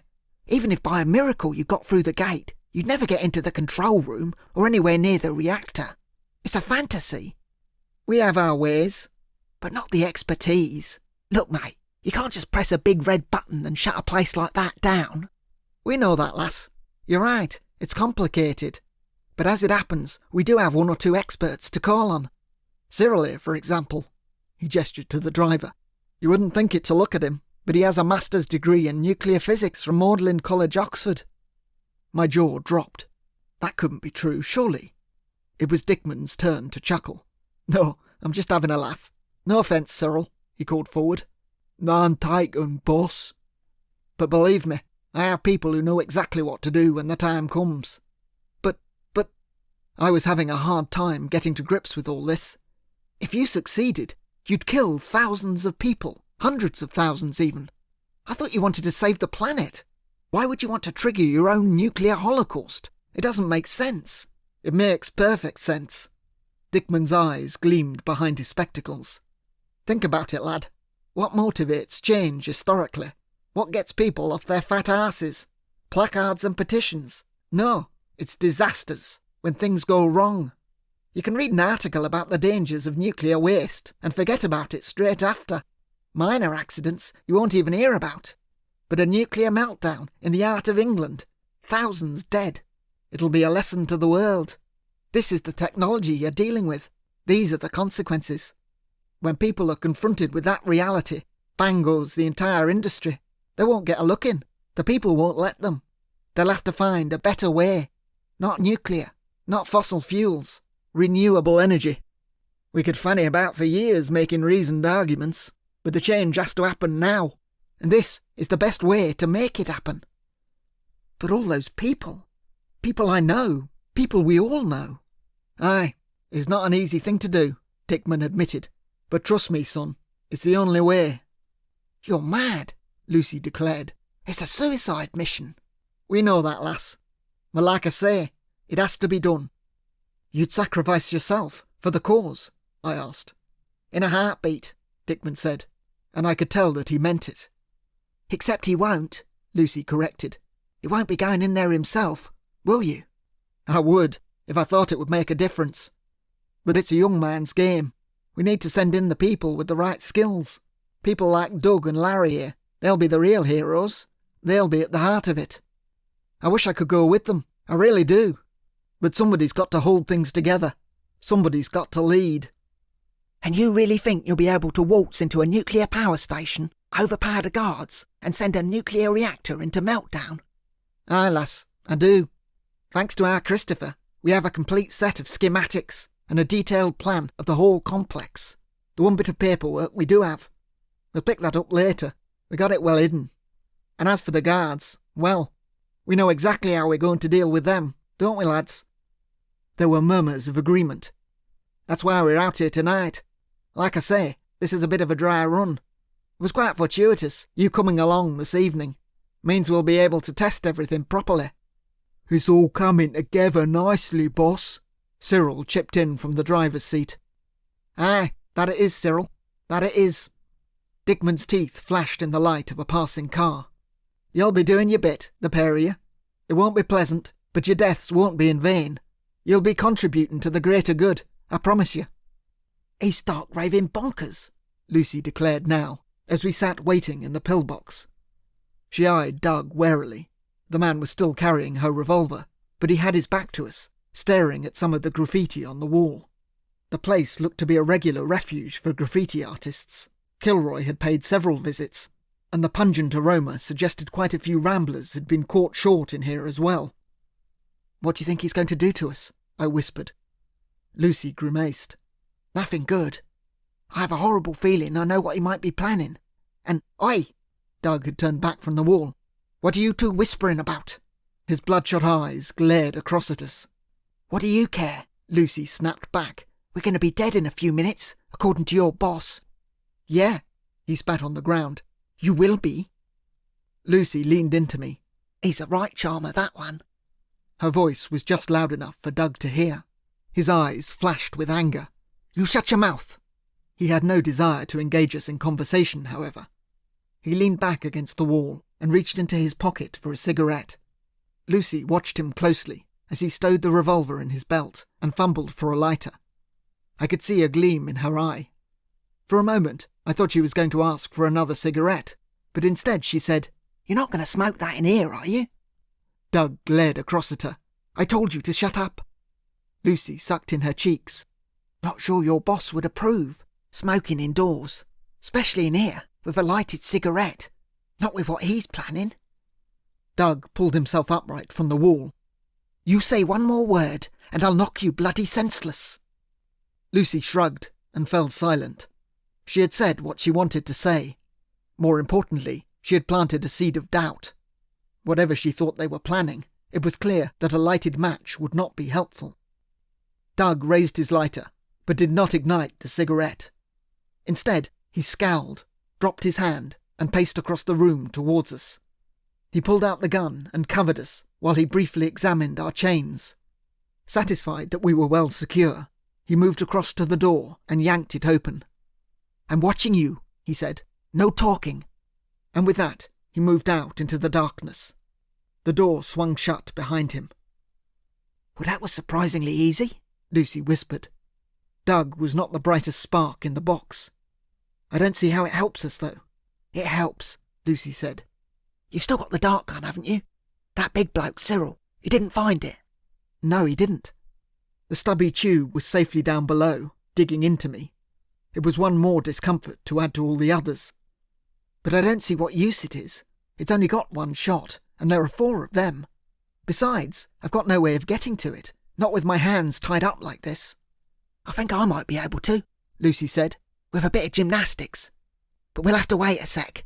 Matey boy is going to stick his head back through the door any minute." As if on cue, the door scraped back, and Doug thrust his scraggy head into the room. He had his cigarette in one hand, and the gun in the other. Lucy shot him her most innocent look. He returned the revolver to his belt, and then closed the door behind him. Lucy chuckled quietly. "Thick as 2 short planks, thank goodness. But we'll only have a minute." "What do you want me to do?" Our hands were cuffed to the stake behind us, but the loop of her chain was lower down than mine. Even so, I couldn't see how Lucy could possibly get a hand anywhere near my groin. "Twist your legs around towards me," she instructed. Unlike our hands, our legs were not chained up. "I'm going to try and sit on your lap." "Okay. I shuffled my knees awkwardly in her direction. Lucy strained, and, with some difficulty, she hauled herself backwards onto my lap. I tried not to groan as I felt the weight of her on top of me. She was heavier than she looked. Her arms pulled tightly against the stake behind us. Her hands were much closer to me now, with her back pressed into me, but nowhere near close enough to reach the top of my trousers. "Try and lift yourself up a bit," she said. That was easier said than done. I stifled a groan as I raised myself up from the step, my knees still bent in the sitting position as I hovered shakily above the concrete, trying my damnness to support Lucy's weight on my lap. "That's it," she said. We were pressing hard against each other now. "Try and hold it. I'll just—" Her left hand fumbled blindly downwards, searching for the button at the top of my flies. She got it, and then pulled the other buttons open. "I don't usually do this on a first aid," she joked. Her hands were as cold as ice as she slid them into my trousers. I had to make a conscious effort not to flinch as the metal cuffs scraped against my skin. It was all I could do to hold my legs steady. My entire body was trembling with the effort of holding her up, and my own cuffs were digging into my wrists at the same time. I let out a silent yelp as a hand scrabbled down below. Oops, sorry about that. Ah, here we go. At last, her fingers took hold of the metal rod. Okay, got it. Now hold it steady. Her fingers carefully teased out the cylinder. I gritted my teeth. I can't keep it up for much longer. Just a second more. I don't want to lose it. She slid the dart gun gently out and held it firmly in the palm of her hand. All right, you can sit down now. With some relief, I lowered myself back onto the concrete step. Lucy pulled herself away from me. The metal stake wobbled behind us, but she kept a solid grip on the pen as she settled herself back onto the step. I swung my legs around into a more comfortable position, then gazed across at her. The dart gun was now safely contained, out of sight behind her back. You're bleeding, I observed, with some concern. Her wrists were spotted with blood, where the handcuffs had dug into her. That's the least of our worries. Hey, did you feel that? The stake behind us was wobbling again, ever so slightly. She threw me a look. It's getting looser. The metal was chipping away at the concrete base holding the pole in position. Lucy growled. If we had a couple of hours, we might be able to work it free. She took a moment to recover her breath. At least we got the dart gun. It was not in a helpful place, however. Will you be able to fire it from back there? Lucy shrugged. I can have a go. It's worth a try, don't you think? I was not convinced, but I admired her positivity. You're always so calm. She shot me a tired smile. In situations like this, it's the only way to be. Have you ever been in a situation like this? What, tied to a metal stake by a madman who's about to launch a strike on a nuclear power station? Oddly enough, no. But I feel a little bit more comfortable now that we're armed. If we can just draw one of them near to us, we might be in with a chance. I was struggling to see the logic of that. But there are 4 of them. Even if we take one of them out, it's not going to save us. I know that. You're missing the point, Eric. For once, her expression was deadly serious. This isn't about us. I don't understand. I'm sorry, Eric. You're right. The odds are stacked against us. In all probability, we're not going to get out of this. It was a shock to hear her assessing the odds so bluntly. She was meant to be the positive one. But there's more at stake here than you and me. You heard that idiot. He's planning to kill thousands and thousands of people. He might even succeed. Anything we can do, no matter how small, to put a spanner in the works, it's got to be worth it. But what can we do? Chained up here? Plenty, she said. Dickman is the key. He's the head of the organisation. Without him, the whole thing falls apart. If we can take him out somehow, we can bring the whole thing crashing down. We just need to get him close enough to us so that I can get a clear shot. How do we do that? Unlike Doug, Albert Dickman was not a fool. He would know to keep his distance. Doug is the weak link. He's having second thoughts. It's written all over him. And none of these men really want to kill themselves. No one likes a suicide mission, no matter how devoted they are to the cause. If we can sow a bit of division, ruffle a few feathers, and then provoke Dickman into coming close to us. Her train of thought was cut off as the metal door swung open. Oi, I said no talking, Doug declared angrily. He tossed his cigarette outside, disappeared for a moment to stub it out, and then returned, pushing the door wide open. For a moment he stared at us, making sure nothing had changed. Not long now, he declared, coming forward. Albert's on his way. For the first time he managed a smile. The prospect of our imminent demise had cheered him up a little. I could do with a cigarette, Lucy said. No chance. Doug shook his head vehemently. I thought prisoners were allowed a final request. Not if I have anything to do with it. The man stepped further into the room, clearing the doorway for the new arrivals. I could hear voices outside, footsteps in the mud. Doug's eyes flicked between us and the door. Was he in range of the dart gun? Perhaps it might be worth shooting him if he was near enough. He might fall towards us, gun in hand, and we could grab hold of it. But he was not yet close enough for that. "All right, lads, bung it down inside." The voice of Albert Dickman carried through from the woods. Flashlights were darting about outside. Shadowy figures were moving towards the bunker. "Careful with the door. Here, Give us a hand, will you, Doug? The man in the bomber jacket moved across, pulling the door wide to give them the maximum amount of space. Cyril and Larry appeared in the doorway together. They were carrying something between them. It looked like a mortar bomb, a shell of some kind, rusted and ancient. My eyes widened at the sight of it. The two men were carrying the device with great care, their hands covered in long rubber gloves. Doug stepped back and allowed them to shuffle into the room. Ouch! Larry banged his head on the doorframe, but he kept a firm hold on the cylinder.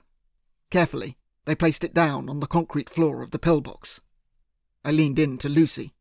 What is that? Some kind of artillery shell? She shook her head. I don't think so. Looks ancient. Could be from the First World War. Top of the class, lass, Albert Dickman said, moving into the bunker behind his two underlings. Vintage 1918. He regarded the shell with some pride. These did a lot of damage back in the day. But no, they're not bombs. Well, not technically. I was right then. Lucy closed her eyes and shuddered. Gas. Poison gas. That was why it had been a bad idea for Doug to smoke in here. She looked to Dickman for confirmation. Chlorine? No. His eyes gleamed behind his thick glasses. It's mustard gas. And you're going to test it for us. Chapter 20. Mustard gas? I stared in horror at the corroded metal canister. In there? Aye, Dickman confirmed. The real thing, laying dormant all these years. It's nasty stuff, but still viable, I reckon. That's what we're going to test. I swallowed hard. I'd read about the effects of poisoned gas. It was a horrible way to die. We've got dozens of these shells buried not far from here, Dickman added. All ready and waiting. And that's your grand plan? Lucy's voice was dripping with scorn. You're going to gas everyone inside the power station? That's right, lass. The guards, anyway. Mustard gas doesn't usually kill people, unless you're up real close. But it burns the skin, incapacitates you, makes you incapable of doing anything. It's all we need to knock out a few security guards. Where did you get it from? I asked. Canisters of mustard gas were not exactly easy to come by. Our Larry here, Dickman jerked his thumb at the beanpole. His granddad worked in a munitions factory during the war, the First World War. He helped make them. Larry lifted himself up and gave a lopsided grin. Grandad was always talking about it when I was a kid. He made millions of these things. Larry tapped his foot against the shell. Well, loads of them anyway. Cyril and Doug moved to the door and disappeared outside to collect some other equipment. After the war, Dickman continued, there were thousands left over. They couldn't do anything with them. Too dangerous to decommission them all. So they buried them, stockpiled them in concrete bunkers. My granddad knew where a lot of them were, Larry said. Come the Second World War, he was terrified the Germans were going to invade. He dug up a whole load of them. Wasn't going to let the Jerrys anywhere near his house. They were still there at the bottom of his garden when he died. We went and dug them up a few years back, Dickman smiled, when Larry joined the organisation. We knew they'd come in useful someday. Cyril appeared in the door, shifting what looked to be a pair of large rubber suits. Doug slipped in behind him, carrying a couple of gas masks. As you can see, Dickman said, we've got all the equipment. These should keep us safe enough when we unleash the gas. Where did you get them from? Lucy asked, eyeing the suits. Larry's granddad again? Some from him. Some bought second-hand. World War II memorabilia is all the rage these days, and gas masks are 10 a penny. That's the beauty of it. No one looks twice at obsolete technology like this. Dickman lifted up the mask in front of his face. But it does the job well enough. Isn't that right, Cyril? That's right, boss. Even the man mountain was eyeing the metal shell with some concern, however, as he placed the suits down on the ground. How on earth are you going to get all that through the gate, I wondered, without anyone seeing it? Surely they must search the vehicles. Nobody would be able to waltz into Hardwell Point with a van full of munitions and not provoke a few awkward questions. Oh, they search them, but it'll only be a cursory inspection. We'll have all the right paperwork, and we got the vehicle rigged out. Bought it second-hand a few months back. Cash deal. As to the suits, well, we'll get them on before we show our hand. You're mad, Lucy breathed. You won't get 10 yards. This is never going to work. Dickman scratched his nose. Even getting through the doors will be a victory. Can you imagine the papers? But we'll get further than that, lass. I know we will. Not if I can help it, Lucy said. Out of the corner of my eye, I could see her preparing the dart gun. Unfortunately, Dickman was hovering stubbornly close to the door on the opposite side of the pillbox. Somehow, we needed to draw him nearer to us. And that's why you brought us here, to test out these suits of yours, to make sure they work properly. Dickman shook his head sadly. I'm afraid not, lass. We are going to test the suits, but that's our job. You're going to be playing the part of the power station guards. The beanpole was fully suited, his back to us, crouching down in front of the metal cylinder. I had no idea how he intended to set it off. Larry had a toolkit laid out, with a hammer and chisel, but I doubted he was going to simply bash a hole in it.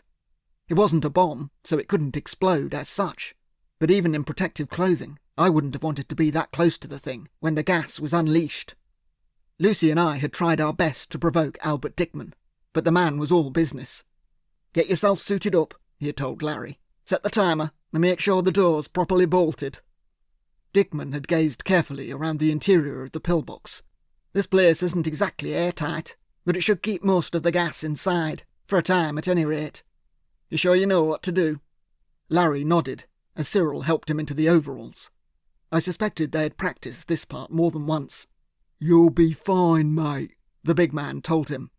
Yeah, piece of cake, Larry agreed nervously. Dickman poked a finger in our direction. Don't forget to keep an eye on them two. You've got your stopwatch? Yeah, I got it. We need to see how quickly the gas incapacitates them. That's the whole point of the exercise. Isn't that right, Cyril? That's right, boss, Cyril responded promptly. I was sweating buckets by now, my whole body quivering at the enormity of what was about to happen. But Lucy seemed unperturbed. She was too busy focusing on the here and now, trying to find a way out. It's a pretty crummy experiment if you ask me, she declared airily. You could at least have set up a video camera. Dickman pursed his lips. We're not looking for scientific rigour, lass. All we want to do is test the suits. As long as you're dead and we're not, that's all that matters. I can do a little dance if you like. See how long I last. Dickman frowned. You won't be laughing in a minute, I promise you that. He turned back to the others. Doug, you need to get suited up too. The man in the bomber jacket grimaced. I thought you said I was going to be... outside. Aye, that's right. But you'll need to be suited up anyway, just in case Larry gets into trouble. It's only a contingency.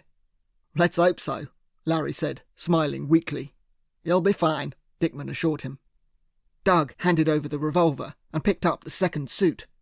Cyril was on hand to help him into it. Lucy banged my shoulder gently. I took a heavy breath. I knew what she wanted me to do. And where are you going to be?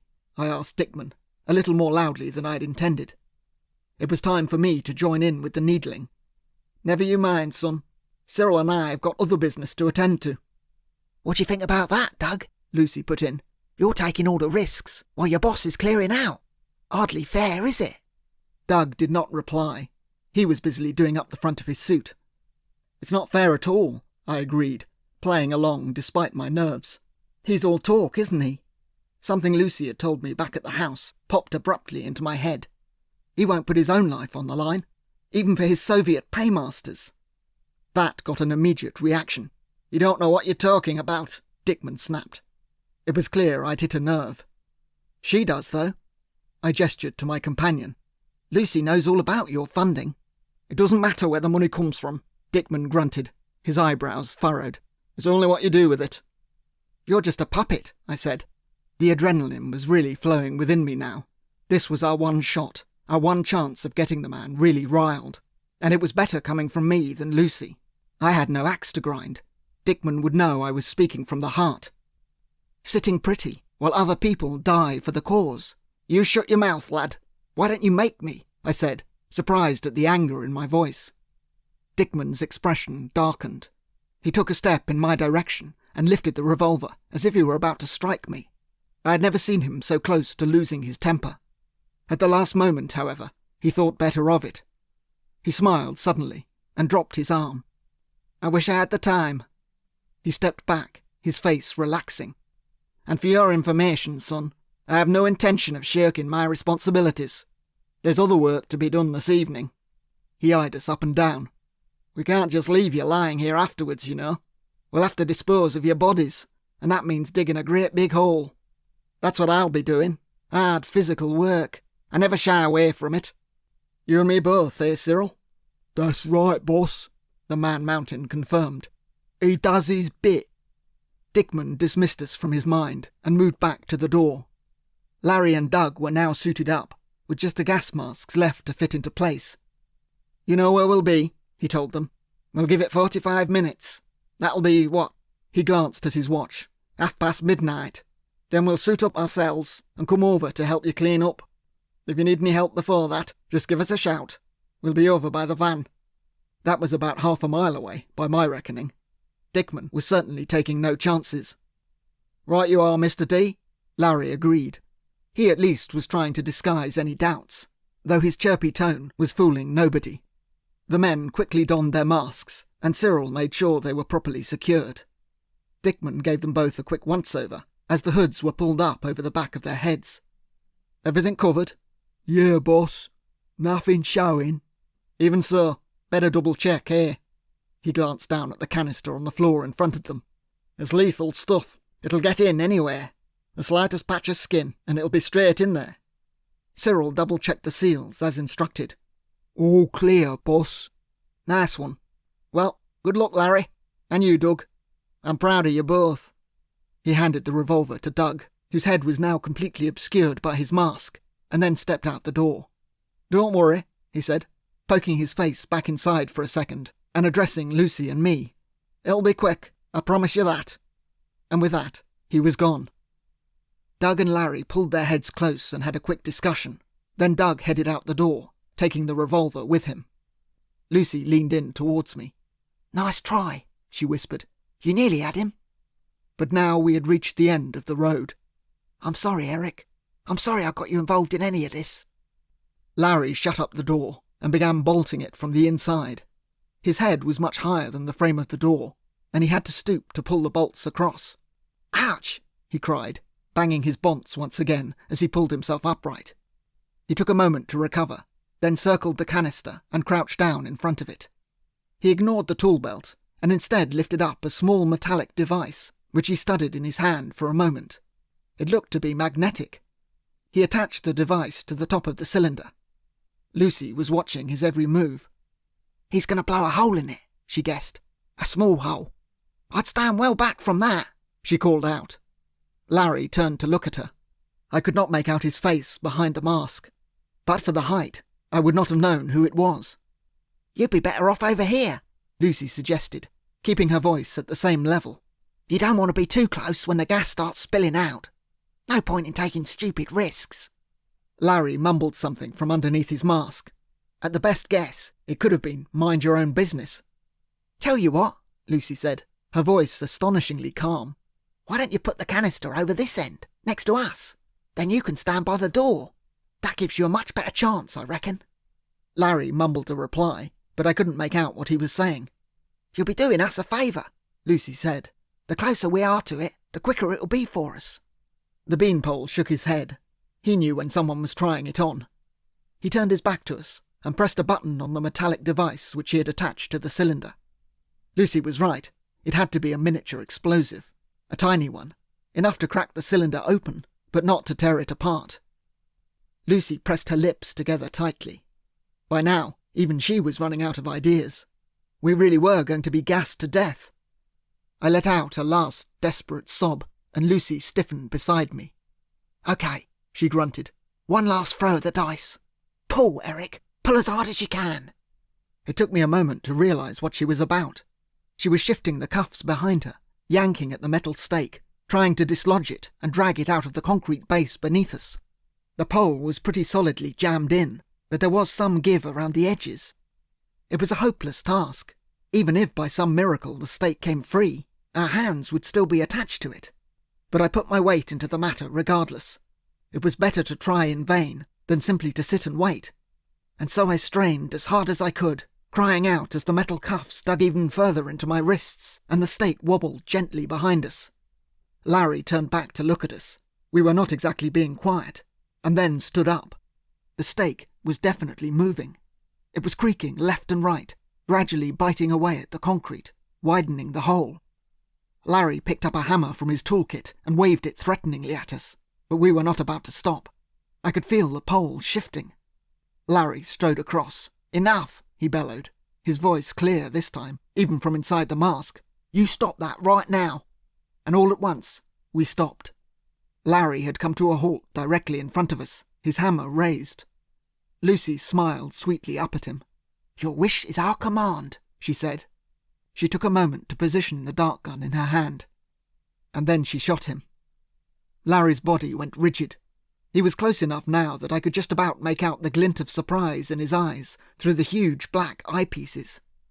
The poisoned dart had easily penetrated the fabric of his suit. At such a close range, even with her blooded hands, Lucy could not fail to miss. In slow motion, the tall, thin man crumpled to the ground, hitting the concrete floor with a quiet thud. There was a moment of silence. Then Lucy and I both let out the breaths we had been holding. "Well, that worked better than I expected," she said. I gazed across at her in admiration. What do we do now? We were still shackled together. For all our efforts, the stake was still attached fairly solidly to the step behind us, and we had used up our one dart. But Doug would soon realise something was wrong. He would be expecting to hear a small incendiary go off, and then a sudden rush of gas. Even with the door locked and bolted, it would soon be obvious that something was amiss. "We need to get out of these cuffs," Lucy said. "Larry's got the keys, underneath that suit. He had been the one who had chained us up. He had fallen within kicking distance of us, but it would be hard work dragging him nearer, using just our feet." "Actually," Lucy observed quietly, "we do have a slightly more pressing problem." "What do you mean?" She nodded sheepishly across the room to the gas cylinder. The little incendiary Larry had placed on top of the device was winking at us, a little red light flicking on and off. He must have set the timer going before we distracted him. I stared at the canister in despair. The shell was about to be ripped apart. Chapter 21. It's surprising how much strength you can find when you don't have a choice. "Pull!" Lucy barked, yanking hard on the chains behind her. "Give it everything you've got, Eric." I did not need telling twice. The stake was rocking back and forth, the edges of the concrete holding it in place, gradually wearing away as we pulled with all our might. I could feel the blood trickling down my arms as the cuffs dug further into my wrists, but I pulled and pulled all the same. Lucy had her feet firmly planted on the ground, trying to shift the stake upwards. Her face was bright red, her eyes screwed tight, her lips peeled back with the effort. I stood up too, as best I could on wobbly legs, and strained even harder. Suddenly, finally, the stake began to shift. Together we lifted it, inch by inch, and the further it came, the easier it was. For the final push, we had to lift our feet up onto the concrete step. And at last, the stake came free of its bearings. Lucy did not hesitate. We were still attached to the pole, but she leapt forward anyway, down onto the floor, and I stumbled forward with her before I knew what she was doing. The base of the stake, wider than the middle, caught on the edge of the step, and we collapsed together onto the floor. The pole landed on top of us, but there was no time to register the pain. We had fallen fairly close to Larry's dead body. "The key!" I gasped. We had to get ourselves uncuffed. "It's in his pocket." "There's no time," Lucy said. The flashing light on top of the cylinder was beginning to speed up. We had only seconds left. Lucy was already scrambling to her feet, pulling the stake and me with her by sheer effort of will. I staggered to recover my balance as the metal pole scraped along the concrete between us. There was no time to turn around and get a hand to the canister. Lucy had a better idea. She fell backwards abruptly, kicking her legs out in front of her. A sharp yank at my wrists upended me at the same time, and I too fell backwards, crashing down onto the metal stake, which shuddered against us. I stifled a yelp.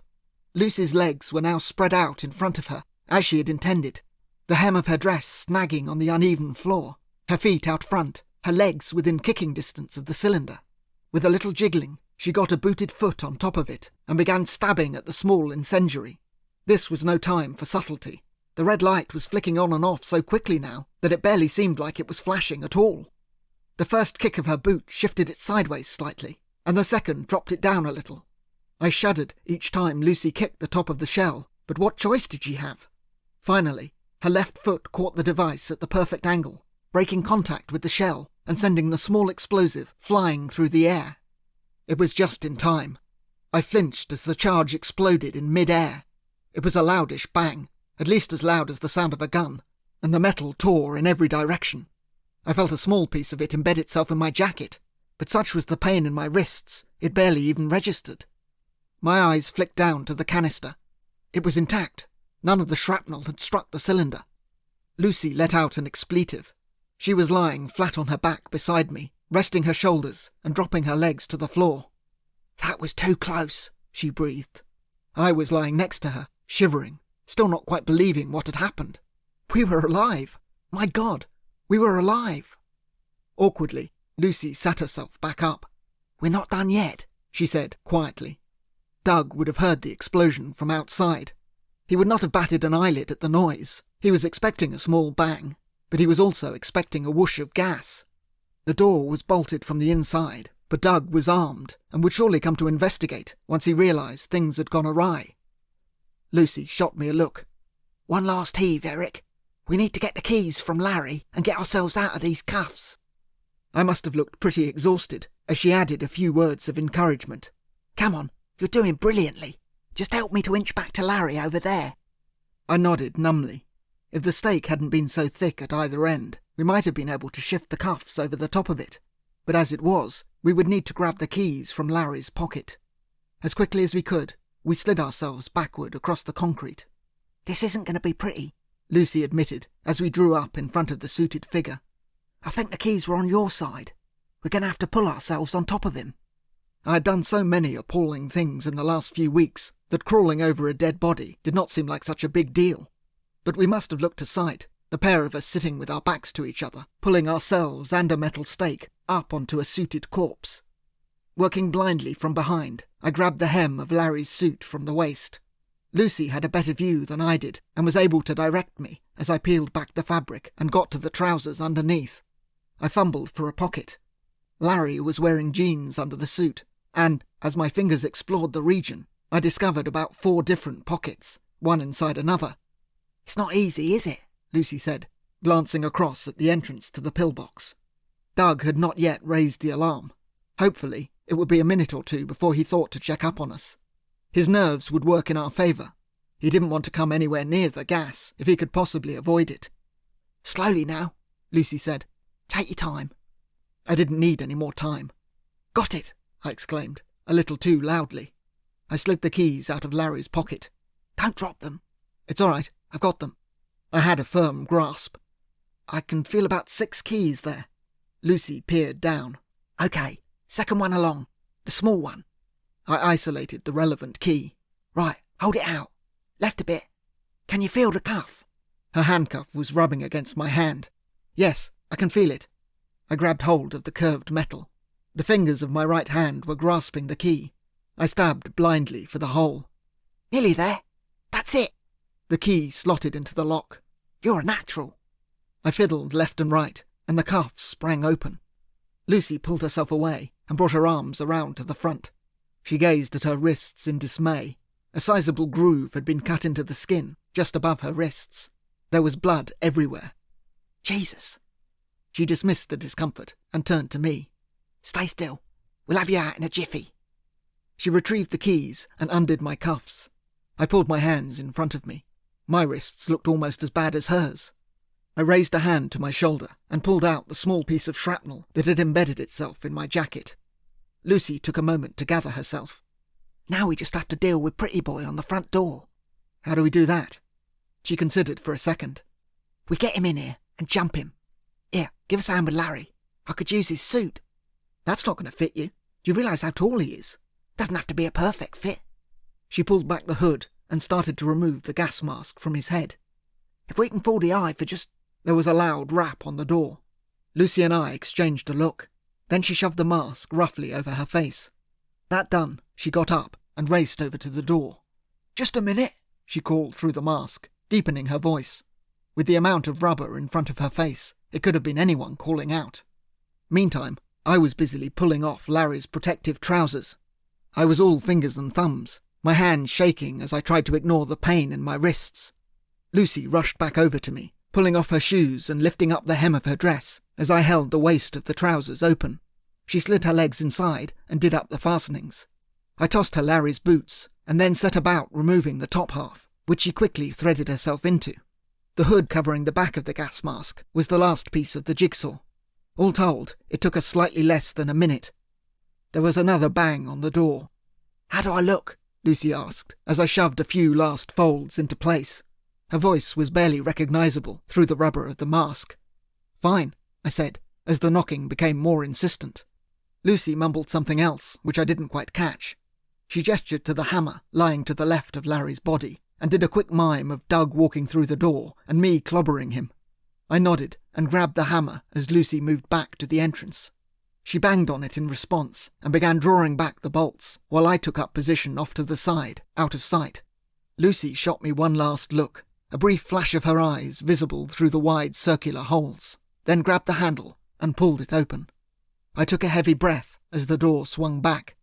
Lucy angled her body to block as much of the view as possible, while I wielded the hammer. We had not had the time to shift Larry's body out of the way, and neither could we hide the fact that nobody was tied up at the far end of the chamber. We could only hope that the gas mask and the cylinder would be sufficient distraction to entice Doug inside before he realised anything was up. It was too much to hope for. "Larry, what's going on?" Doug's muffled voice sounded from outside the door. "What happened to the gas?" The man hovered on the step, making no move to investigate. Lucy kept her responses to a minimum. "Didn't work, bloody thing." She stepped outside, doubtless hoping to give him a quick shove in my direction, but something in her voice must have sounded off. "Hang on a sec," he said. The pair of them were out of sight, behind the door, as a scuffle began to break out. A second later, a gun fired, and the bullet jangled against the metal door. "Eric," Lucy called out in desperation. "I could do with some help here." I stepped around the door. Doug and Lucy were locked together. It took me a second to work out who was who, what with the masks and the heavy overalls. Lucy was on the left, slightly shorter, her hands clasping onto Doug's wrists as he struggled to aim the revolver. She kicked at his legs, trying to unbalance him, but Doug was holding his own. I hesitated as he caught sight of me. Doug shifted direction rapidly and aimed the revolver at me. A bullet missed my left thigh by the merest whisker, ricocheting off the concrete behind me. Even from half a mile away, Albert Dickman was going to hear that. I had more immediate concerns, however. Doug was taking aim again as Lucy struggled to gain the upper hand. "We'll hit him," she yelled through the mask. Her voice brought me back to my senses, and I smashed the hammer down, missing Doug's head completely, but hitting his gloved hands instead, clipping Lucy's arm at the same time. Both of them cried out, and Doug dropped the gun. Lucy recovered quickly. She dived for the revolver, but Doug kicked it away before she got to it, and then shoved her in the back, causing her to lose her balance. He scrabbled to retrieve the weapon, which had skittered some distance away from the door of the pillbox. I ran after him, my hammer raised, intent on thumping him from behind, but he turned back just as I got within range. He had grabbed the revolver, but did not have time to aim it, so instead he pistol-whipped me across the face. I fell backwards, smacking against the outer wall of the bunker, but Lucy had recovered by now and was ready to take up the slack. She launched herself at him, spinning him around and grabbing him hard from behind. The two suited figures staggered back towards the door. I had dropped the hammer, but a quick fumble retrieved it from the muddy grass. I ran back towards the interlocked figures. This time, I made no mistake. I lifted the hammer above my head as the two of them crashed into the bunker door and slammed it down as hard as I could on Doug's head. It was a killer blow, but a split second too late. My arm shuddered under the impact. I had hit him all right, but not before he had managed to get off a final shot from the revolver. The gun had been aiming downwards through the open pillbox door. The bullet shrieked across the interior and punched a neat hole in the corroded metal cylinder. Doug crumpled to the ground. I stared past him in disbelief as a small mushroom of gas erupted from the ancient shell. Chapter 22. Lucy was quicker to react than I was. She pulled me away from the metal door, grabbing the handle and slamming it shut. She was wearing a protective suit, but I was still in my regular clothes. The pillbox was not exactly airtight, and the gas would soon begin to spread out into the night air. I dropped my hammer in a panic and dipped down in front of Doug, scrabbling desperately for his mask. I didn't know if he was dead or unconscious, and I didn't care. To my surprise, Lucy gave me a hefty shove from behind. "There's no time," She bawled at me through her mask. "Run, Eric! For Christ's sake, run!" I stumbled to my feet. She was right. I had to get out of here. I picked a direction and lurched forward, ignoring the sharp pain in my shoulder. I had to put as much distance between myself and the bunker as possible. I could barely see the outline of the trees as I hurtled forward. The ground was uneven, and my foot almost snagged on a tree root. Behind me, I heard the hiss of gas and the sound of Lucy bolting the metal door from the outside. She was taking a hell of a risk. I was not sure how well the seals on her suit had been secured. It was a warm night, calm and dark. The lack of a breeze would act in our favour. I took a lungful of air and pounded on, my heart racing as random bits of foliage whipped across me. Albert Dickman would have heard the gunfire. It would only be a matter of time before he came to investigate, but I couldn't worry about that now. I had come 1/2 mile already, in a mad panic. I had no idea where I was. I slowed to a jogging pace, just as a large branch loomed in front of me. I ducked down to avoid being decapitated, and at that moment another loud bang reverberated in the distance. What on earth was that? My foot snagged on a second tree root, and before I knew what was happening, I was flying through the air. I let out a heavy woof as my body smacked into something solid, a couple of feet lower than I was expecting. I had fallen into a hole, a shallow trench, about 8 feet long and 5 feet wide. I'd had no idea it was in front of me. I took a moment to recover my wits. I'd landed on top of a large plywood sheet, covered over with a tarpaulin. The wood had cracked as I hit it. I let out a low groan. I'd banged my nose and twisted my leg. If the hole had been any deeper, I might have done myself a serious injury. The plywood was resting on top of something. The trench went much deeper than I had first supposed. It wasn't a makeshift grave of the type that Dickman had threatened to dig for Lucy and I. It was much bigger than that. This had to be the arms cache they had talked about back at the van, the place where the poison gas was stored. I shuddered. All those old shells Larry's granddad had gathered together during the war. I was lying on top of them. I lay still for a moment, barely daring to breathe. I had hit the plywood pretty hard. What if I had damaged them? What if I had put a hole in one of the shells? I listened carefully for the telltale hiss of gas, but there was nothing. No smell either, except for the sweat on my brow. I let out the breath I had been holding. Slowly, and very carefully, I rolled myself sideways, brushing up against the edge of the trench. This was a concrete wall, partially obscured by mud. Beyond the hole, there was a larger mound of earth, piled up by the side when they had dug the place out earlier this evening. What with the plywood, the tarpaulin, the earth, and a few strategically placed leaves, the cache might easily have gone unnoticed for years. On the near side of the wall, I could feel the outline of a long, thin crate. It was resting on top of the plywood. Gently, I pulled back the edge of the tarpaulin. There were several small boxes lining the sides. I grabbed the lid of one and pulled it open. It was too dark for me to see the contents, but I slithered a hand inside and had a quick feel. Cartridges and bullets. The box was full of ammunition. What else might be buried here? More than just a few gas canisters, by the look of things. I shifted myself around. There were several masks piled up at the far end of the trench, and hazard suits to go with them. Before I could grab one, I heard a sudden thump in the distance, a loud metallic thwang. For an instant, I froze. Not a gunshot this time. What on earth was that? Tentatively, I lifted my head above the lip of the trench, and then higher, to peer over the mound piled up on the near side. My eyes widened, adjusting to the dim glow. There was a clearing, not 50 yards away from me. It was the same clearing where Cyril had parked the van earlier on. I could see the vehicle clearly through the trees. A dim glow was filtering out through the side door. I thought my eyes were adjusting to the dark, but it was the light from the van that was helping me to see. A figure was moving about in front of the vehicle. Albert Dickman. I could not fail to recognise those eyebrows, even at this distance. The man was dressed in a protective suit and was carrying a pair of boots. He must have grabbed them from the front of the van and slammed the door behind him. That was the sound I had heard. He was not wearing a mask or gloves. His expression was grim, his movements precise, as he walked over to the side door and sat down. Carefully, he began to pull on the boots. There was no sign of Cyril. The big man had probably suited up already. Hell, he must have gone to investigate the shots over at the pillbox. And there had been another bang more recently, the one that had caused me to lose my footing. Could that have been Lucy taking a pot shot at Cyril? It would not surprise me. She could have grabbed Doug's revolver easily enough. Had she got the better of Cyril this time? Dickman was clearly worried. He was suiting himself up, getting ready to go and find out. My eyes flicked briefly across the clearing.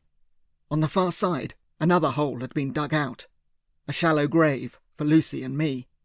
A couple of spades and a pitchfork were lying on the ground closer to hand. My attention snagged on a cylinder, a second gas cylinder, which was resting not far from the van. That was the spare they had unearthed, just in case the first one had been a dud. Dickman had finished putting on his boots. He pulled himself up and grabbed a pair of gloves. He looked around as he slid them on, his eyes peering into the gloom. For a moment, it seemed like he was staring straight at me. I shivered, keeping my head still, relying on the darkness of the forest to protect me. Finally, he looked away. There was a rustling sound at the edge of the clearing. Dickman heard it too. He stepped forward and grabbed the pitchfork as two suited figures shuffled into view.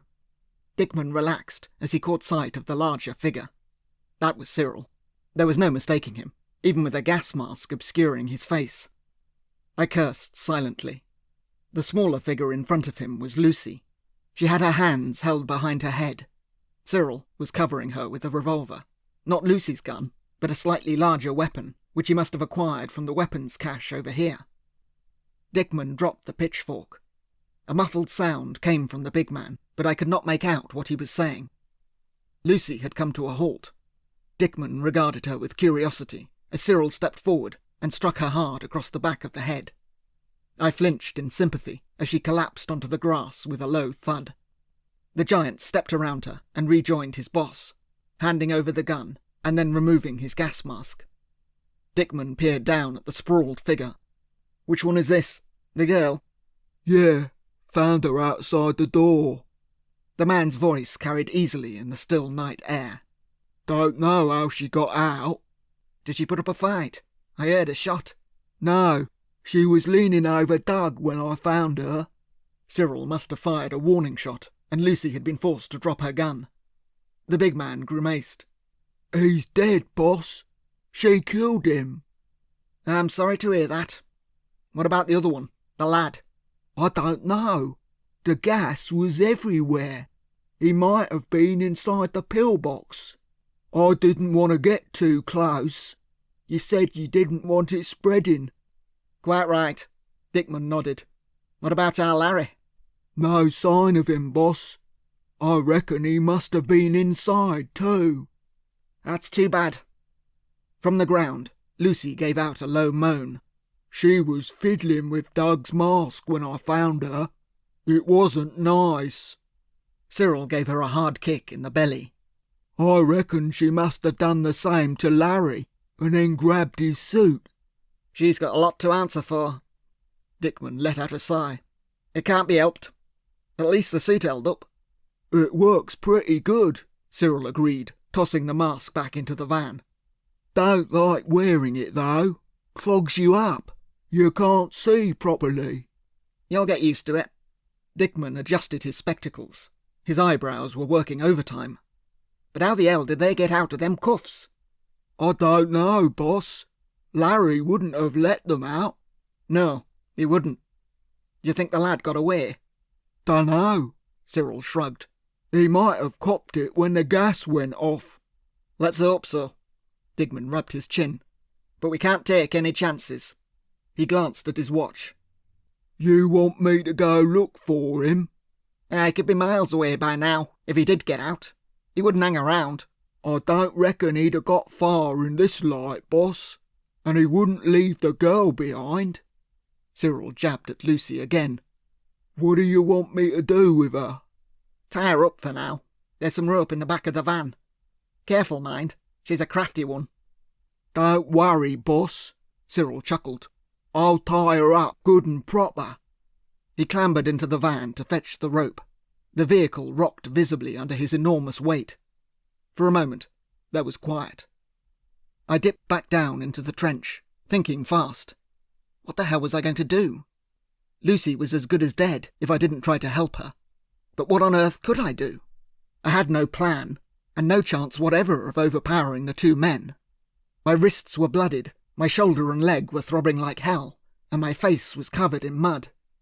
Perhaps I would be better off doing what Dickman suggested, getting away, finding help, warning the authorities. That was what Lucy would want me to do. But the chances of me finding anyone out here at this time of night were as close to zero as made no difference. Better to stay and help her if I could.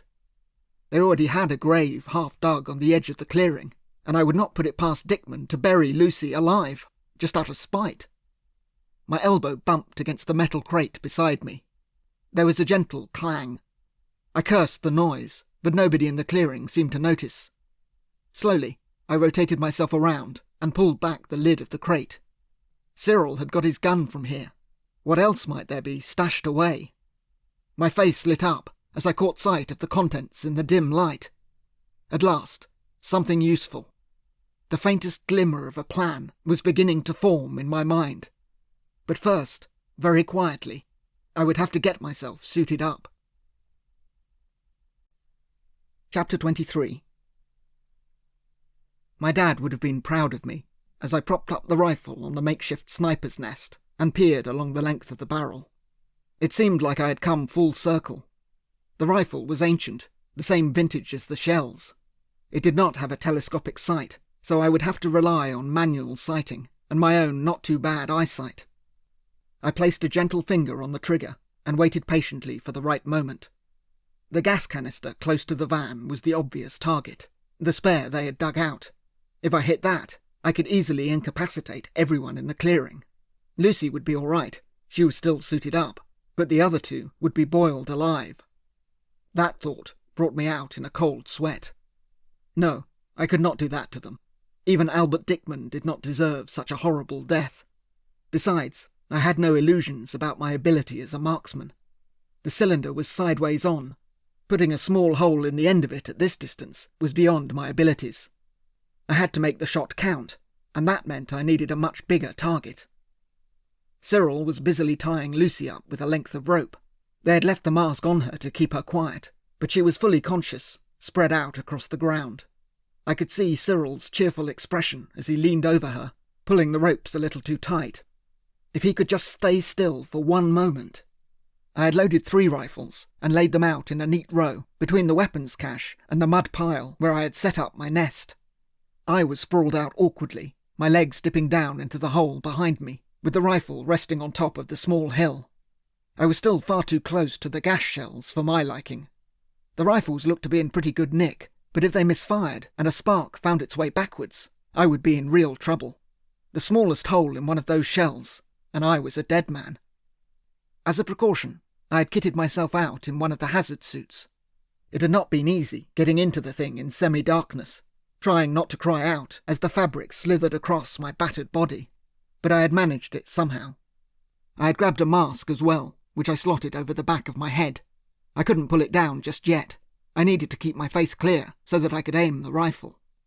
If some stray bit of shrapnel did find its way to one of the shells behind me, I prayed I would have time to fix the mask in place and snatch up some gloves too. Cyril pulled himself upright. Albert Dickman was standing behind him, revolver in hand. "Did you hear that?" he asked. He was peering off into the woods, though not in my direction. Cyril shrugged, stretching his hands above his head.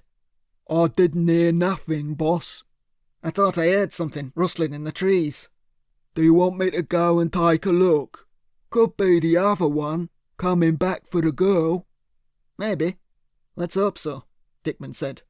He raised his voice. "Is that you, lad?" he called into the trees on the far side of the clearing. "Don't be shy. We're not going to hurt you. Why not show yourself?" He paused for a moment, waiting for a reply. "Look, son, I have no quarrel with you. We've finished our little test. We don't need you any more. Why don't you come on over? We can sit down and talk about this." I was hardly likely to take him up on that offer. It was odd, though. Both men were facing away from me, talking to the trees on the opposite side of the clearing. It didn't matter. They were standing still, and I was unlikely to get a better chance than this. I peered down the barrel of the rifle and took careful aim. Cyril stepped sideways before I could pull the trigger. There's definitely something out there, boss. He lit up a torch and started flashing it into the distance. Probably just a squirrel, Dickman concluded. The other man squinted into the gloom. Yeah, probably. We can't waste any more time. Dickman dismissed the matter from his mind. Finish off the girl, then we can crack on. We've got a lot of tidying up to do. Right you are, boss. Cyril flicked off his torch. Dickman handed him the gun, and all at once the big man was looming over Lucy. This was it. It was now or never. Gently, I squeezed the trigger. There was a loud bang and a roar of energy as the rifle kicked backwards against me. The reaction from the clearing was almost instantaneous, a cry of shock and pain, but not from Cyril. I peered forward through the trees. I had been aiming for the giant, but I had hit Albert Dickman instead. "The bastard!" Dickman yelled, clutching his shoulder in agony. "He's found the weapons store!" "Don't move!" I yelled across at him, grabbing the second rifle as quickly as I could. "I've got you both covered!" Energy was coursing through my veins now, giving me a strange kind of courage. "Next time, I'll aim for your head!" Luckily for me, Dickman had no idea that I had hit the wrong person. "Drop the gun, Cyril," I called out. He was hovering in front of Lucy. "Drop it right now." The man mountain looked to Dickman, who nodded grimly. "Aye, put it down." Cyril did as he was told, placing the gun carefully on the grass and kicking it away. "Well," Dickman added, gritting his teeth through the pain and peering into the darkness, this time in the right direction. "I am impressed. I didn't think you had it in you, son." I could hear the strain in his voice as he called out. "Nobody needs to die here," I yelled back. "Just let Lucy go, and we can all walk away. I won't cause you any more trouble."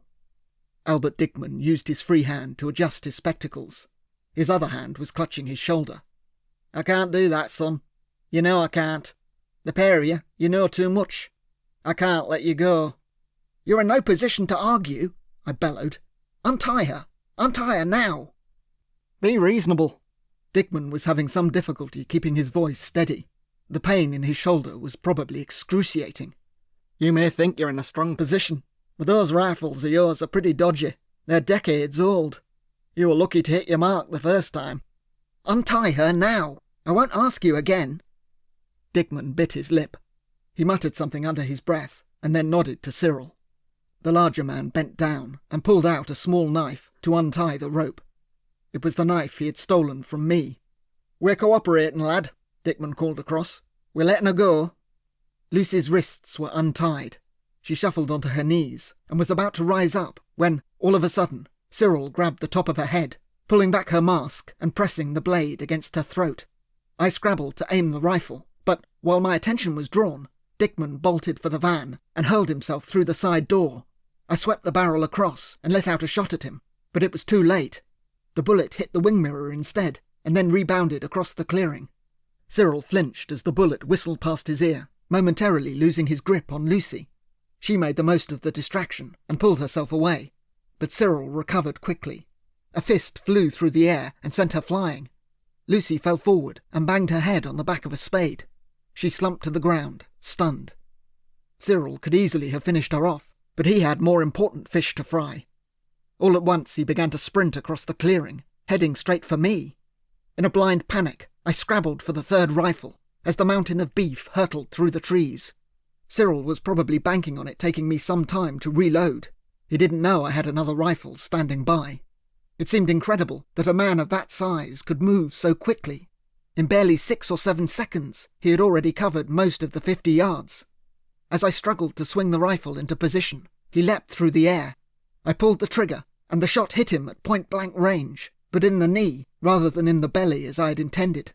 Cyril crashed down on top of me, half his leg obliterated, but his momentum carrying him forward. The weight of him knocked the wind out of me. It felt like I had collided with a bus.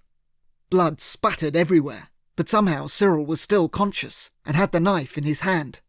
I grabbed for his wrist, which was as thick as a tree trunk, but I could barely hold it as the two of us tumbled backwards into the trench. The plywood splintered as we hit it, and this time Cyril lost his grip on the blade. It clattered to the side as he pressed down on top of me. There was blood everywhere, his blood, but the man was in such a rage it didn't seem to affect him. His enormous hands scrabbled for my throat and took a firm hold. The effect was instantaneous. I couldn't breathe. Cyril was choking the life out of me, his hefty body crushing down on my stomach at the same time. I had one arm free, though, and in desperation, I scrabbled for anything I could find. My fingers lit on a small metal box, one of the ones containing the spare ammunition. My eyes were boggling, but I managed to grab hold of it, and, with all my might, smacked it hard against the side of Cyril's head. It had no effect. His eyes were gleaming with malice, his hand still firmly grasping my neck. My vision was starting to swim, but I hit him again and again as our bodies slithered back across the tarpaulin. It was no good. I could not keep it up. The box fell away from my hand. I couldn't breathe. I was beginning to pass out. At that moment, my hand brushed the hilt of the knife, the one Cyril had just dropped. Somehow, I tightened my fingers around it, and without even pausing for thought, I plunged it straight into the side of Cyril's chubby neck.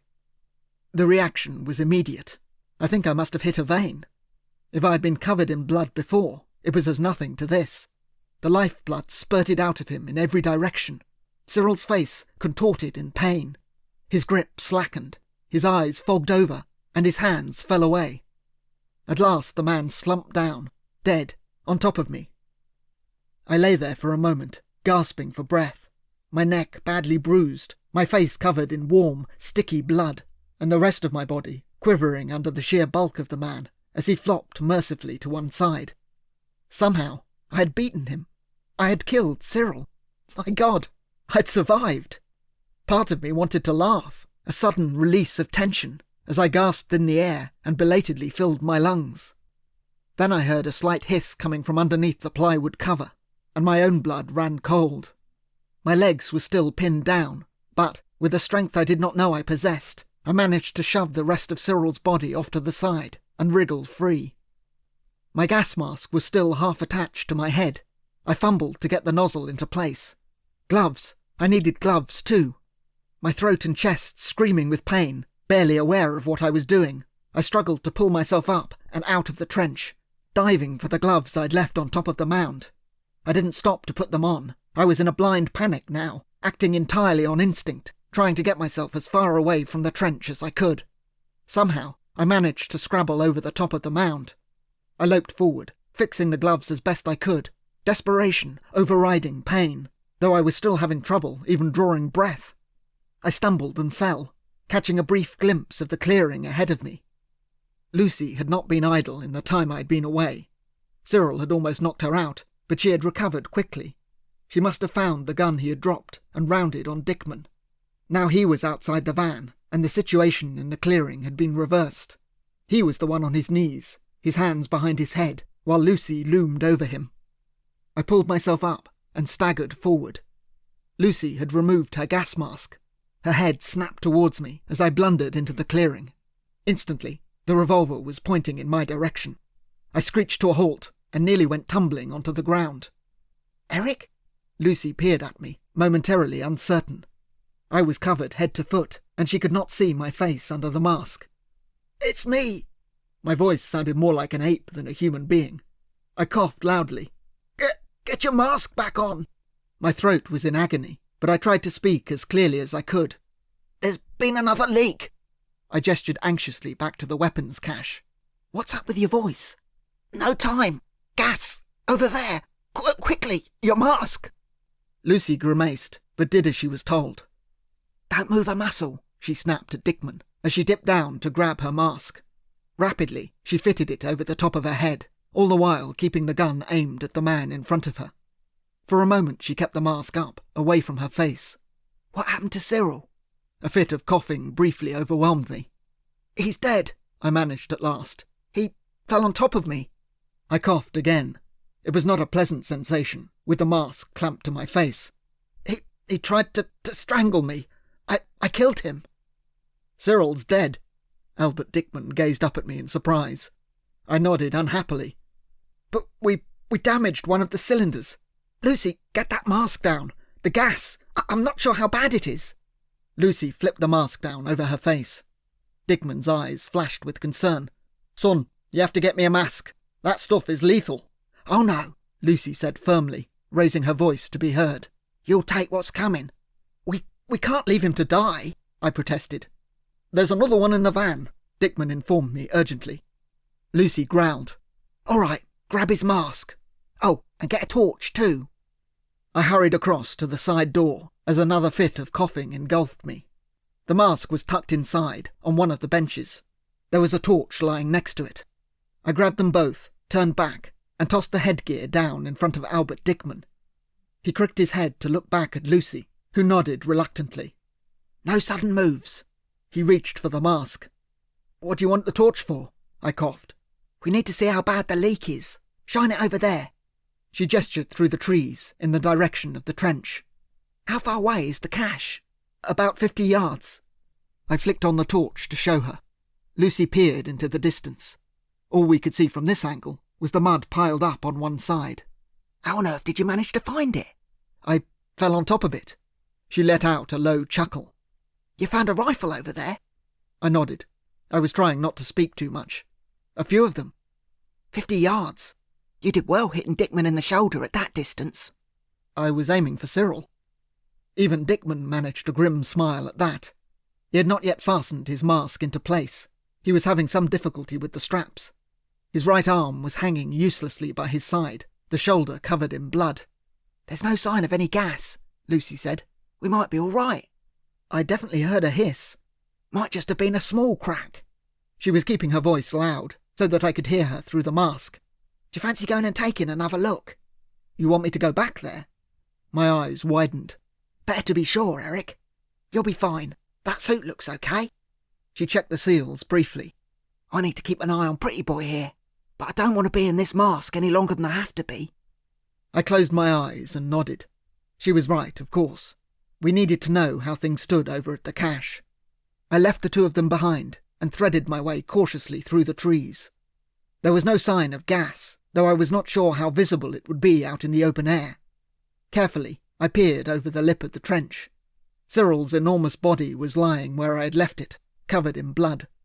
There was an unpleasant smell in the air, but the smell of death, not gas. Lucy had been correct. It had to have been the tiniest of holes. Back in the clearing, Lucy and Dickman were exchanging barbs. "Get it over with, lass," the man muttered as I moved back into view. "Fine with me," Lucy said. I had given her the thumbs up, and she had pulled back her mask. Now she took careful aim at his head. I lifted my own mask. "You're not going to shoot him?" I regarded her in horror. "Unless you want to do it." "Lucy, he's unarmed. You can't just shoot him in cold blood." "It's fairly warmish blood from where I'm standing." She gazed at my face, which was covered in the stuff, and then tutted, as if I were the one being unreasonable. "He was going to gas us to death, Eric, and bury us in a hole over there." "I know, but there was only ever one way this was going to end." Her voice was firm. "We can't let him go." "But what about—" "There's nothing to tie any of this to us. We're in the middle of nowhere. These idiots came out here to test the gas. They argued. Shots were fired. They died. End of story." She grinned. "We could even drag Barclay Fardwell out here." Our late friend, currently resting in the boot of my car. "Toss him in the pit. Blame it on them. Nobody would be any the wiser." "But it's wrong, Lucy." I was aghast. "It's just... you can't." I took a moment to take control of my voice. It would be days before my throat returned to normal. "You can't just shoot him in the back." Lucy rolled her eyes. "You're a good bloke, Eric, but I can't let him go. You must see that. He'd do the same to us if the situation were reversed. You know he would." "Yes, but we're better than him, Lucy. We're the good guys, aren't we?" "You might be, lad," Dickman cut in grimly, "but she isn't. Don't let the pretty face fool you. She's an instrument of the state, a tool of the oppressors, and they're hand in glove with the energy companies. None of them give a toss about the likes of—" A shot rang out, and a hole appeared in the centre of Albert Dickman's head, just above the bushy eyebrows. Lucy hadn't fired. The bullet had whizzed past both of us. Dickman's body remained upright for a second, just as surprised as we were, before pitching forward into the mud. Lucy swung around in the direction where the shot had come from. A suited figure was standing at the edge of the clearing, his gas mask pulled back from his face. "Bloody hell!" Lucy exclaimed. I had thought I was in a bad state. but that was as nothing compared to the figure standing before us. It was Doug, the bomber jacket man. He was still alive, barely, but his face was almost unrecognisable, his eyes peering out through a nightmare of burnt flesh. The skin was blistered and yellow, blood was dripping from his nose, and his mouth, covered in vomit, hung wide as he struggled to draw breath. The gun in his hand, Lucy's gun, which we had left behind at the pillbox, fell away to the ground. He pointed a trembling, gloved finger at the dead body in the grass. Eat! That was all the poor man could manage, before he too pitched forward into the clearing. He was dead before he hit the ground. For a moment, there was silence. Lucy and I exchanged bewildered glances. The man had dragged himself all the way through the forest, 1/2 mile, in that condition. The rustling sound Dickman had heard in the distance must have been him. "I thought he was dead," I breathed. "I thought I killed him, with the hammer." "So did I." Lucy stared down at the body. "I was leaning over him when Cyril found me. I didn't get a proper chance to look." "Do you think he might have been aiming for you?" "No. I think he knew exactly what he was doing. Dragging himself through the forest, 1/2 mile, in that state." "He must have been on his knees most of the way, pulling himself forward, inch by agonising inch. No wonder it had taken him so long to get here. It was a surprise that he'd even managed to pull the trigger. It's my fault, I realised. I tried to grab his mask after he fell. I must have dislodged it. If I hadn't, he might not have been exposed to the gas." "Don't beat yourself up," Lucy said. "He was going to do the same to us. I said he was the weak link, didn't I?" She smiled ruefully. "His heart wasn't really in it. He didn't want to sacrifice himself for the cause, and he didn't want to be anywhere near that gas. And when he felt it firsthand, felt what it did to someone, well, the only thought in his head was, Dickman's to blame." I shuddered and closed my eyes. Oh God. All this death, Lucy. All these people. She pocketed her gun, seeing my distress, and came over, enveloping me in her arms, giving me a big hug. "Ow! Ow!" My body was sore all over. "Sorry," Lucy said, but she kept hold of me all the same, as the pain gradually subsided. Her voice was a soothing balm. "It's all over now. You did good, Eric. Really good. Better than I ever thought you would." I closed my eyes. I was not so sure about that. "We've saved a lot of lives today." Lucy patted me gently on the back and disentangled herself. "Come on," she said, pushing playfully against my shoulder. "The night's not over yet. We've got a lot of clearing up to do." Chapter 24. Emily had never looked so beautiful. Her cheeks glowing beneath the veil, the large bump in her belly, as big as it had ever been, tastefully encased in satin and lace. Mrs. Emily Primrose, as she was now, gazed across at me in the church, her face beaming with joy. My own heart was bursting with happiness at the sight of her, as I struggled to hold back the tears. There had been times, in the last few weeks, when I had thought I would never see her face again. Those bright blue eyes, the button nose, the curly brown hair, less still able to make an honest woman of her. But here we were at last, standing in the door of the church, as the photographer clicked away. The building was packed to the rafters. I was touched by how many people had turned out to wish us well. The church was a modest affair, the exact same building Emily's mother had married in some 30 years earlier. It was the same day, too, the 16th of June.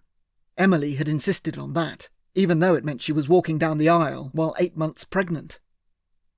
We left the church together, and, in a hazy glow, moved on to the reception, where we greeted the guests one by one as they shuffled into the marquee.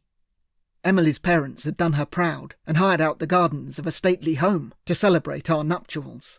It must have cost them a fortune. So many happy faces were queuing up to congratulate us that everything became a blur. People I knew well, people I had never met, people I had not seen in years. I tried not to wince as I shook hand after hand. My wrists were still a little delicate, a couple of weeks after the events in the wood.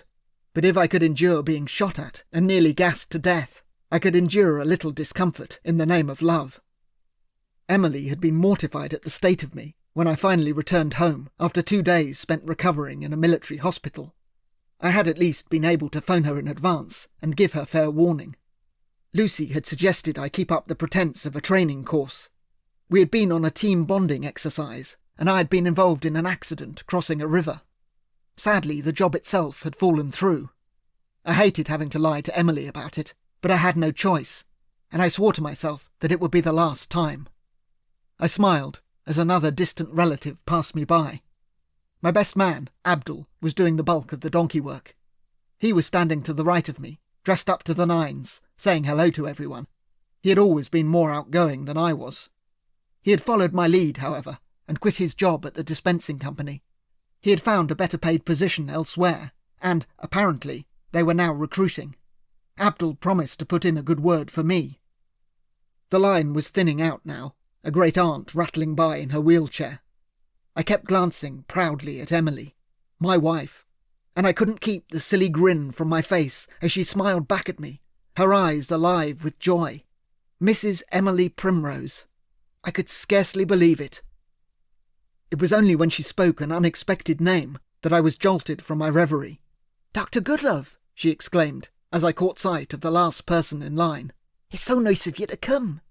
Lucy Titmus was beaming back at us. She gave me a quick grin. "I hope you don't mind me gate crashing. I heard today was the big day. I thought I'd pop along and give you my best wishes." "That's so kind of you," Emily said, though her eyes were on the leathers Lucy was wearing, quite unlike the tweed suit she had worn a few weeks earlier. "I was going to send you an invitation," Emily added, her eyebrows narrowing slightly. "I asked after you at the surgery, but the girl there didn't seem to know who you were." There was a slight challenge in her voice. Lucy was unperturbed. "Nah, she was on holiday when I was covering for Dr. McTavish." As ever, Lucy was smooth with the lies. "I'm back at my regular surgery now. But how are you doing?" She gazed down at the bump. "You look very well. Not long to go now." Emily smiled. "Just another 4 weeks. No more dizzy turns." "No, I've been very well. Your friend has been looking after me. I'm so glad you recommended her. Yeah, she's one of the best." Lucy had arranged all that, of course. The friend was not really a friend, but she was a professional midwife. The woman had done sterling work in the time that I was away. "You don't mind if I borrow your husband for a bit? I wanted to have a quick word." Emily frowned, but she did not object. The bride and groom were public property on a day like this, at least until the evening.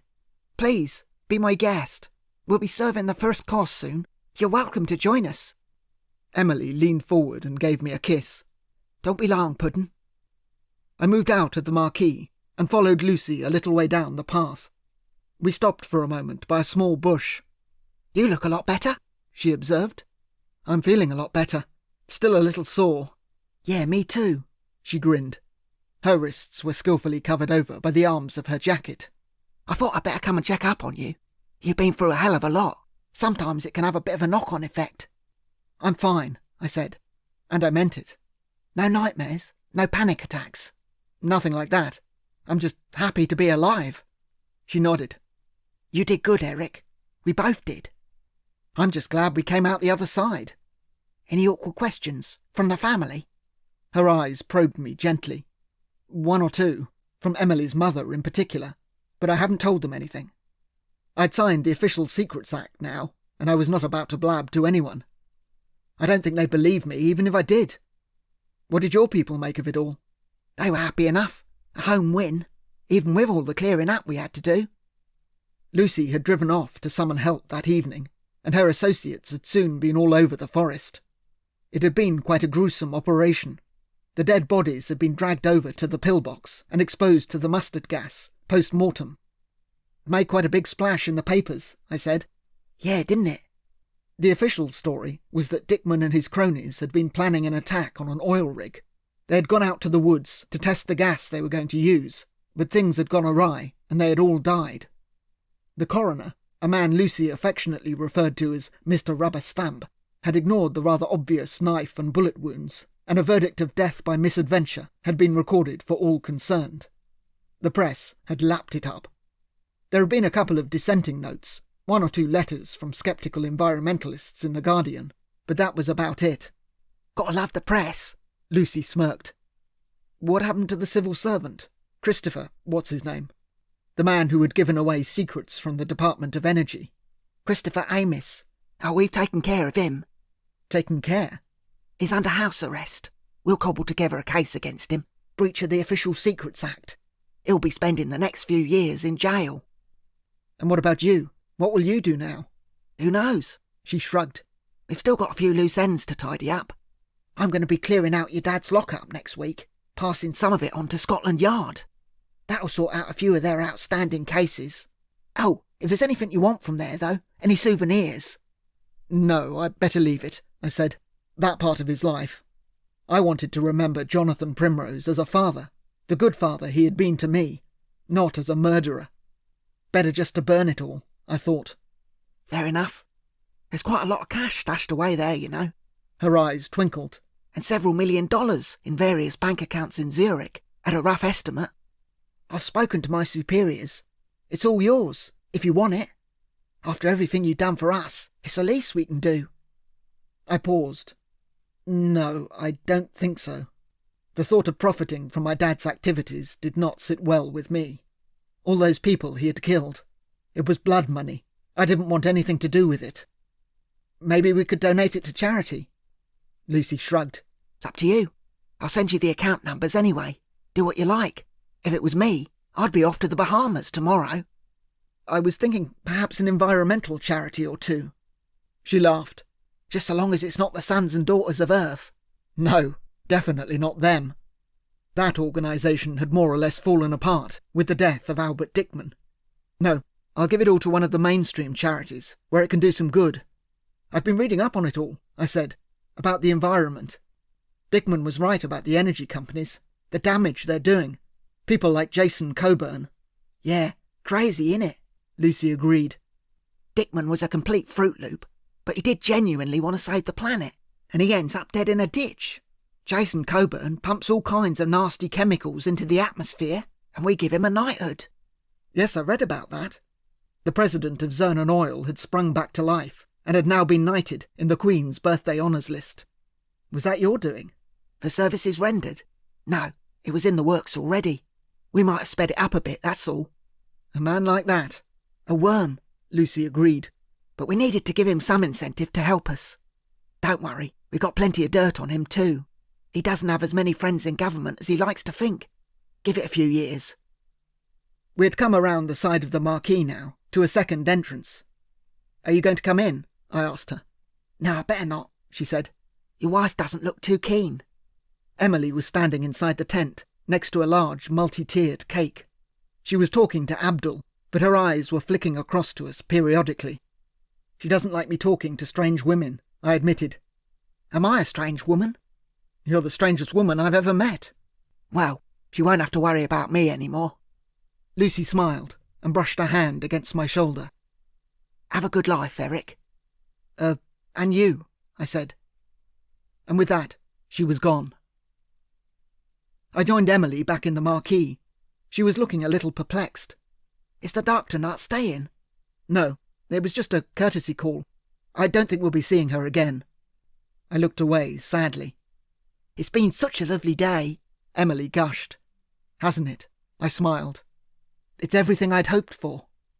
We drew together and kissed, the warmth of her body anaesthetising any lingering aches and pains. She was the love of my life, and we would never be separated again. Except, Emily winced and pulled back suddenly. What is it? I asked, in concern. Nothing. I think... Oh! She winced again, and her eyes widened. Puddin', can you ask Abdul to bring the car around? The car? What for?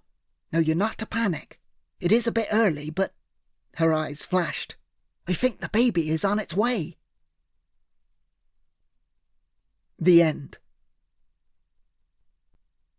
That was The Stiletto, written and read by Jack Treby. Copyright Jack Treby 2020. For news of other releases, visit the website jacktreby.com.